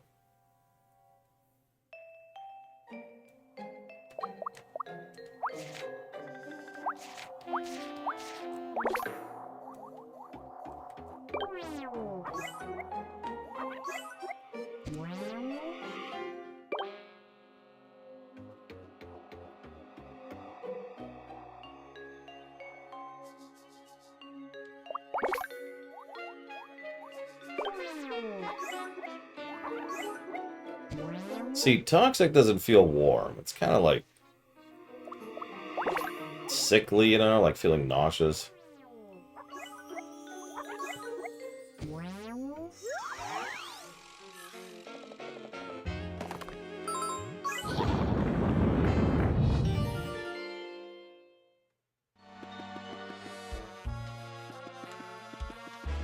Come on, I can beat World 2 today. I can do this. Yeah, there's warmth and then there's burning. Like acid burn. Or like a grease burn. You ever have a grease burn? Don't mind me. You know, Frieza's like, no, you gotta kill all this. No. But you... No.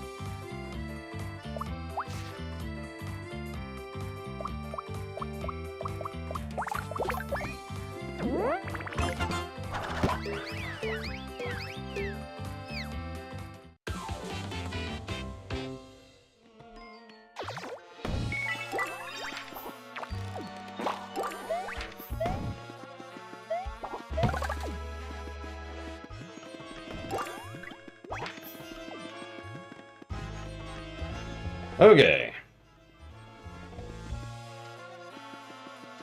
Let's Grab a save state for no particular reason.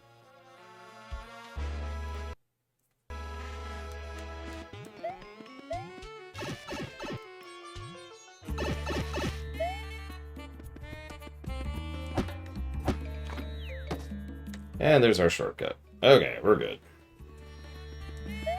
That's the important part. Alright, so, for those of you who have not played this game, I want you to help me with this boss battle, okay? Yeah, what do we do, how do we do it, etc. Remember, you have to have the right thing, use it at the right time, and then just, actually beat the enemy.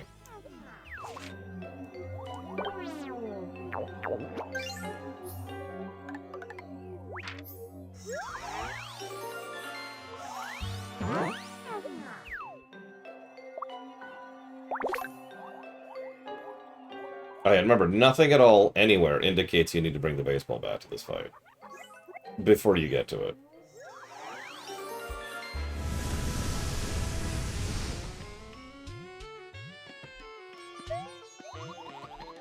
Yeah.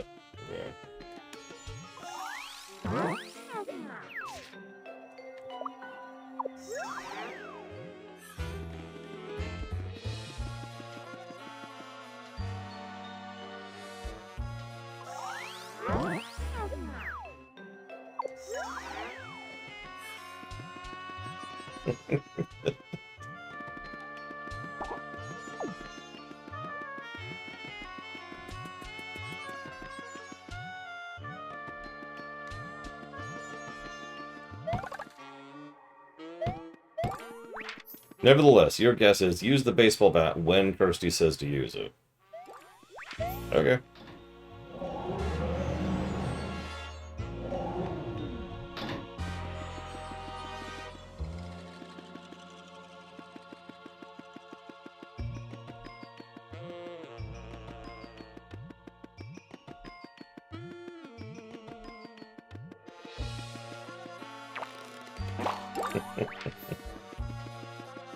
Oh, for God's sakes.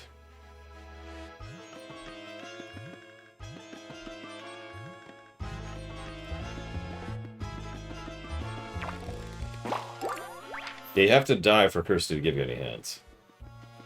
If you're not aware of that. So first you'd have to fight the boss and then die. And then Kirsty's like, oh, well, now that you've died, I'll give you a hint.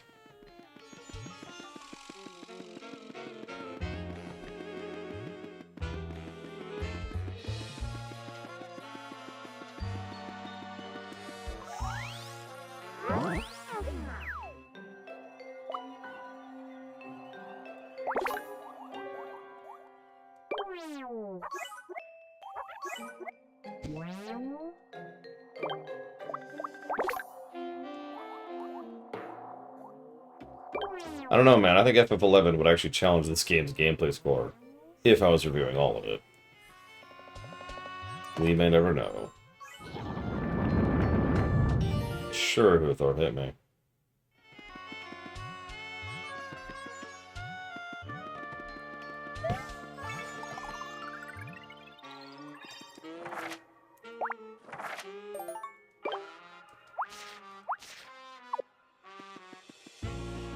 Yeah, no kidding, Lex. I do, Huthor, which is terrible, of course. Because screw that dungeon. Win solo. Scratch. Okay. So, hang on. Let me give 2 negatives to this stage for sucking. I don't even feel the need to explain that, do I?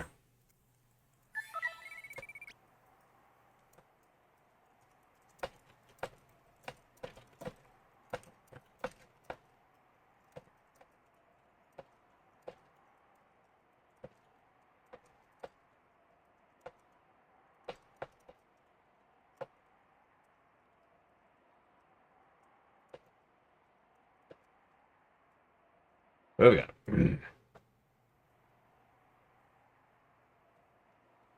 Oh, that's interesting. Oh, hey, there's the royal sticker. Sweet! Okay, now I'm going to save state. For those of you who haven't played this game, what do you think the boss is?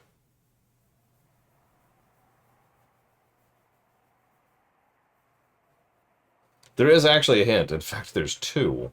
You're looking at one of them. The other hint will show up briefly. I will freely admit I'm apparently an idiot because I didn't catch either hint.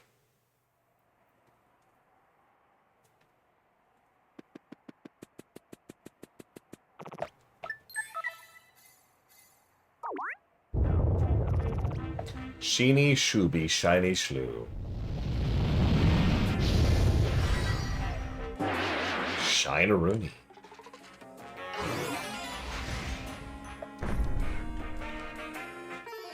Okay, wow. No pre-battle dialogue, just let's go. Okay.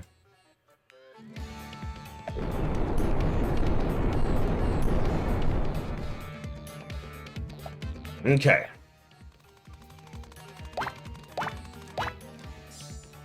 Perfect. So what do you do? What do you do? There it is, play ball. Do you use the baseball bat? Because if you said yes, then you're extremely wrong.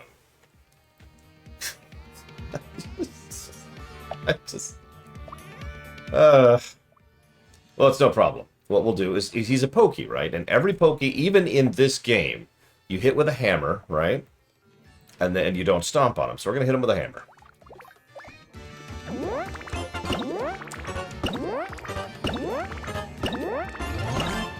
There we go. Perfect.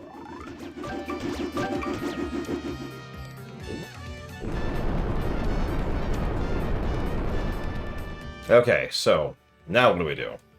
By the way, he has 300 health. Anyway, so well, we can't hit him with a hammer anymore because I have an eye and I can see the spike there. So now what do I do? Well, it's easy. You're actually supposed to jump on him. The enemy that you're trained in every Mario game, like ever, to not jump on is that you're supposed to jump on him. Yeah, by the way.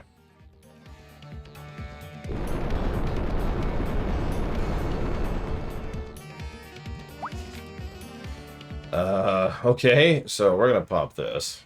Or actually, no, we're gonna do this.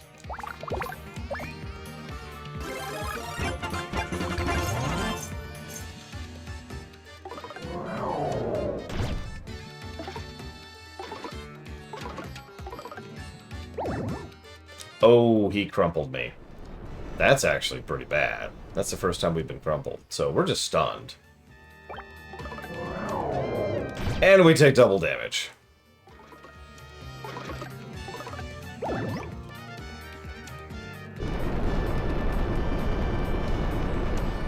Yeah, they could have jumped back on. Okay. We have no healing on him, by the way. So that is extremely bad RNG. Okay, so now that the camera's zoomed out, we can use the baseball bat.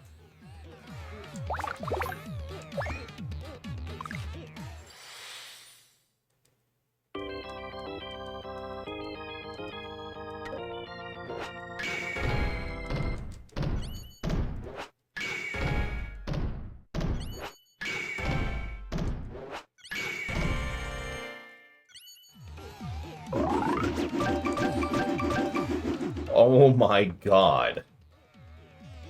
And now we just have to do 88 damage in one round.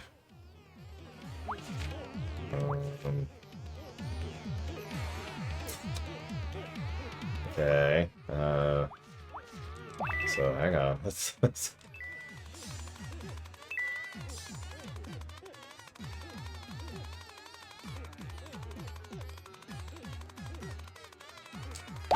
What? What? Why? I hit that, and it, like, took a solid second to be like, hang on, let me roll over to the next thing. I was going for the mushrooms. God. Okay, whatever. Okay, so we're gonna blow the trumpet. We're gonna blow the shiny pow. Then we're gonna blow the big boy.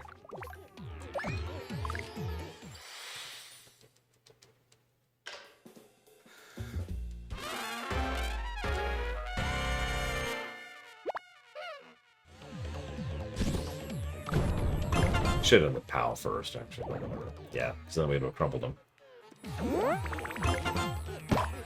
He's dead. Anyways. That fight sucks. Knowing exactly what I was doing and how to do it, I still ended that fight with 1 health. And I walked into this extremely prepared with a nuke in my back pocket. I did have bad RNG, but I stand by my statement. There's no such thing as a boss in this game that is good. None of the bosses in this game will be anything other than a negative.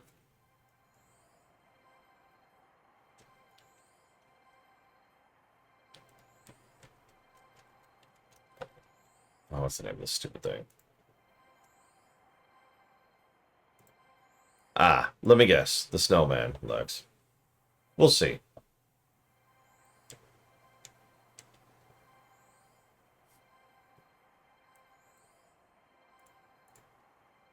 Oh, no. No. I know who you're talking about. Yeah, the jungle boss, yeah.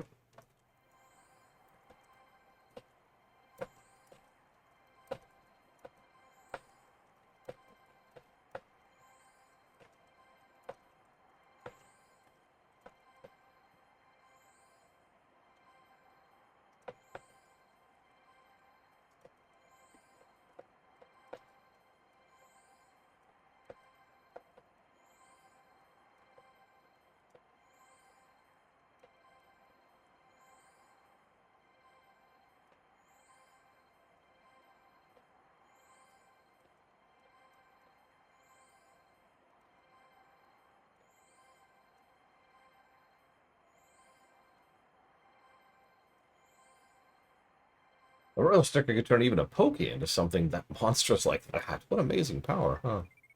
Better grab that royal sticker now. Yeah, I made about 1 health here.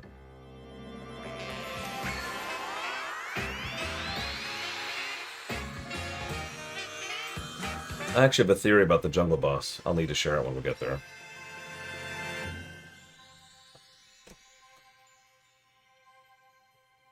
I don't know if it's a common theory. I don't know if it's been confirmed or not. It's just a theory.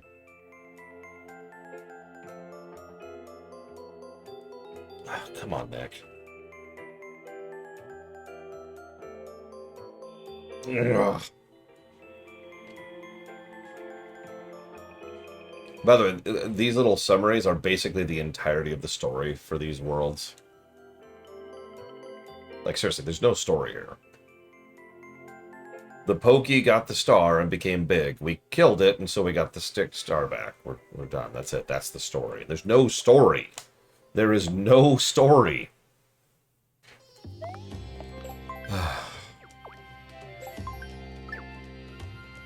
Okay.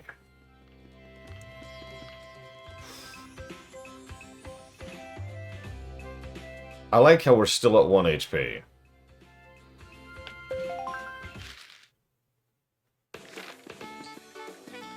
Yeah. Game. We're also kind of low on stickers. There we go. Yep, the only way to heal is to go to someplace to heal at. Which isn't like a big deal, but it's kind of like weird that they're like, hey, go back to town. Okay, you're done.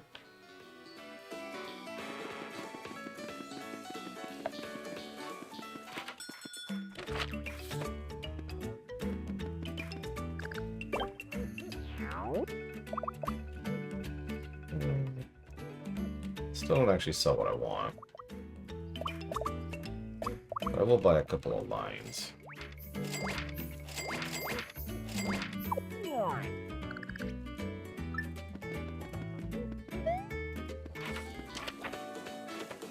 Hello, cat.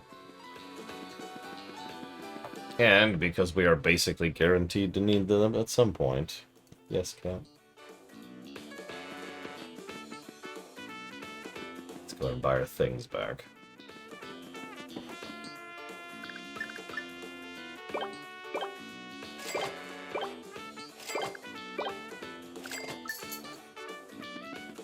By the way, we had hit 4 digits on gold. Just point that out.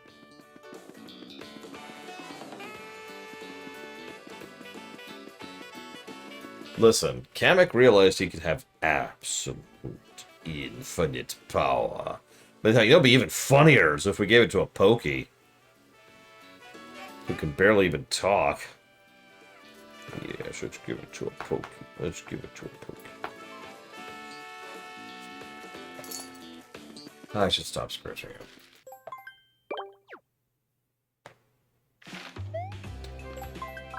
Okay. Are you okay? Oh, I see what you did. What the heck, cat? Tell you what, I'll give you some drugs. I'll be your drug dealer. Come here, cat.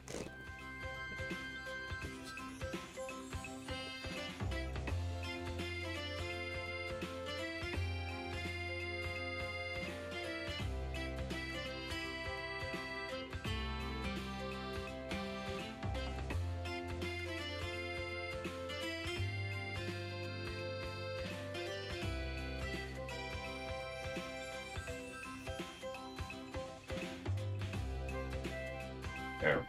Drugging out the cat. As it should be. Poor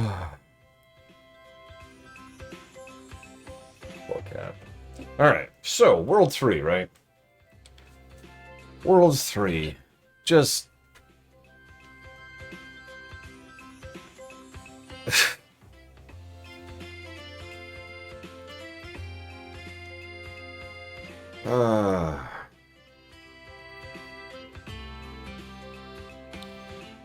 I'm almost tempted to wait till tomorrow to start World 3, to be honest with you, but it's early enough. We really should at least take a bite out of it, because you know how, like, World 1 took a long time for, what is it, like 5 stages? 6 stages. You know World 2 took even longer for having only 5 stages? World 3 has 11.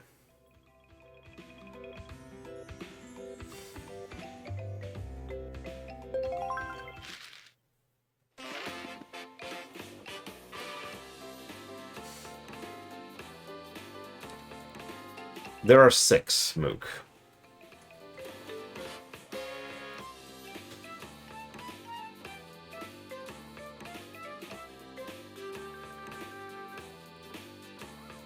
Okay.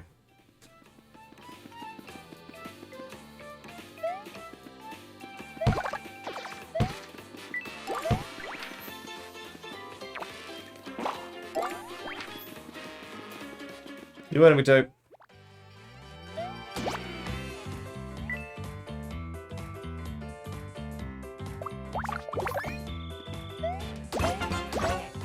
I would go so far as to say that only one battle in this entire game is hard. And I'm not saying that in like the elitist, oh, this game is so easy kind of a way. What I mean is that the overwhelming majority of the bad game design decisions aren't things that are difficult. They are things that are long. You know what I mean? Things that are just arduous.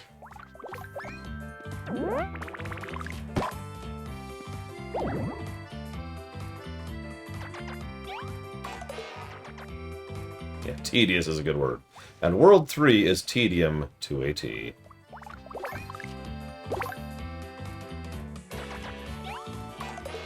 God damn it. God damn it. God damn it! Okay.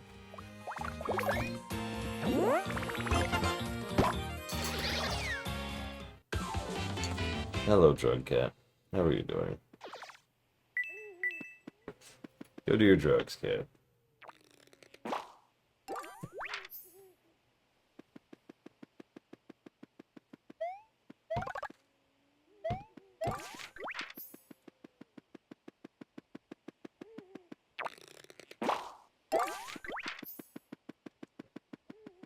So, this is World 3. It's the jungle. In order to progress, we need to get past this Wiggler. How do we get past this Wiggler? Anyone in chat who hasn't played this game?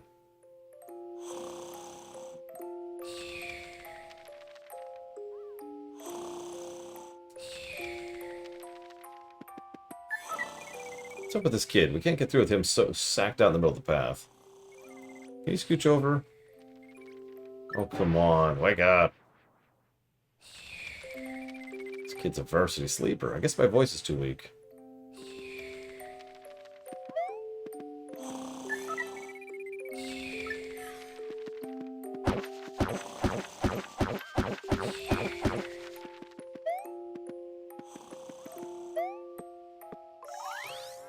Unfortunately, Pillager's Snow guessed it immediately. I think she's cheating. Oh god, where is it? Where's the trumpet? Oh god, I used the trumpet. Right, because I was on the verge of death, and I had to use the trumpet. Right.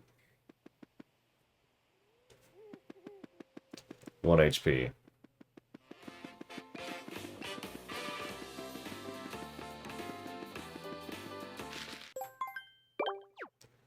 Now,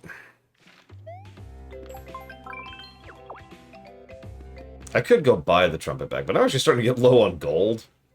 I'm just going to go get the trumpet back really quick. Thankfully, I happen to remember exactly where you get it. Imagine not knowing where to get it back and not having the gold to spend on getting it.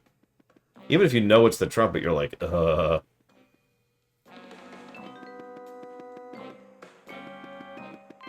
was that again? Oh, have I already bought it? Oh, okay, that's even worse then. Ugh.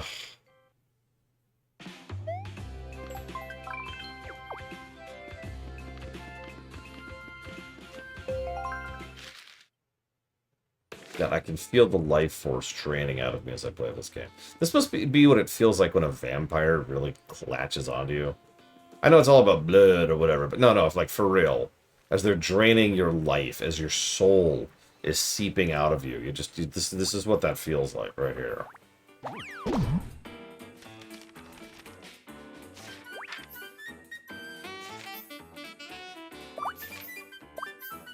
While we're here, we're gonna grab the scissors because these are a pretty good offensive item. Just in general. I should actually poke at the walkthrough, see if there's anything else coming up that we need.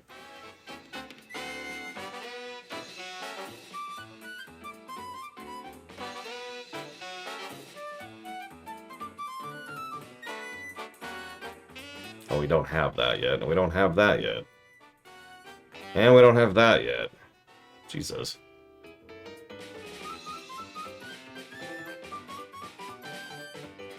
Well, okay.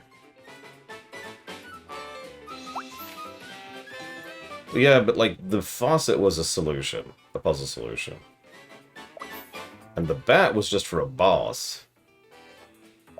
Also, what the hell's the cat of luck for?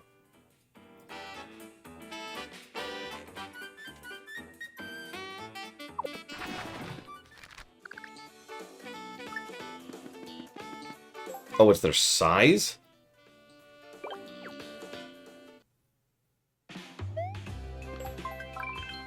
Which one's which? How is that indicative of anything? Even if you don't want to have text, I have like a small dot, and then a big dot, and then a large dot, like right over there in the corner. God, has these people never even heard of interface design?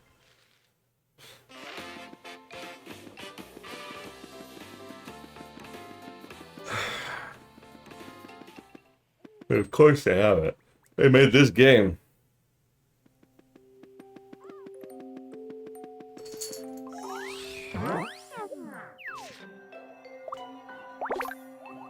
Trumpet.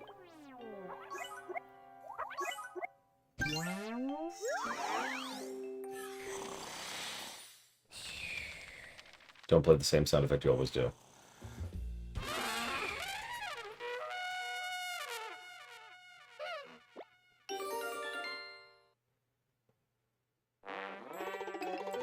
Good morning. Yes, what a good morning it is. Fair enough, Lex.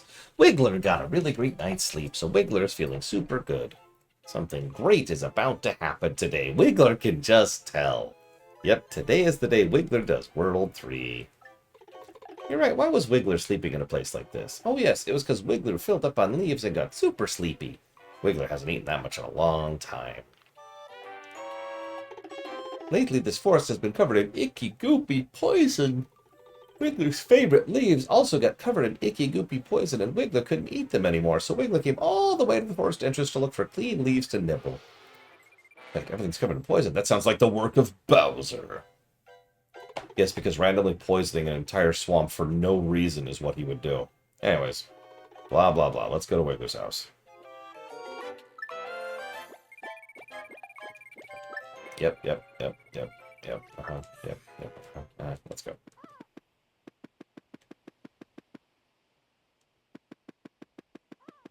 I love how they're still giving us worn out stickers, by the way. Do you see this? This is World 3.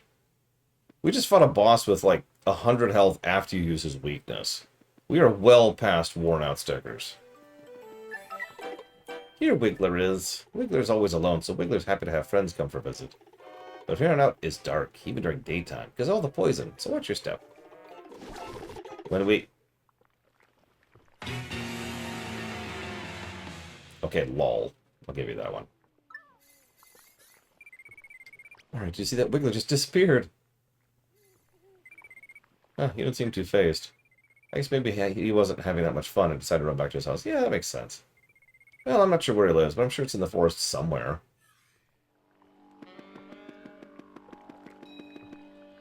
Welcome to hell.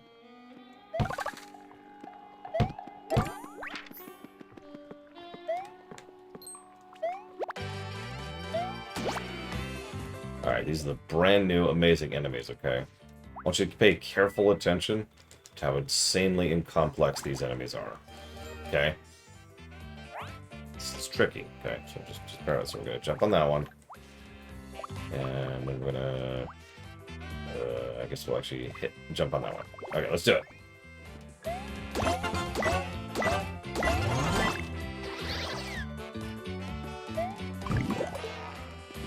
So that's what they do. They waste your stickers. Let's just call that what it is, because that's what that means. They make you waste a sticker.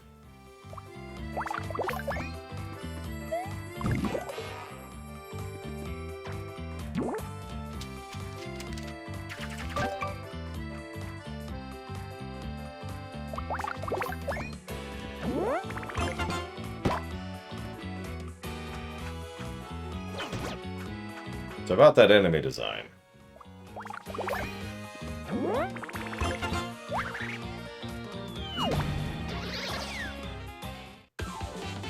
If you say so, Chill Pangolin. Guys, I think Chill Pangolin's completely insane. We're gonna have to kill him.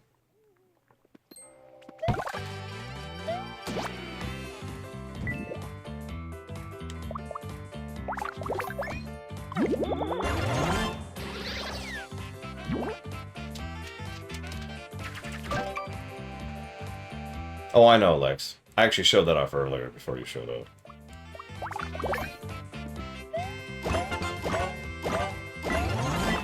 Well, that time I had no problem jumping on him on the ground, so I have no idea what you're on about, Chill Pangolin. Why would you lie to me like this? And let me pick up this worn out sticker for no reason. I might as well, I guess. Since we're genociding our way through here.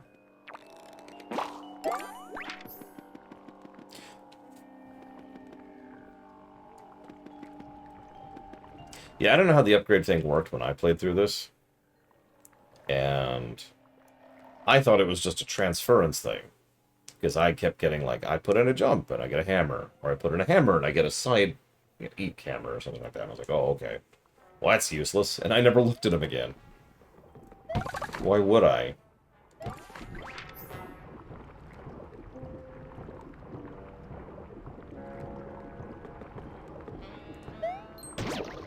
Oh, Jesus. Yep, that's right. We're fighting in poison. Do not think about it. In fact, we're just going to blow the scissors to get this fight over with now.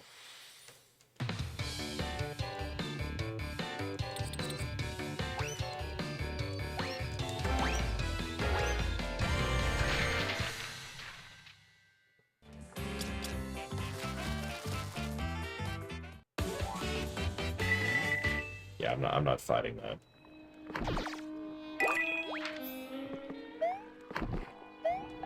What is with this weird jazz thing they got going on for the poison jungle?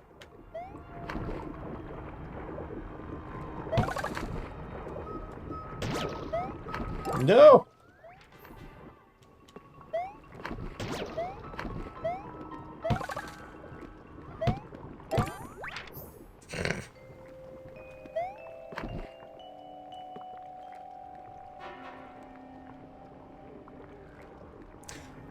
I just remembered another negative I'm going to give this world. I don't know which level it's on. Actually, I know which level it's on because it's in my notes, but...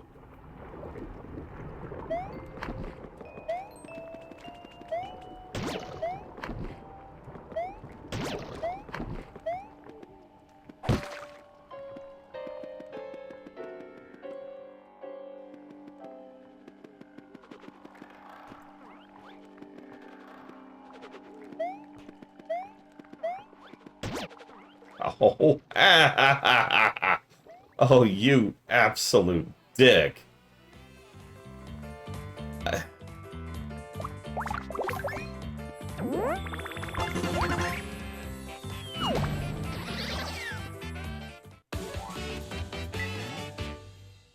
Perfect bonus. 1 coin.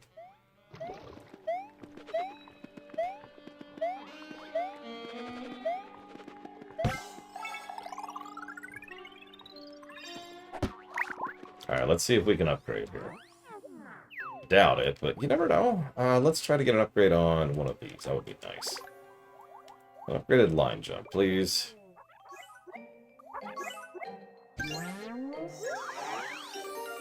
Please? Yep, we got one. Yay! Shiny line jump. I'll take it.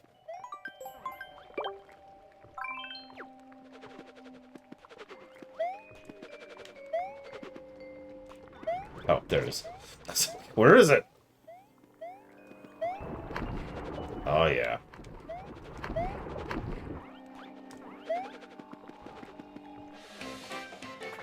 Boomerang.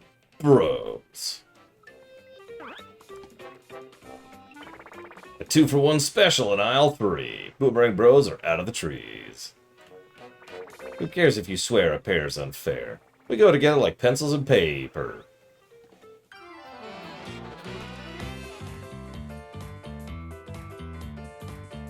Like, my headache's just slowly getting worse, Mr. the longer I play this. Anyway, so,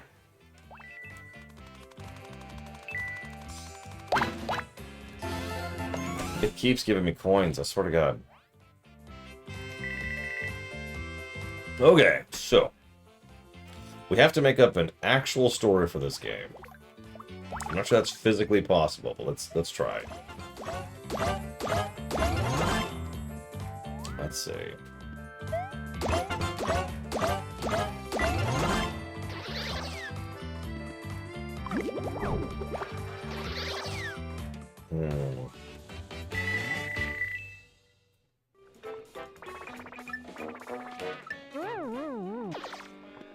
I'll take those. And I'll take that.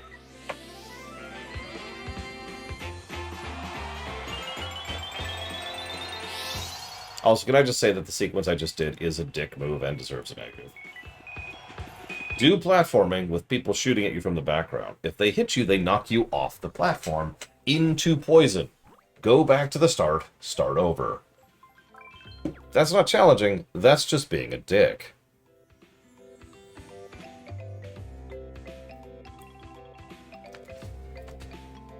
Speaking of being a dick... One second.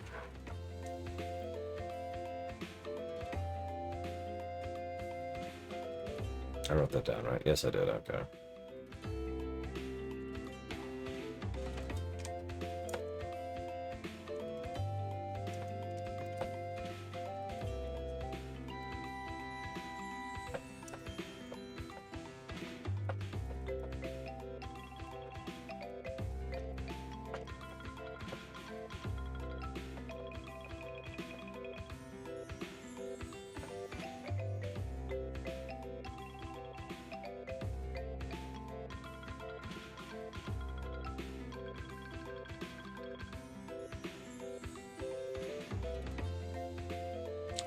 Nine. Okay, let's see. Story. I can do this. I just have to make my brain work. Work. It's not working. Hang on. I've got this. I can engage my brains. Give me a moment.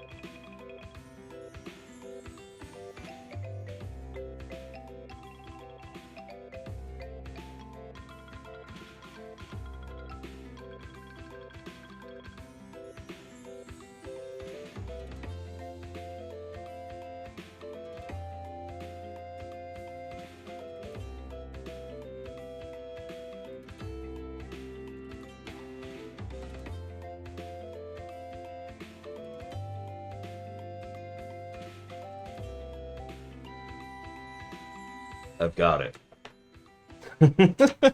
I've got it. Although Pillars of Snow isn't there anymore. So I will tell it to the air.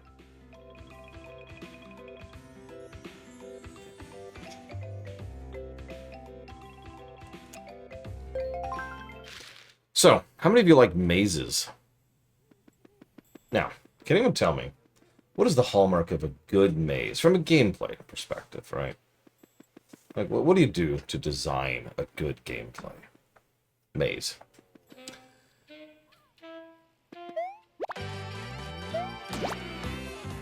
Here's one of my personal favorites. Okay, this is a great thing. It takes so much work and effort to do. Here's how you do it, right? Okay, what you do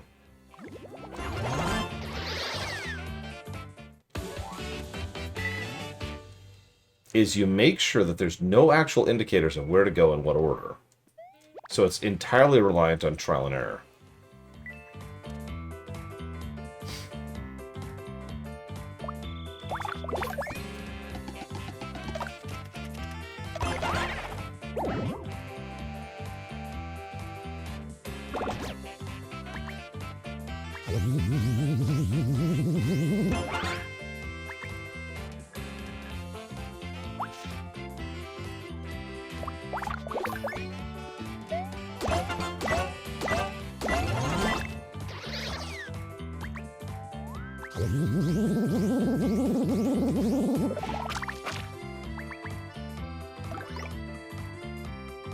Okay.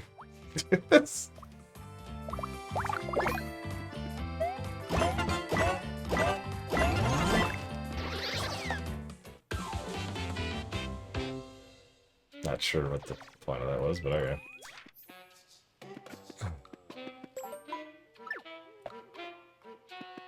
Yellow berry jam, maybe? So, Savacom, which direction do we go? Left or right? Oh, wait. So you ready for this story, Pellucius, now? Kamek has been researching new power-ups to give Bowser. It's just for a birthday present. He just wants something cool for Bowser to have, right?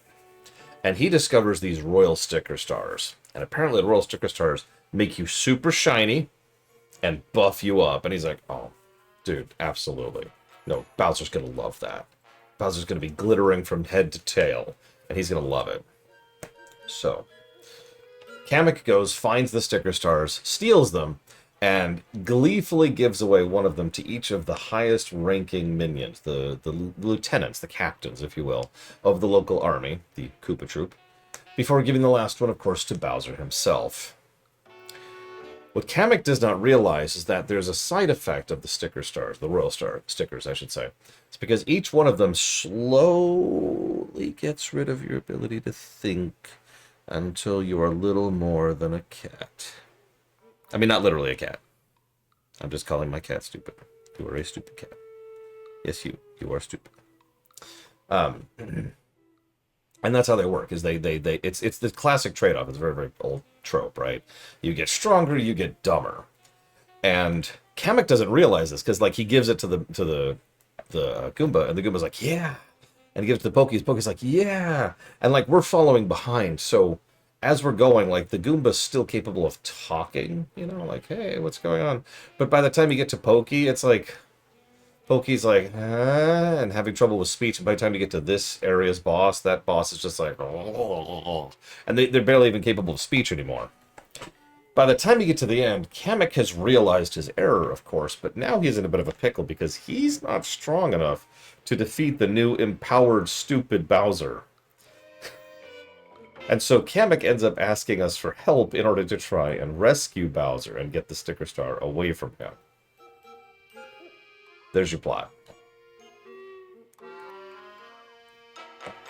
Yeah, so for those of you not aware, these signposts, these are nothing burgers. These are here so you can mark the way where you go. I wasn't kidding when I say it is pure trial and error. So that was incorrect, right? So go ahead and put something... Do I have anything really useless right now? I kind of don't, actually. I'll put that there. And then we have to do that again. And let's see, how many times do we have to do this? 6. We have to do this 6 times. I just want to be very clear about this. I want you to imagine that by absolute gobsmacking luck, you get the right way here. Oh, you know what? I could demonstrate this. Check this out. Let's just... Oh, I'm just gonna... Just get attacked by a piranha plant? Jesus, okay. Hang on. Chill pill there, buddy.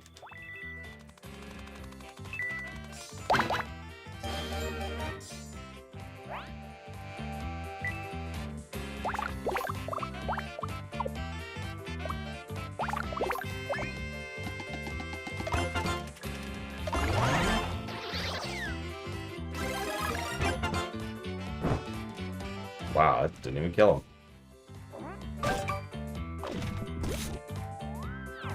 Yep, we finally have a use for Walnut Stickers. No, no, no, Scumlord. We have to be thorough.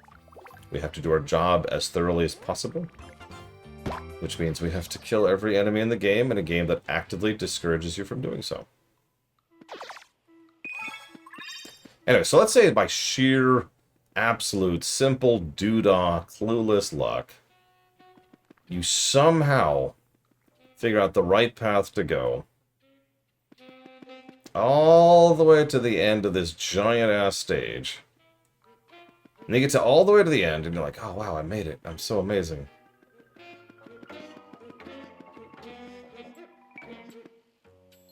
And then you get, like, right here, and you're like, oh, man, this is going to be great. And then you're back to the beginning.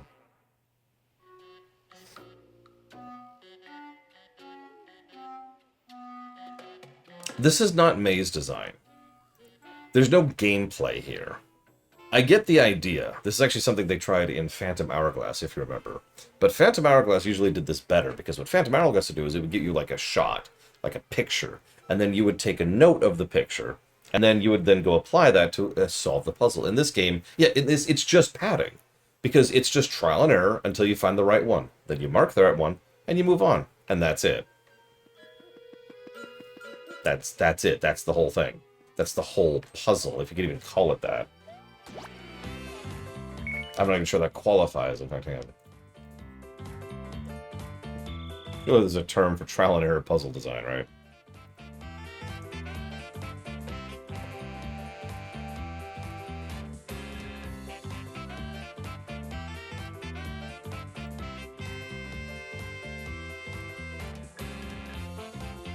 It's called bad.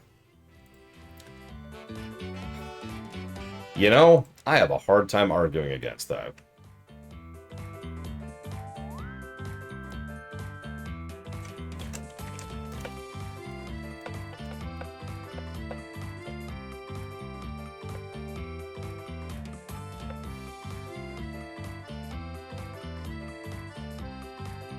By the way, that's it, too. Like, that's the whole level, is just this maze. So, that's cool.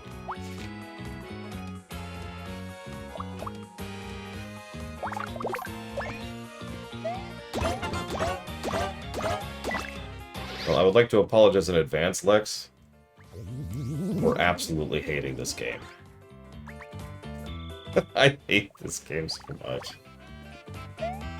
I can't wait to get to the parts I've never even played before.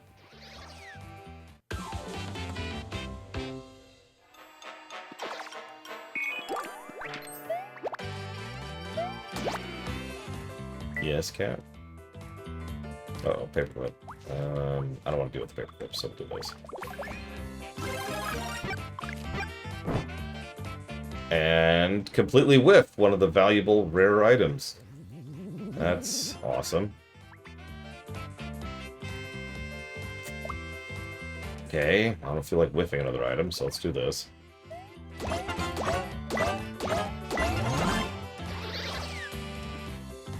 So you're probably wondering what happens when he paperclips you.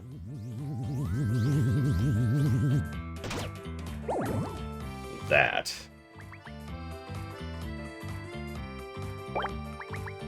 It's a straight up stun.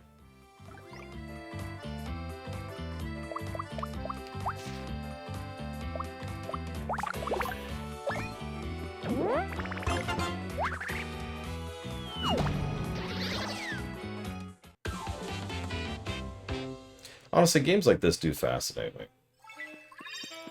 Because there's games that are bad. And most of the games that are bad, there's like an understandability to it, for lack of a better way to put that, right? Why does this such and such suck? Oh, well, it's because they didn't know what they were doing, or they were under budget, or they were rushed, or they had lost the developers midway through, or whatever, right? Something, right? By the way, you can backtrack to put the right sticker here. I didn't know that when I was doing this. Yeah, there's no excuse here. This is the team, the majority of the team that made Paper Mario 2, one of the best JRPGs ever made. Easily top 10 territory.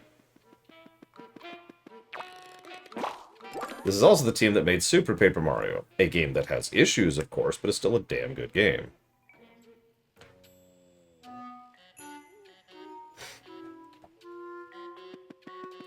So what do you think? Which of the three?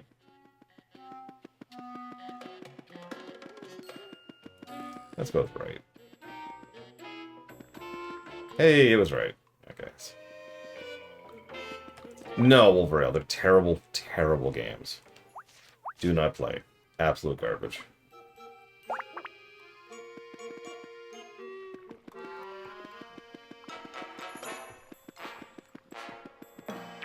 I've also reviewed Paper Mario 1 and 2 at this point, as well as Super Mario RPG. Yeah, the head director, I can't remember his name, had backed away from the projects. Let's try left. Left feels like a good way to go. Yeah, left was wrong. Perfect.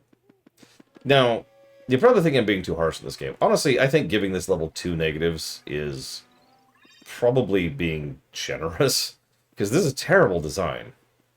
But in the interest of fairness, it could also be worse. That's the weird thing. A lot of this game is terrible, but could be worse. Right?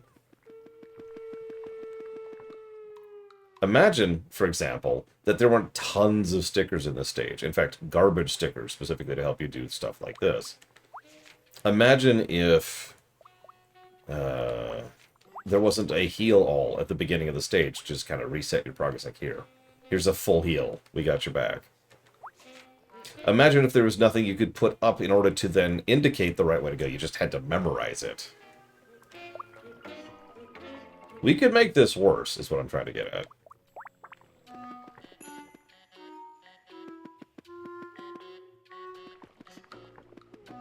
Not yet, Sabacom. But if we do, I'll let you know. Yeah, that's the other reason I don't think this is going to beat Starfield or Secret of the Stars. We have something called the garbage tech, which this game is going to get, by the way. But there's like another layer of just absolutely irredeemable drivel that's below garbage, that goes above and beyond everything else, and I don't think this is going to hit that. I look forward to being proven wrong.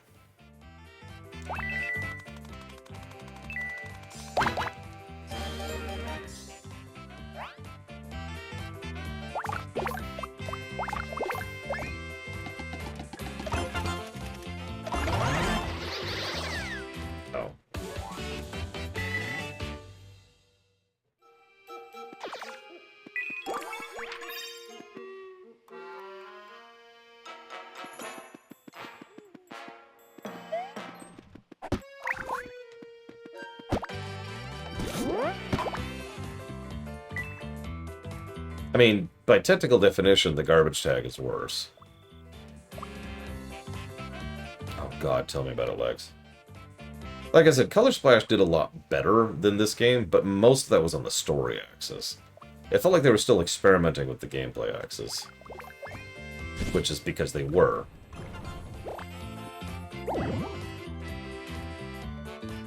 Yeah, someone somewhere enjoys black licorice. I don't know who they are, but they exist.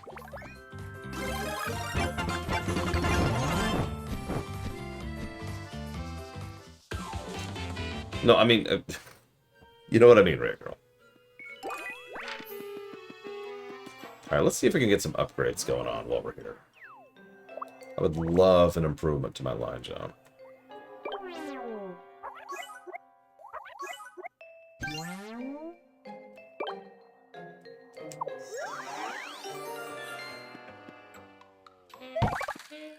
Well, a shiny POW. I'll take it, I guess.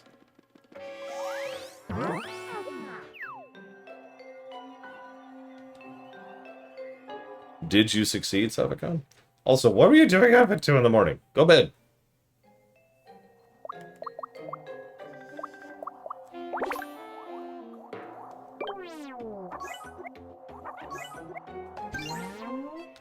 That's a normal thing, Lex, though. There's this pattern, right? It's actually very normal. Hey, shiny. It's very normal. What happens is something terrible comes out, and everyone blasts it.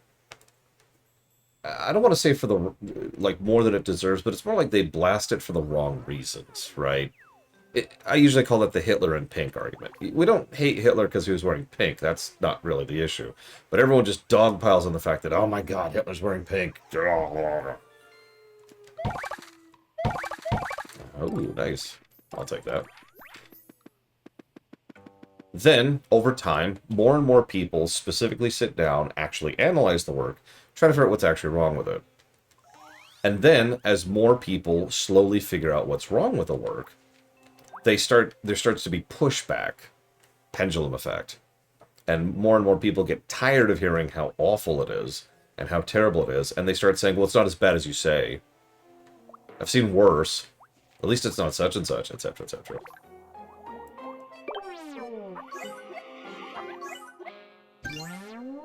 I've seen this pattern happen many times for many works over the years. Did that seriously just give me a jump from a jump? Jesus Christ, this game. Yeah, that sounds about right, Savica. You like to claw me too, don't you? Back when I allowed you in my lap. Which I never will again. Did I tell you? So, I've suspected for years I'm allergic to cats, and I actually am. Cats, and I actually am. I've had a couple of hives breaking out on the tips of my fingers where I scritch them. And I didn't realize what that was until I put two and two together, because I used to live with a cat regularly. And I used to have those hives pretty badly on the tips of my fingers. Some of you actually remember, when I very first started streaming and recording, some of you may remember me seeing my fingers all bandaged up, right? That's what that was. Now, back then, we had no idea what that was. We had no idea why that was happening. Fast forward to more modern times, and I'm more aware of being allergic to cats, and now all of a sudden these are breaking out again, and it's like, oh, gotcha. So that's why I'm trying not to scritch them as much anymore.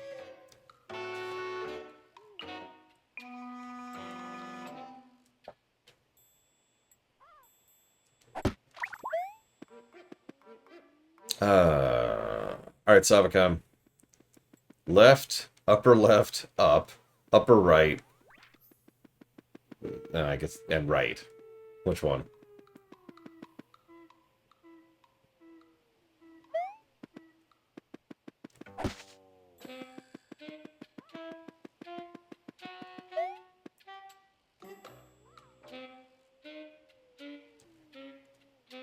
Upper right. Okay, let's do it.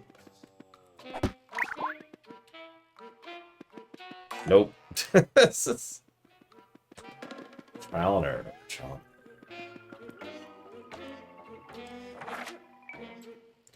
I feel bad for the cat. I'm sure he's not going to enjoy not getting scritches all of a sudden. He can't be in my lap because it's not safe for him, or the computer. And he can't be scritched now because it's literally going to cause me physical pain. There's a reason I keep giving him drugs. Gotta do something for the poor cat. Okay, so it wasn't upper right. Let's try upper left. Let's do the flip of that. Nope. Okay. You see why this is bad level design? Especially if we clear, which we did, thanks to the Frieza effect in effect. All this is just walk back.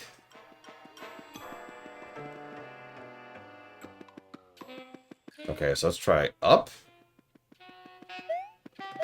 Like, process of elimination, we'll get to it eventually. Oh my god, okay, okay. There's literally only two options left now. Yeah, most games have something built into it to give you an indicator where to go. Hell, Super Mario RPG had the mushrooms, you remember that? Same concept, by the way.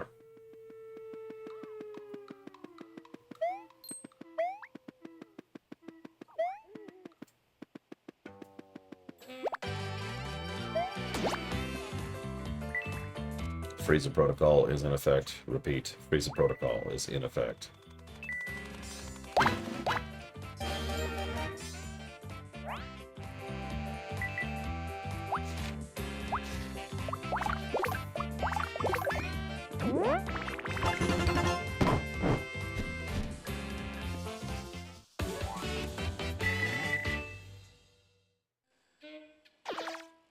I could name another game that did a puzzle that's kind of this bad, but still isn't as bad as this.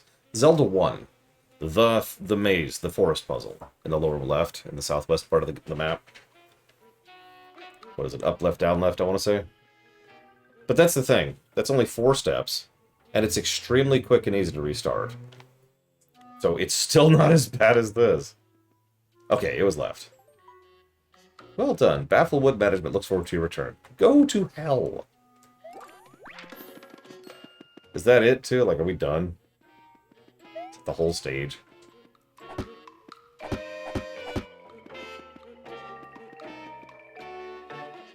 Jeez. It's the whole stage.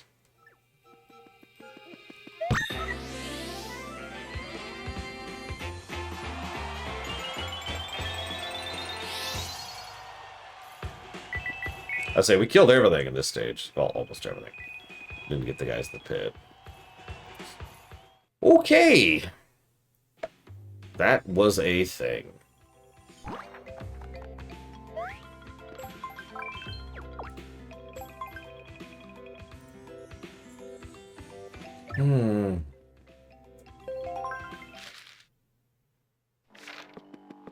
Yeah, there's a lot of coins. It's okay, we found Wiggler's treehouse, so it's time to finally get him to help us cross the poison. Wiggler! Oh my god, look at all the shoes. Look at the shoes. That's cute.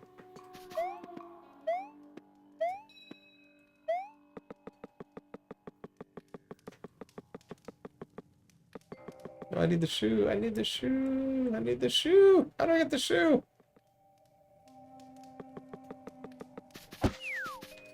The shoe will be mine.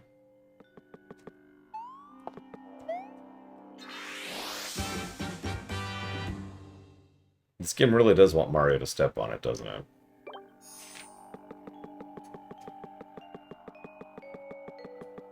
Okay, so purple is medium, I guess? Or is, like, blue medium? Is yellow medium? Oh, God, I don't know anymore. I don't know anything. Whatever trumpet is small. That's the only one I know.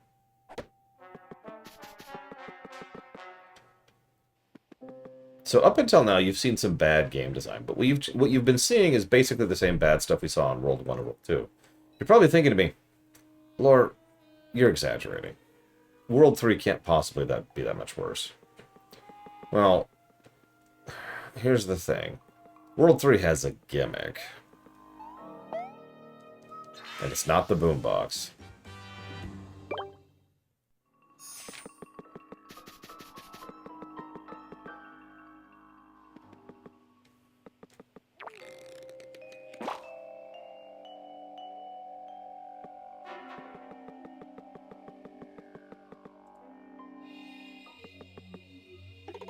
Mario, over here. Kind of horrifying when you think about it. What in the world? Wiggler, yikes. You've definitely lost some weight, haven't you? Yeah, at the forest entrance, Wiggler was grabbed by these long, slimy tentacles. Here's a flashback to an event you literally saw happen if you were paying attention. Stop it, let Wiggler go.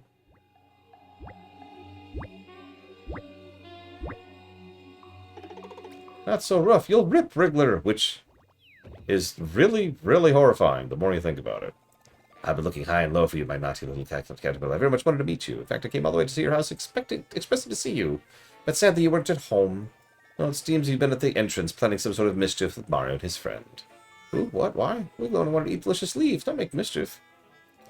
Oh, please. Simply by being here, you're causing me all kinds of problems. So I'm going to show you a little bit of magic. Very fun magic. Yay! Hurry, hurry, fun!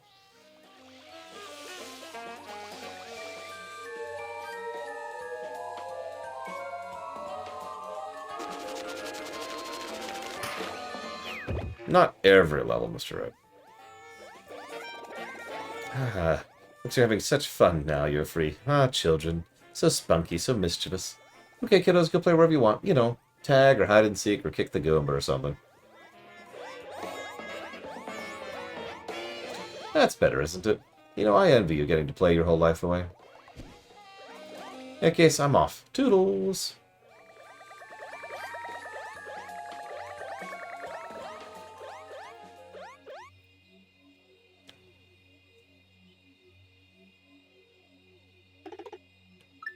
Wiggler's lost his body.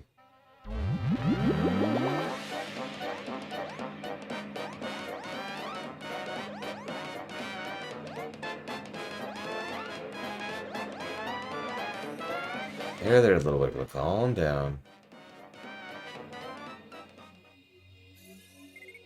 Listen, Mario. That Kamek's a pretty wily guy, right? I doubt he'd do something so cruel without an ulterior motive. This poor kid needs his feet back. So, here's the gimmick of World 3. Find the pieces of Wiggler's body and escort them back here. Now, if this was just a simple get the plot coupon per stage thing, this probably wouldn't be horrifically horrible and the worst section of the entire game. Unfortunately, that land of dreams and unicorns and rainbows has a hell of a commute, because, by golly, we do not live there.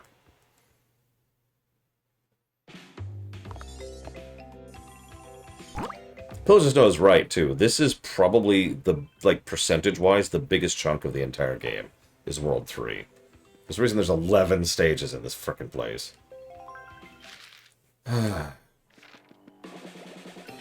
So there's Wiggler's body. Okay, it was easy. It's right there. Man, I don't know what I was complaining about. Come here, Wiggler's body. Come here, come here. Oh, he's up there. Okay. Well.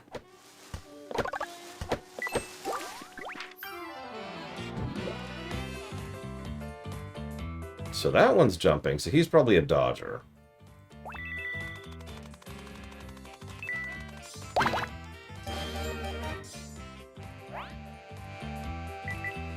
So we're going to do a jump and a smash. Well, I have been lied to.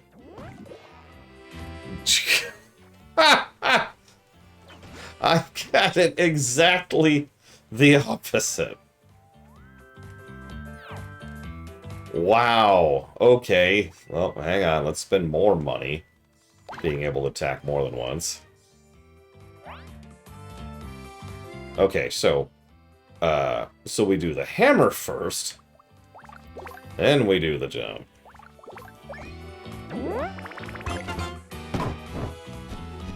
Or we just turn them into ash. Jesus! Okay, whatever. I don't even care. We got a leaf. That's all that matters. What's the leaf do? I don't remember.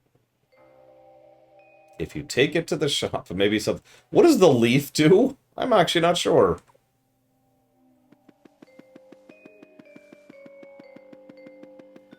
Hang on. Gotta commit the Frieza initiative here. Okay, so that's a jumper. So I know how to deal with jumpers. I burned them to death.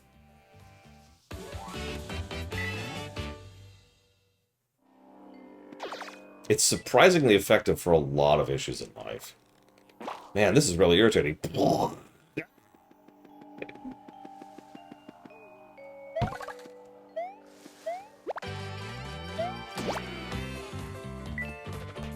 Okay, so we've got... Okay, so standalone.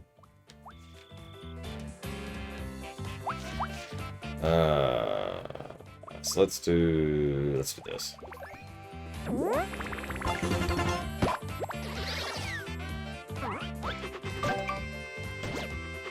Oh, come on, I blocked that second one. Not a big game.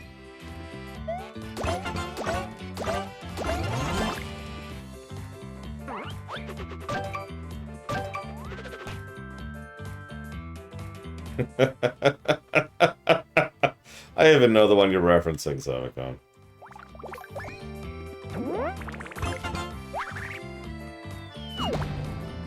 Oh, come on! In case you missed that, because it's hard to even read that, he lived with 1 health. Ah.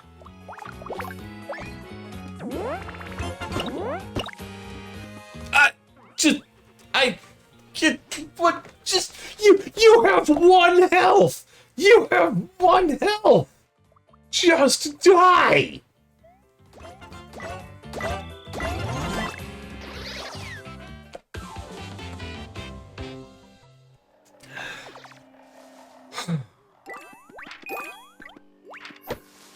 Reminder, all this combat I'm doing is totally optional and actively discouraged by the game.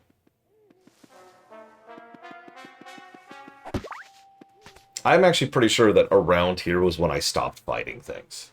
And I just started hitting either the run button or just avoiding combat entirely. Ugh, thank you very much, Floating Triangles, for the sub. If you give me a moment, I'll jot that down.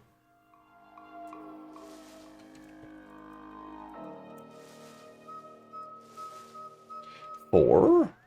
Pathfinder. Block of the Righteous. Homeworld block. And Mother 3. Oh my god. I'm with you completely. I actually prefer the way it used to be. So, in Super Mario RPG, it was the worst, by far. That's not even a joke. Because in Super Mario RPG, they made the terrible decision to make the blocking window, that is to say, the pixel timing, dependent on the current location of the object in question. So any enemy that has any movement in their animation would change where you'd hit them. If you've ever wondered why in Super Mario RPG sometimes blocking and hitting is inconsistent, that's why. They fixed that in Paper Mario 1, Paper Mario 2. In both of those games, it became a consistent thing, but it also became simultaneously tighter, but also widened. What I mean by that, so the overall window for doing a block was widened a bit, but they added that parry window, the perfect block, in the middle. So technically, the perfect block was the same as the old block had always been, and is actually in this game in some cases. And you've got this window now. And honestly, I think that was ideal, right there. It really rewarded you if you did it well, but it was still not too terrible if you didn't. And it wasn't extremely punishing if you screwed up, Mario and Luigi.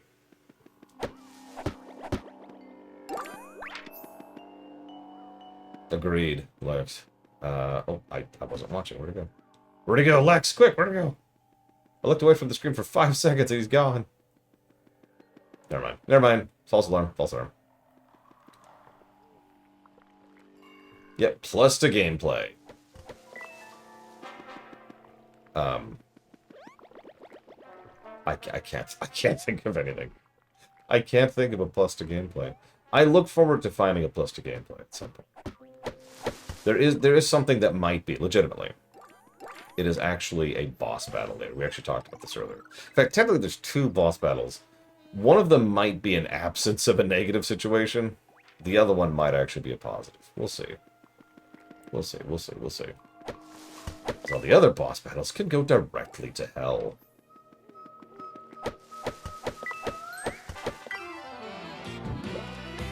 Okay, so 2 jumpers. 2 jumpers. I can handle 2 jumpers.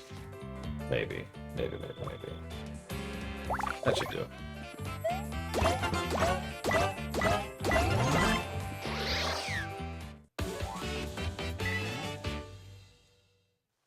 Just think, this game, we could be so much further into this game if we weren't doing these battles.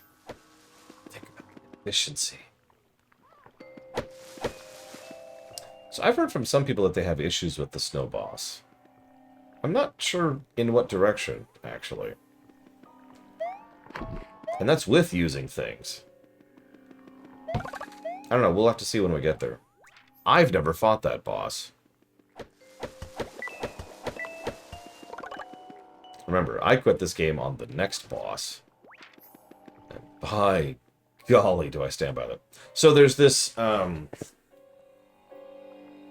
Don't tell anyone, Rhea girl, but there's this super secret protocol called the Frieza Initiative. It means we have to genocide all of Bowser's minions. So, you didn't hear that from me, obviously.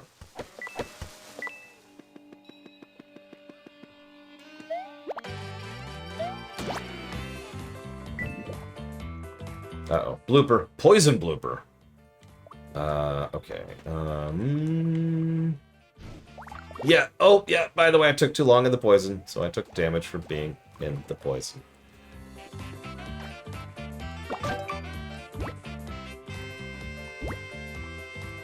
Could you go slightly slower? Poison hurts aim. Yeah. Yeah, that is a thing.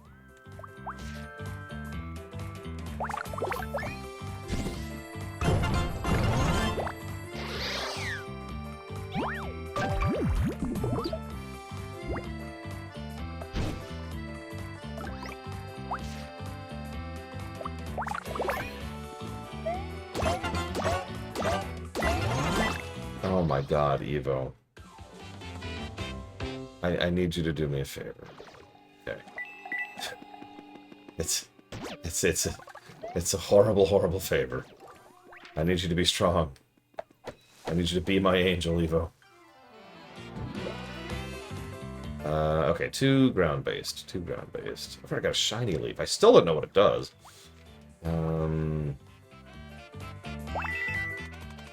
Look, it's justified. It's justified, Evo. I deserve it for daring to play this game. Okay, so hammer. I'm gonna go ahead and throw one more hammer in just in case, because I want to screw this up. I have a really hard time with hammer timing. Insert joke here. Do you get it? I have a hard time with hammer time.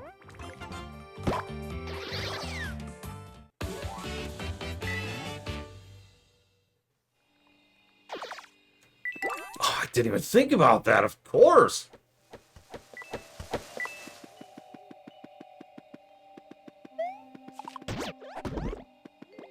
Stupid thing. By the way, try to imagine finding that dude hiding over there when, you know, you're playing on a 3DS screen. And I hate to keep stressing this, but you're playing on a screen that's like this big. Okay? Some of these visual indicators aren't really that bad nowadays because I'm playing a screen that's currently about this big, right? Like, this is my screen. But that's because I'm emulating. And we're not reviewing the emulated copy of this game, are we? I'd be playing this on a 3DS if it had a capture export. Which it doesn't.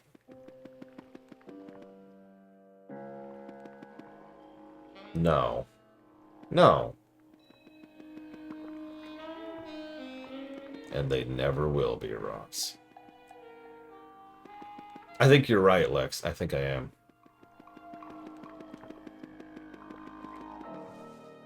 Are we already there? Are we already at the bowling time?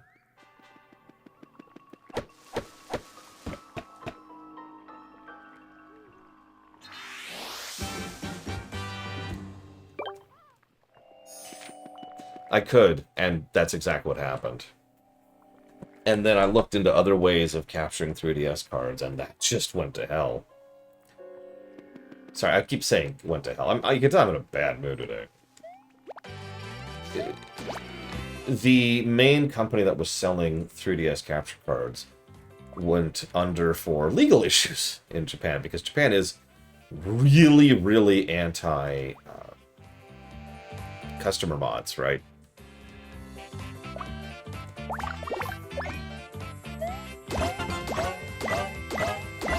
So, like, it's legally a problem, as you're not allowed to modify something you've purchased in Japan, for the most part. Yes, it went to the sticker star land. That's a great way to put that. Okay, hang on. I'm going to save for absolutely no reason, because I really don't want to do what the game actually wants me to do here.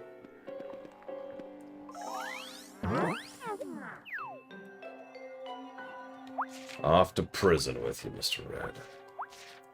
Oh, right. Of course I don't have the sticker, because that would make any kind of sense. And we know that this is the game where sense goes to die. Actually, yeah, Evo. It's one of the biggest reasons Nintendo tends to go after, well, and a lot of Japanese companies, tend to go after fan mods. Now, there's kind of this unspoken rule. Most developers not only don't care, but kind of actually want you to mod their games. Because most developers have a freaking brain. So there's this sort of unspoken thing of just don't advertise it, don't talk about it, you know. Just do whatever. And it'll be fine.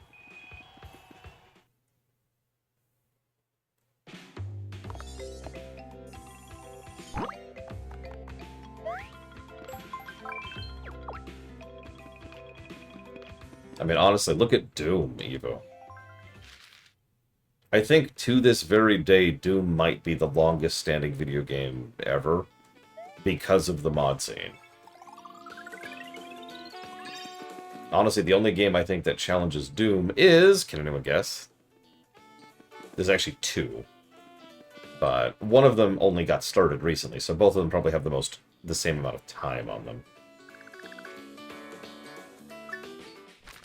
Super Mario World is actually one of them. Okay, so hang on. So I'm curious. So the billiard ball... Billiard? Is yellow. And that makes it... a small sticker. Okay, so yellow is small stickers. So I could, like, throw soda up right now.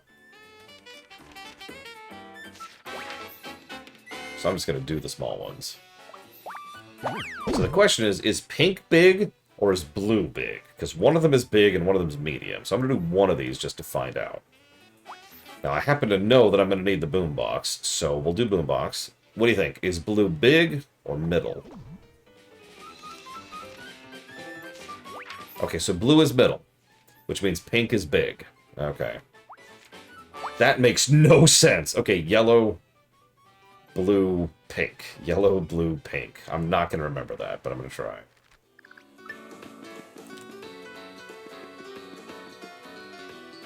The other one is actually Neverwinter Nights 1, believe it or not. Neverwinter Nights 1 has had a consistent and persistent mod scene since it came out. And that's the important part, is the total time spent being modded. Doom has never not had a mod scene. That's why it's the king. Yeah, that goes back to early 90s. And then Mario World, the reason it doesn't surpass it despite being an older game, is Mario World modding is actually semi-recent, going back to Kaizo World. But ever since Neverwinter Nights 1 came out, it has had a mod scene, to this very day. Okay, we are temporarily suspending the Frieza Protocol.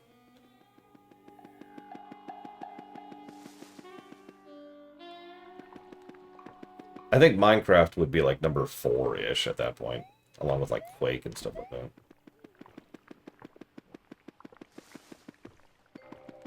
It was, Evo. You are absolutely correct. That is a good question. There's actually a specific person. He's been at several GDQs, usually for people who are playing his game as a speedrun. It's a nice Japanese gentleman, younger fellow, much younger than me. And he apparently just really wanted to make asshole Mario. Okay, so billiard ball.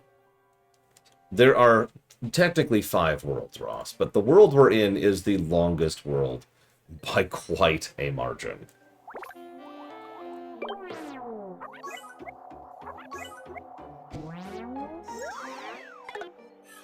No? This is the bowling ball, then. I was right. Okay. Well, I don't feel like dealing with that.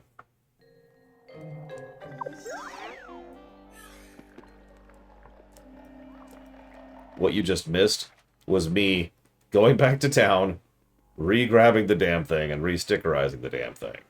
Or I could just leave the level.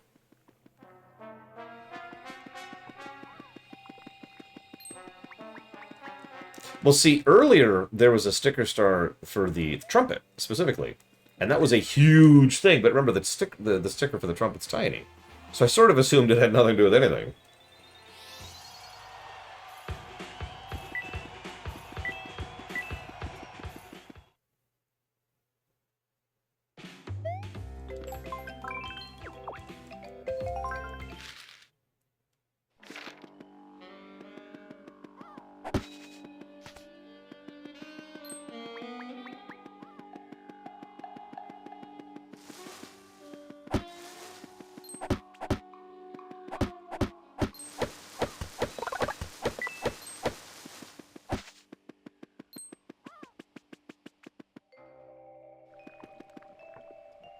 Oh, that's a good point, Lex. I'm not sure.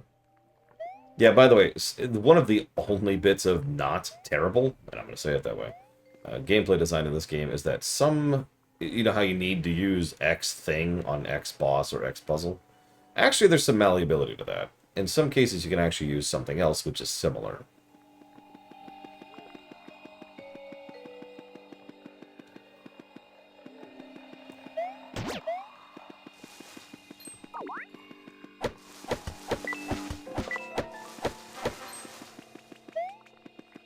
Yeah, there are 64 things. Do you get it?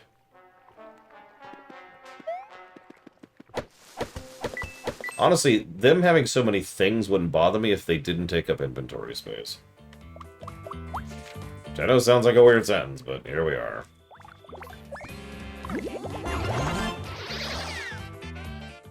What do you think of the visuals of this game, Evo? Uno reverse card. There we go.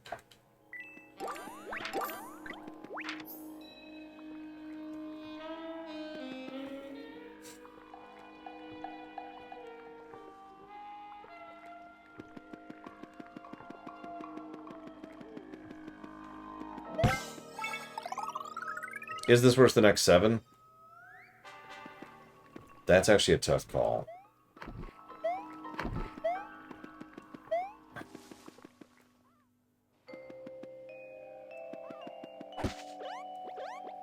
What indicated you were there?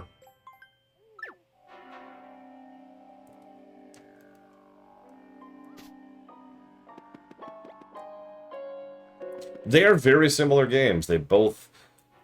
you know what? No. I think X7 is going to edge it out a little bit. Now, here's the problem. X7 is due for an audit, which I have not had the stomach or time to do. I think X7's final score will actually be lower than it currently is. But here's the thing. X7 does two things worse.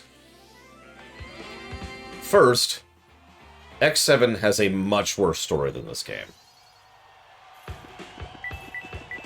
Just terrible, terrible story.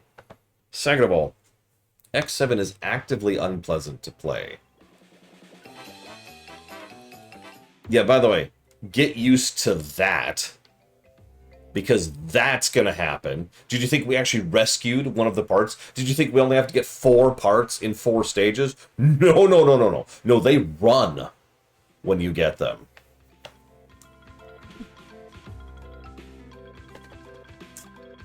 God, this game.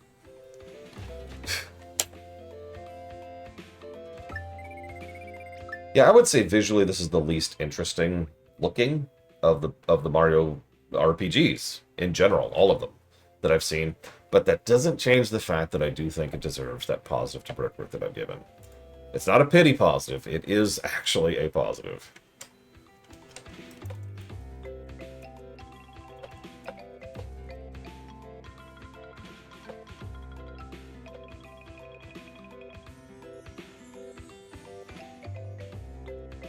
Any percent for this? 2.5 hours.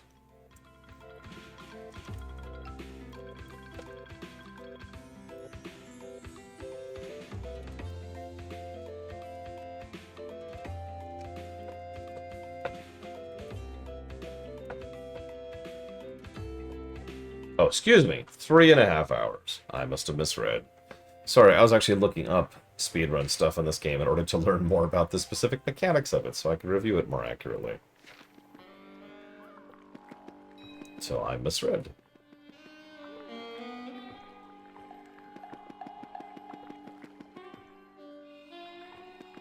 I know a lot of people say, man, this music is so good.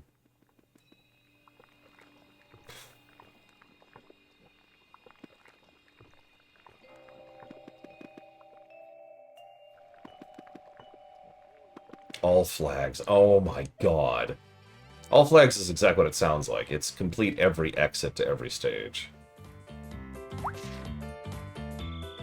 Who? Savicom? Does anyone know who Savicom's talking about?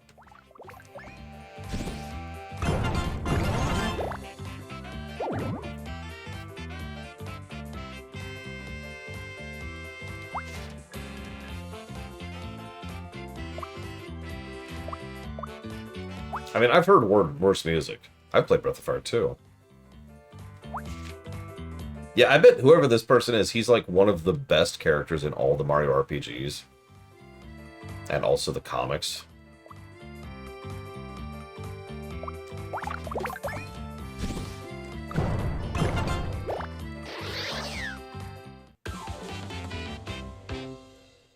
I mean, again, I'm not trying to bash the jazz. I legitimately find this music to be unmemorable.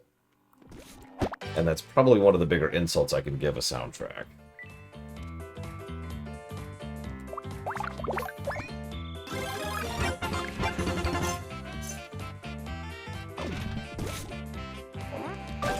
Mallow's off in the Square Enix library, not being used by anything for anything. X7 had a banger soundtrack. I mean, of course it did. It's a Mega Man game.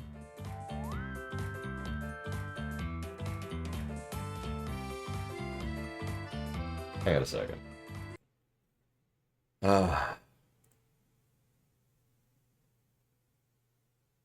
Sorry. I may or may not have just physically unclenched a little bit. You're right, I apologize, Sabacom. Allow me to make it up to you.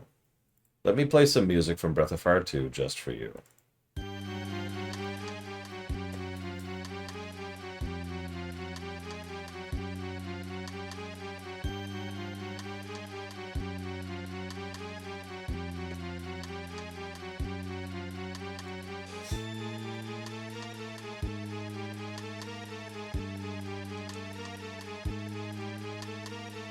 Is this more to your liking? Okay,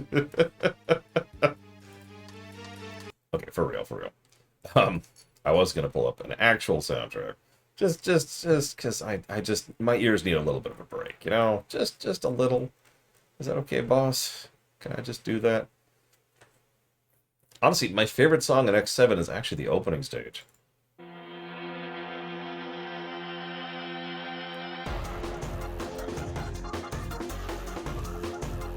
This is the tutorial stage.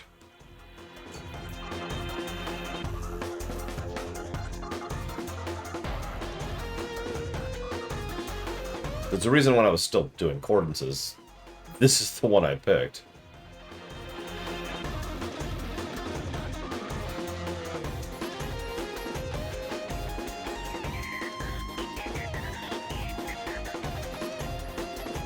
So, you won't really miss anything out if you don't play Super Mario RPG, but you should probably start there. It really is the beginning of the franchise, and Paper Mario 1 was originally Super Mario RPG 2.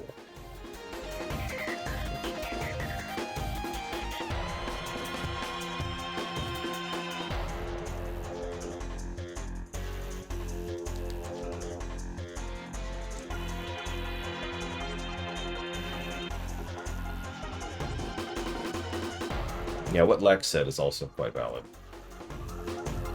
It'll also get into the general mindset of what a Mario RPG expects out of you. Good and bad.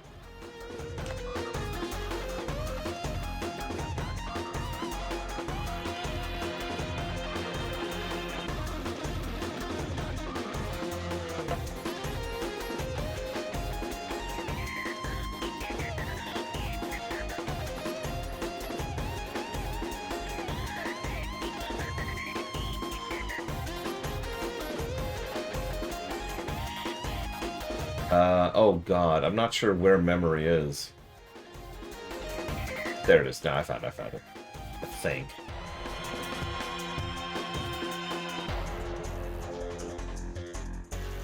Dude, I'm telling you, X7 is a banger.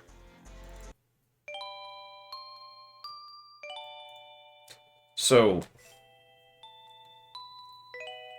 the Mario and Luigi series is another one of those I don't like to answer it's good or it's bad because that's a little bit too linear, you know. The Mario and Luigi series do a lot right and a lot irritating. They have some really good characterization for a lot of characters, but at the same time, they like to lean on the same damn jokes over and over and over to the point where it gets irritating, right? I'm getting you your food, I'm getting you your food. Hang on. Get you some food, yeah. Come on. Get your food. I'm late. Sorry. Yeah.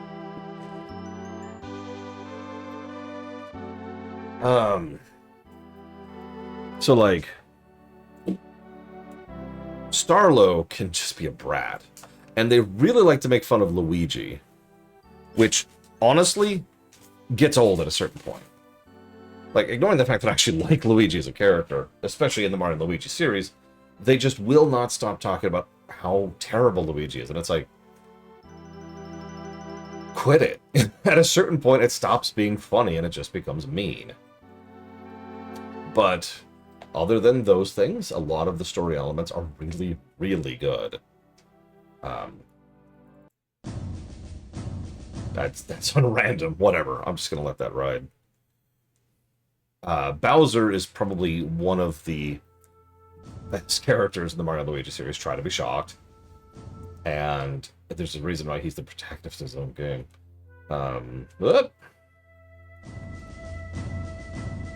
Actually, yeah, Ragnar. Exact same vibe, exact same energy. Let's see what Shaved Ice does. Why not?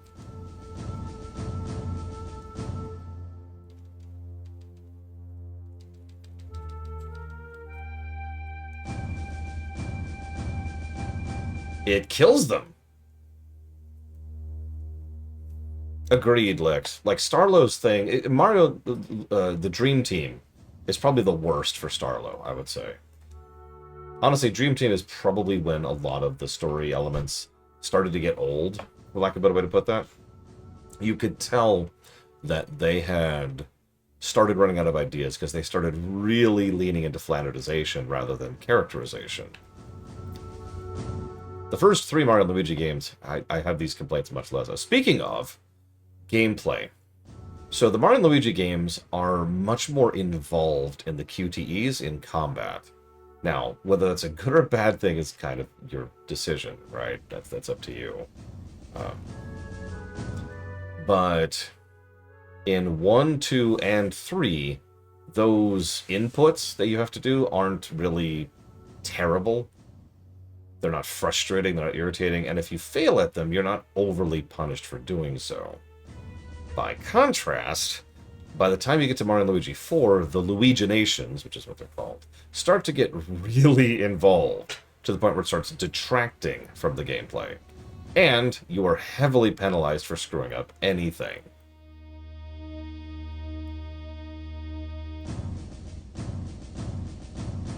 And that, as they say, is the problem.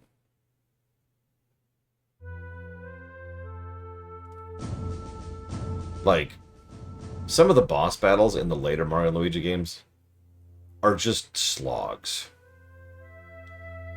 You know, 15, 20-minute fights with something that if you screw up one of its... I keep talking about the super attacks, but you have to understand, you have to dodge enemy attacks as well. Now, they do some cool stuff with it. Like, there's this thing where the enemy starts rolling towards you, and it's, like, actually gonna...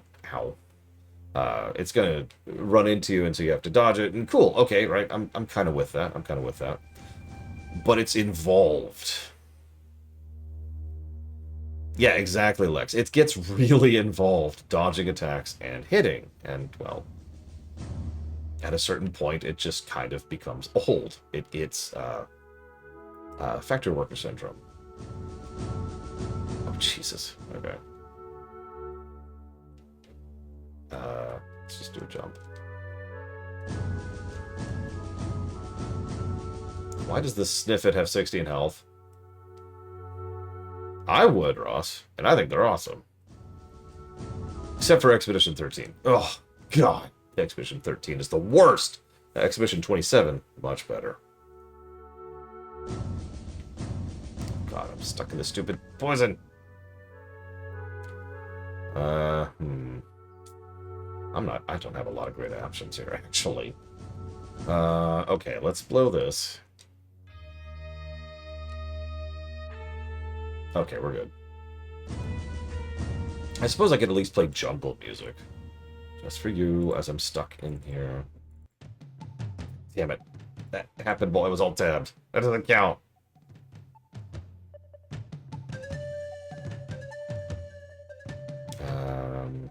Right, yep, taking damage while I decide. Got it, let's go. Anyways, long story short, I do think the Mario and Luigi games are all net positive. I look forward to reviewing them someday. I've actually never played Paper Jam. By then, I was really burnt out by the game I'm playing right now. So I never really gave it the shot it probably deserved. Wow.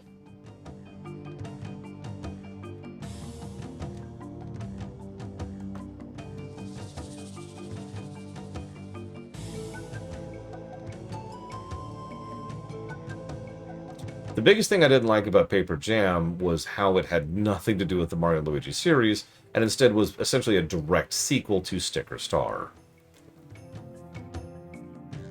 What I mean by that is Mario and Luigi 1, 2, 3, and 4 form a direct line of continuity. Events from the previous games have direct consequences in the follow-up games. Cool with it. Over on the Paper Mario series, Super Mario RPG, Paper Mario 1, and Paper Mario 2 do have connecting threads of continuity. Super's kind of on its own, but that's fine. Then Sticker Star came along. Has nothing to do with anything. I know what you're going to say, Kitten Fan, but no, like this game has nothing to do with anything. And then Paper Jam connects to this. It's really weird.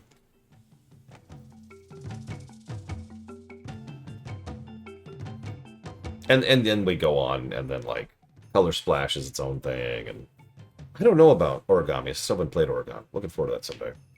Okay, so I'm gonna hit the walkthrough, because that's a thing that exists.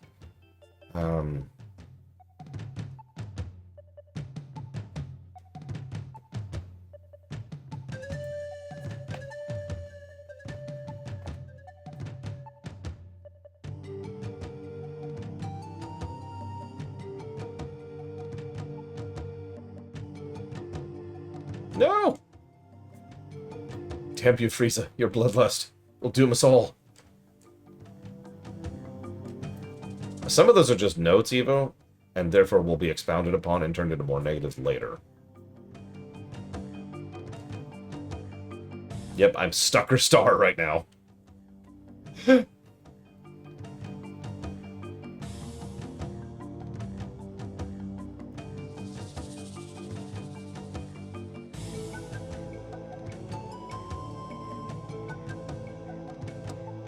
Okay, so we ride this.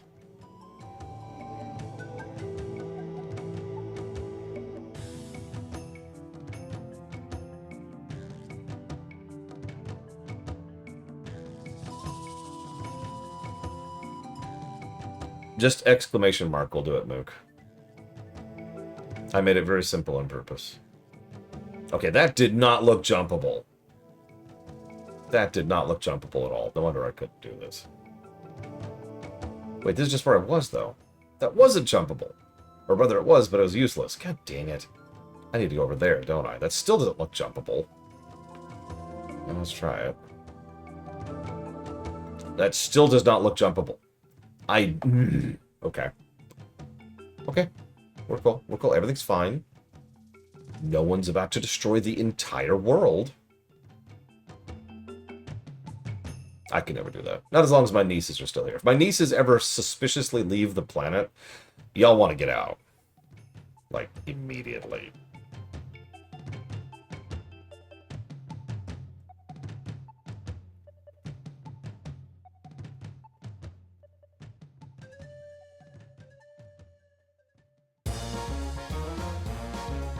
Oh, well, that's appropriate, because this is a boss battle, I think. Hey, what's up, little Wigglypuff? We've come to pick you up. Again!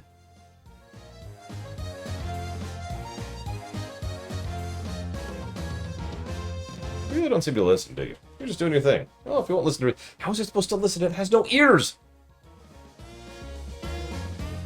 What is this game? Okay, you know what? Hang on.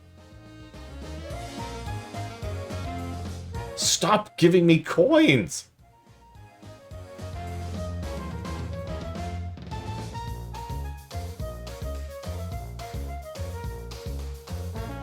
Okay, fine, whatever. So first we're going to weaken you. And then we're going to throw a Ninja Star at you. And then we're going to throw another Ninja Star at you. And you're going to enjoy this.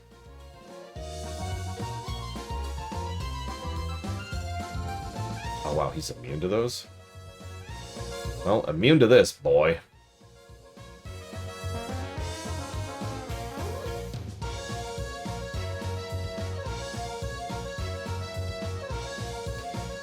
Hey, come on, little guy. Knock it off.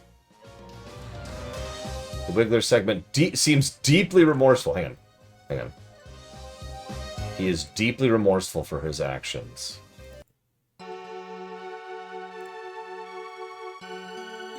He's so sad, guys. You don't understand. He didn't mean to be such a bother, such a pain, such a pest.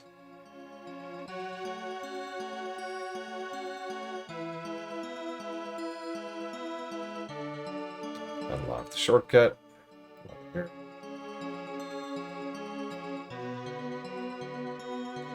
And then we killed the Wiggler, per the Frieza protocol.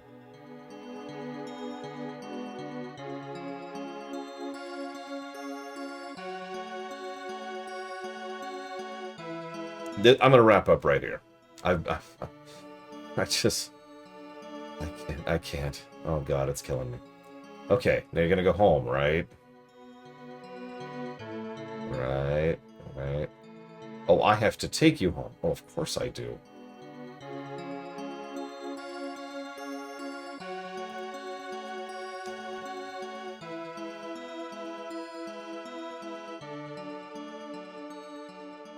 We actually had a pretty decent chunk of the forest done. That was the whole goal with streaming a little late today. The more of this god danged place I could get done, the better.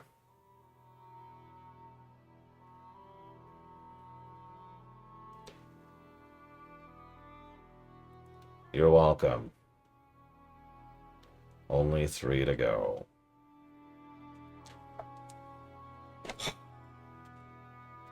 Tomorrow... Hopefully we won't have to be dealing with AC stuff. Tomorrow, this. I'll see you guys.